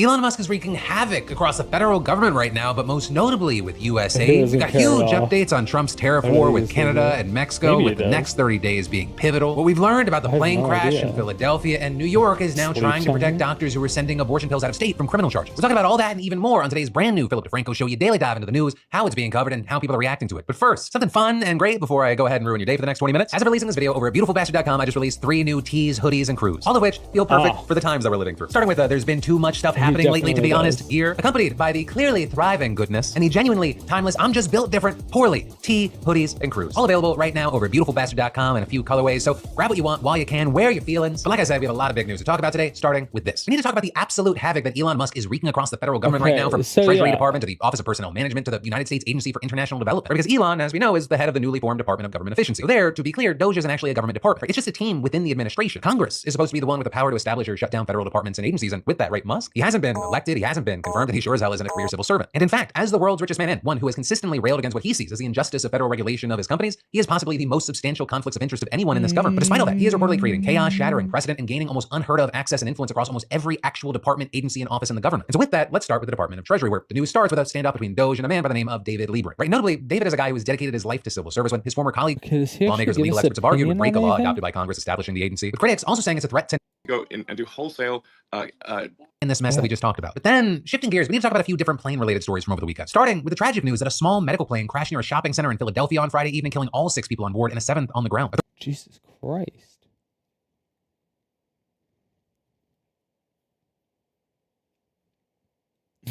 This is crazy. I feel like he was one of the guys that just like made videos that had news, but he never gave his opinion on it. Kind of like what he said, to where here's the news, here's what happened, and here's what people are saying about it. Sup, you beautiful bastards. Welcome back to the Philip DeFranco Show. You daily dive into the news. It is Tuesday, December 17th. There is a lot to talk about, so you just buckle up, you hit that like button, and let's just jump into it. This is a news show. CNN just got caught spreading what is quite literally fake news. I'll explain, right? So this actually begins with a story you may remember from last week with CNN reporter Clarissa Ward searching for the missing American journalist Austin Tice in Syria. But instead of finding him, she found a padlocked jail cell in Damascus with a rebel guard, then busting it open, revealing a man who identified himself as Adel Rabal, a civilian abducted by the regime from his home. I'm a civilian, he says. I'm a civilian. He tells the fighter he's from the city of Homs. He's been in the cell for 3 months. Wait. Okay, it's water. Okay. Thank God you are safe. Don't be afraid, the fighter says. You are free. After 3 months in a windowless cell, you can finally see the sky. Thing is, right, with all of that, no, it turns out that guy is not just some civilian. Instead, he was a former Air Force intelligence officer for Assad's regime. His real name is apparently Salman Mohammed Salman. Debated it was poison. The self-described Syrian fact-checking website Verify Psi first discovering the man's true identity on Sunday and calling out CNN. I'm citing local residents who claim that Salman managed several security checkpoints and was involved in theft, extortion, and coercing residents into becoming informants. With him also reportedly participating in military operations in 2014, killing civilians, and was responsible for detaining and torturing numerous young men without cause or on fabricated charges. So with this, it is not clear exactly why this man was in jail when he was found. Even locals telling the website that he was there for less than a month because of a dispute over profit sharing from extorted funds with a higher-ranking officer. Also, some are saying it's not that surprising this guy wasn't who he said he was. Like, even before the truth came out, people online pointed out things in the CNN video they said didn't feel like it made sense. Like how he didn't appear to flinch or blink upon supposedly seeing sunlight for the first time in 3 months, or how he seemed clean, well-groomed, and physically healthy. And so now we've seen is CNN correcting their reporting, by corroborating the main point, though not all of the details in the Verify Psi report, by interviewing local residents, as well as by using facial recognition software to match the man's military photo to the jail footage with over 99% certainty. But with this, if you read CNN's update, they make it sound like they just simply did their due diligence, pursuing more information about the man after the original report on their own, rather than, posting the story and then checking on things after getting called out for it. Well, you obviously had a bunch of people dunking on CNN for this. Others came to the reporter Clarissa Ward's defense, with one of those even coming from places like Fox News. So the network's chief foreign correspondent Trey Yingst writing, the attacks against Clarissa Ward are unfounded and ridiculous. She is an honest and professional journalist. With a number of people saying it's a standout response, not only because he's a part of Fox News, but because he himself went searching for Austin Tice in Syrian prisons as well. With all that said, as we're seeing all these reactions play out, I gotta pass the question off to you. What's your reaction? But then, unfortunately, we need to talk. See? He reports the news, but he never gives his opinion. He just says, what's going on? That's it.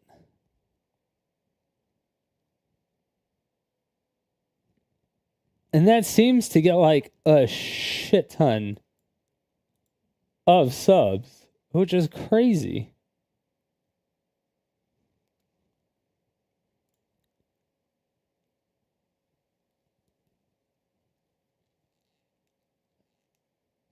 And I don't...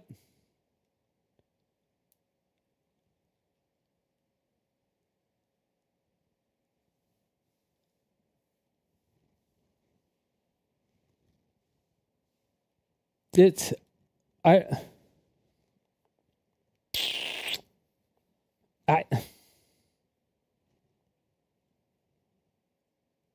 don't know. Does he reply to any comments? Doesn't look like it. No. I think this is the number one thing. Number two thing? No. Okay, so he doesn't reply to comments.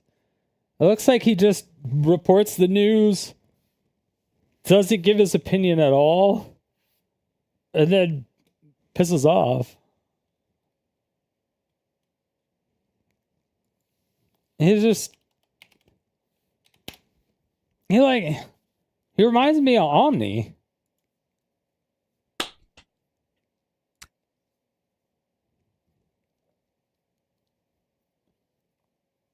It's like, I mean, to be fair, Philip DeFranco actually seemed like he did some research and got information correct. Omni, I feel, doesn't have... I mean, Omni doesn't have a research team. So he doesn't know what's going on. Exactly. So he gets a lot of information incorrectly. Or a lot of incorrect information. Sorry.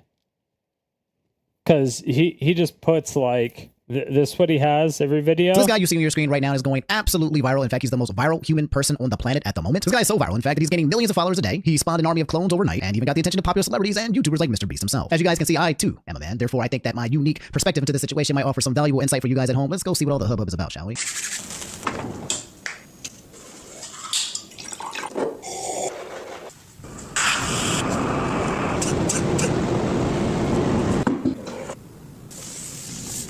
Oh, he didn't even do his intro. That's not even what he normally does. So guys, on here. You guys know how it goes. Another day, another video. Last night I tweeted I sleep. What recent news, topic, tweets, videos you want me to talk about tomorrow? Like I say, it's Monday, February 24th. Happy Monday. Yeah. That's what he does. Like every video. Yeah. So guys, I'm here. You guys know how it goes. Another day, another video. Last night I tweeted I sleep. What recent news, topic, tweets, videos you want me to talk about tomorrow? Like I say, it's... So he tweets that out, and then people just tweet at him with stuff, but they don't tweet like all the information, and it doesn't seem like he really he'll look at the tweets and that's it, but he doesn't actually like look into the information. But he's got 382,000 subscribers too. Like 382K. I remember when he was in the Smash Brothers scene.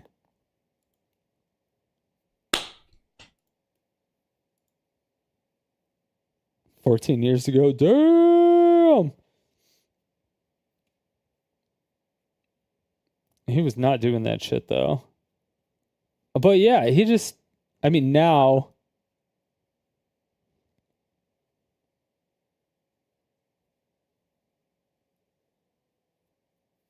Wait, has he been doing this for... Has he been doing this? Oh, yeah, 4 years ago. Okay. I was like, what the hell? I was like, I don't think he's been doing it for that long.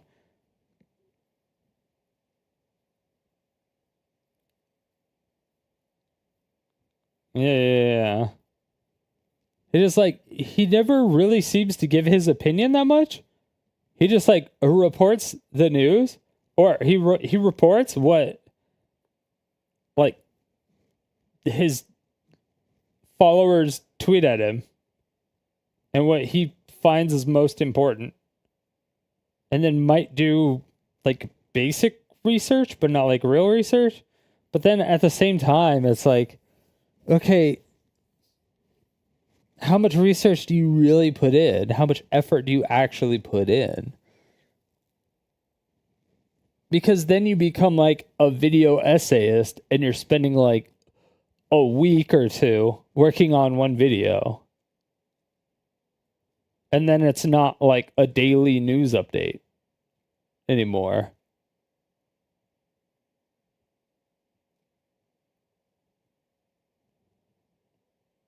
You know what I mean? At that point, it's just a video essayist. And you're doing like one...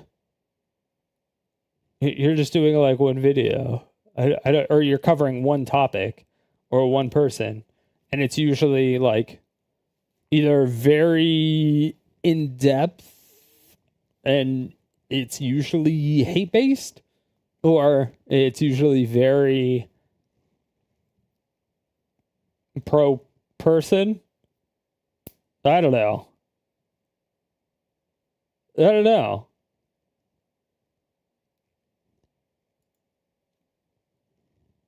I don't think I could do this. Like, I could.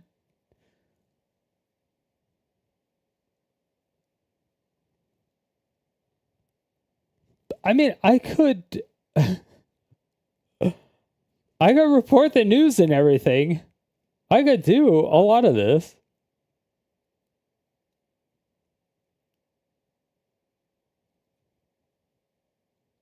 I'm done. I've had enough. Streamer awards. Controversy. Oh, the 2-med situation. Yeah. Sam Piker out of touch? No. But yeah, dude, he's getting like 80K, 50K, 66K, 100K, 71K.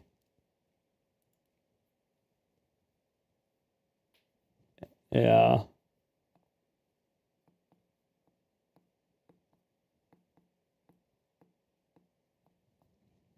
I mean,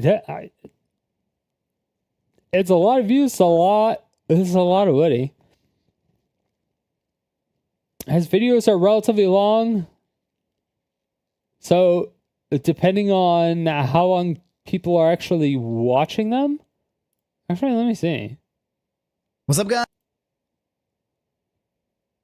We got a most replayed here. Most replayed here, and a most replayed there. So people are watching for like 21 minutes. So if people are watching for 21 minutes, there's an ad every like 3 minutes, but you won't do it until every like 4 minutes. So 5 ads, you'll probably get a pre-roll ad and then 2 ads during the video. So each person will get about 3 ads if they watch 20 minutes. So if you get 3 ads in 20 minutes per video, times $66K.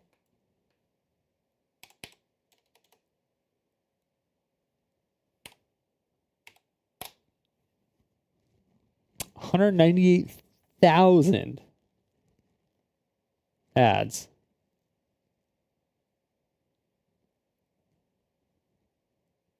Being played. That's fucking crazy. But then you're going to have to remove all the people that have ad block. So we're probably going to divide that in half. It's probably going to be like whatever we'll do, 100,000. And then if he's only doing like news with no commentary,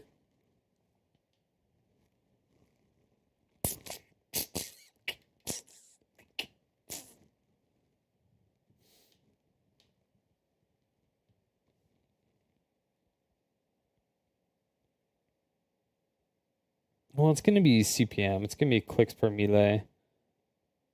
But it's still going to be based on ads. Because the longer form is going to be better. So yeah, you're still going to have it based on ads on some level. But yeah, if you're going to do that, you're probably going to have what, like average CPM for YouTubers reporting news.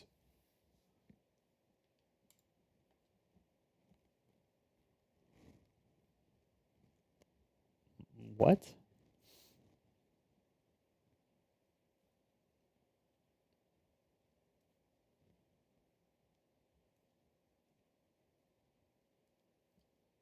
Yeah, and CPM is significant based on fact, dude. If you're getting $2 per fucking 1,000 views, you are like your content is fucked. Highly competitive or niche industries like finance, technology, or CPMs. Well, if you're in finance, like if you're doing finance stuff on YouTube, you're gonna get like 50 CPM. That is crazy.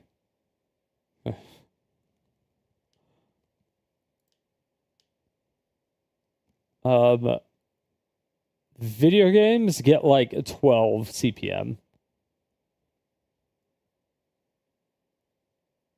And the longer the better. He's probably... This is definitely outdated. This is not correct.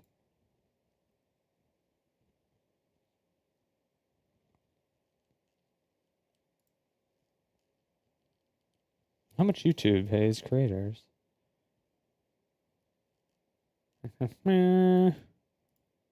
Advertiser pays 12 for a video ad, receives 3,000 views. CPM is 12, 30,000.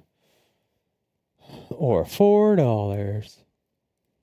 Yeah, and then if you have 3 ads play, then that's $12. So yeah, I guess that's probably about right. He probably makes about... That's true. Because I was making like 12...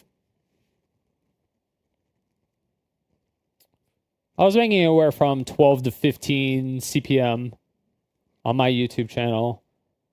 And I was doing gaming. And that's one of the lowest CPMs that you get. News, it's probably about 20. So I would say he's probably so... If he's getting like, 66K views.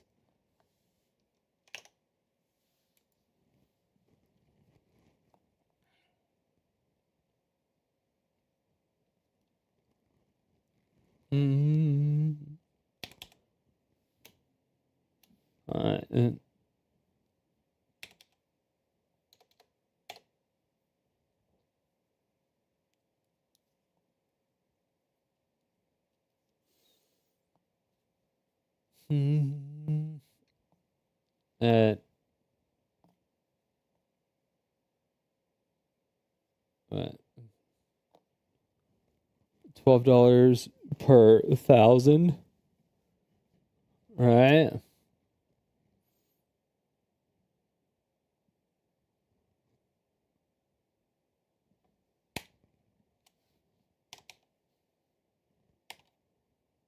He's got to be making like 20. Yeah, so every video he's making like, he's probably making around $1,000 to $2,000 per video. And if he does daily videos, if he does daily videos, he's making a decent amount of money. He's making a decent amount of money. Let's just put it that way. He's making a decent amount of money.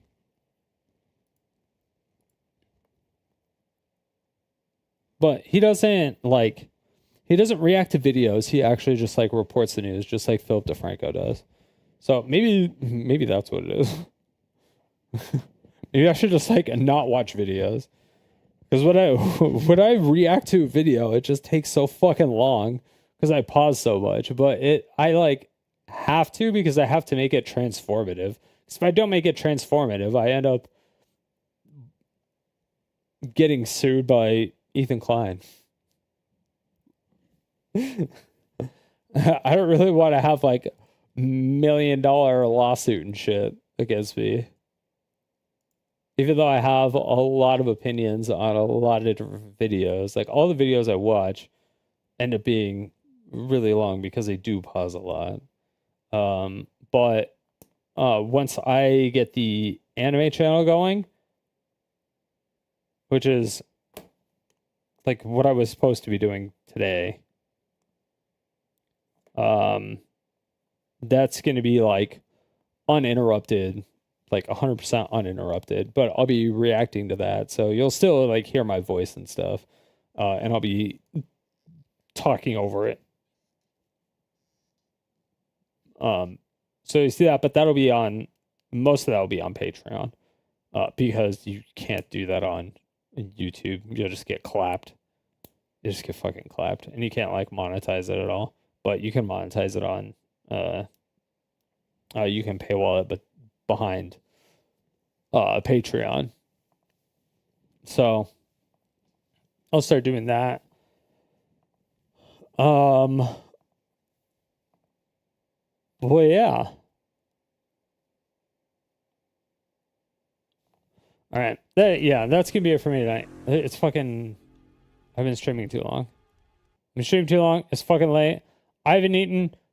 I went to bed at fucking 6 a.m. I got like 3 hours of sleep. I'm sleepy as fuck. I gave Pirate Software too much leniency, and I got a little bit salty at the end. So it's probably time for me to calm down, wind down, and I probably have to clean and maybe get some sleep. I don't know. I don't know what I'm going to do yet. I don't even know. What am I? Can you show us the tattoo? Which tattoo? I got a lot of them. I got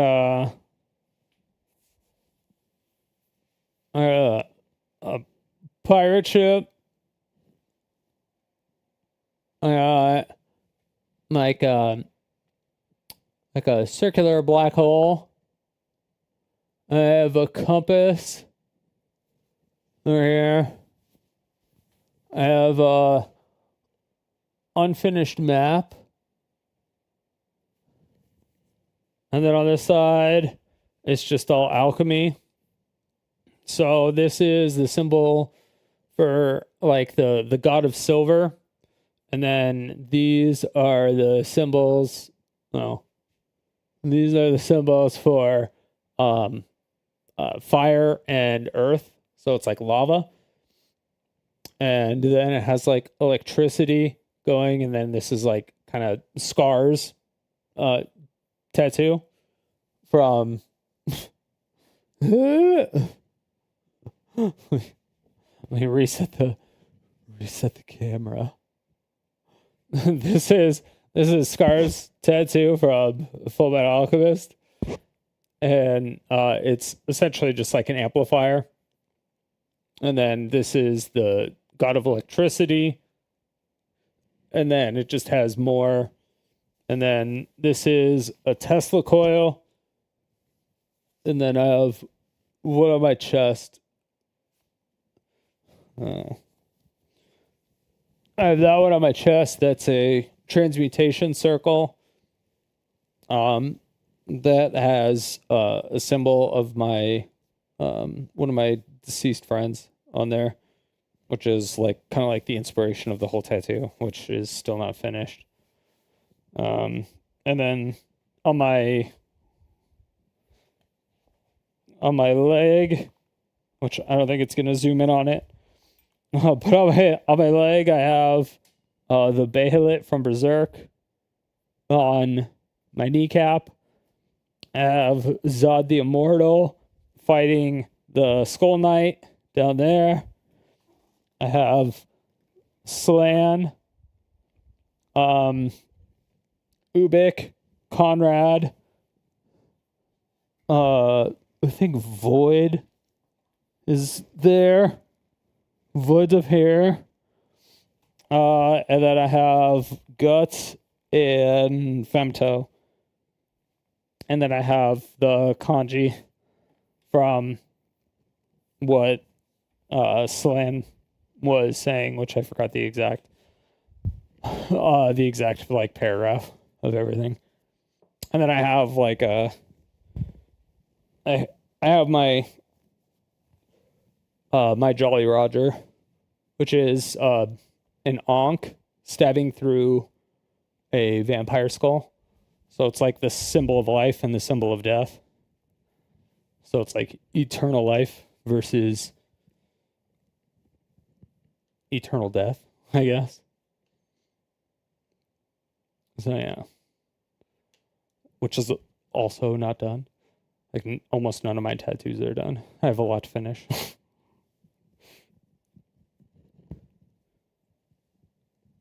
But yeah. Those are my tattoos.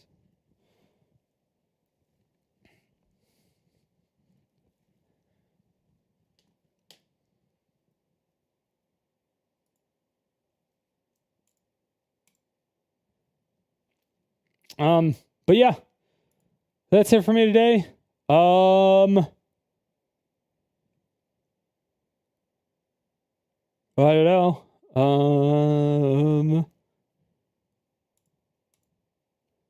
I don't even know who. I should start raiding people, but I don't know who to raid, and I don't even think. Hold on.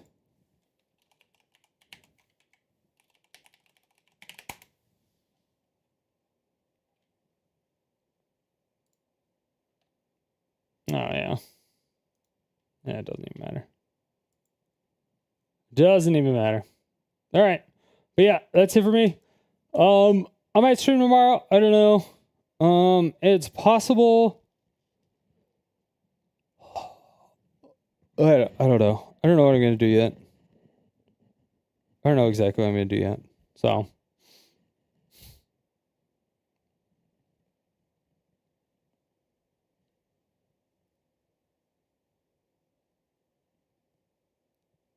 I don't know. Join the Discord. Join the Discord if you're interested. Obviously, follow the stream. And stay salty.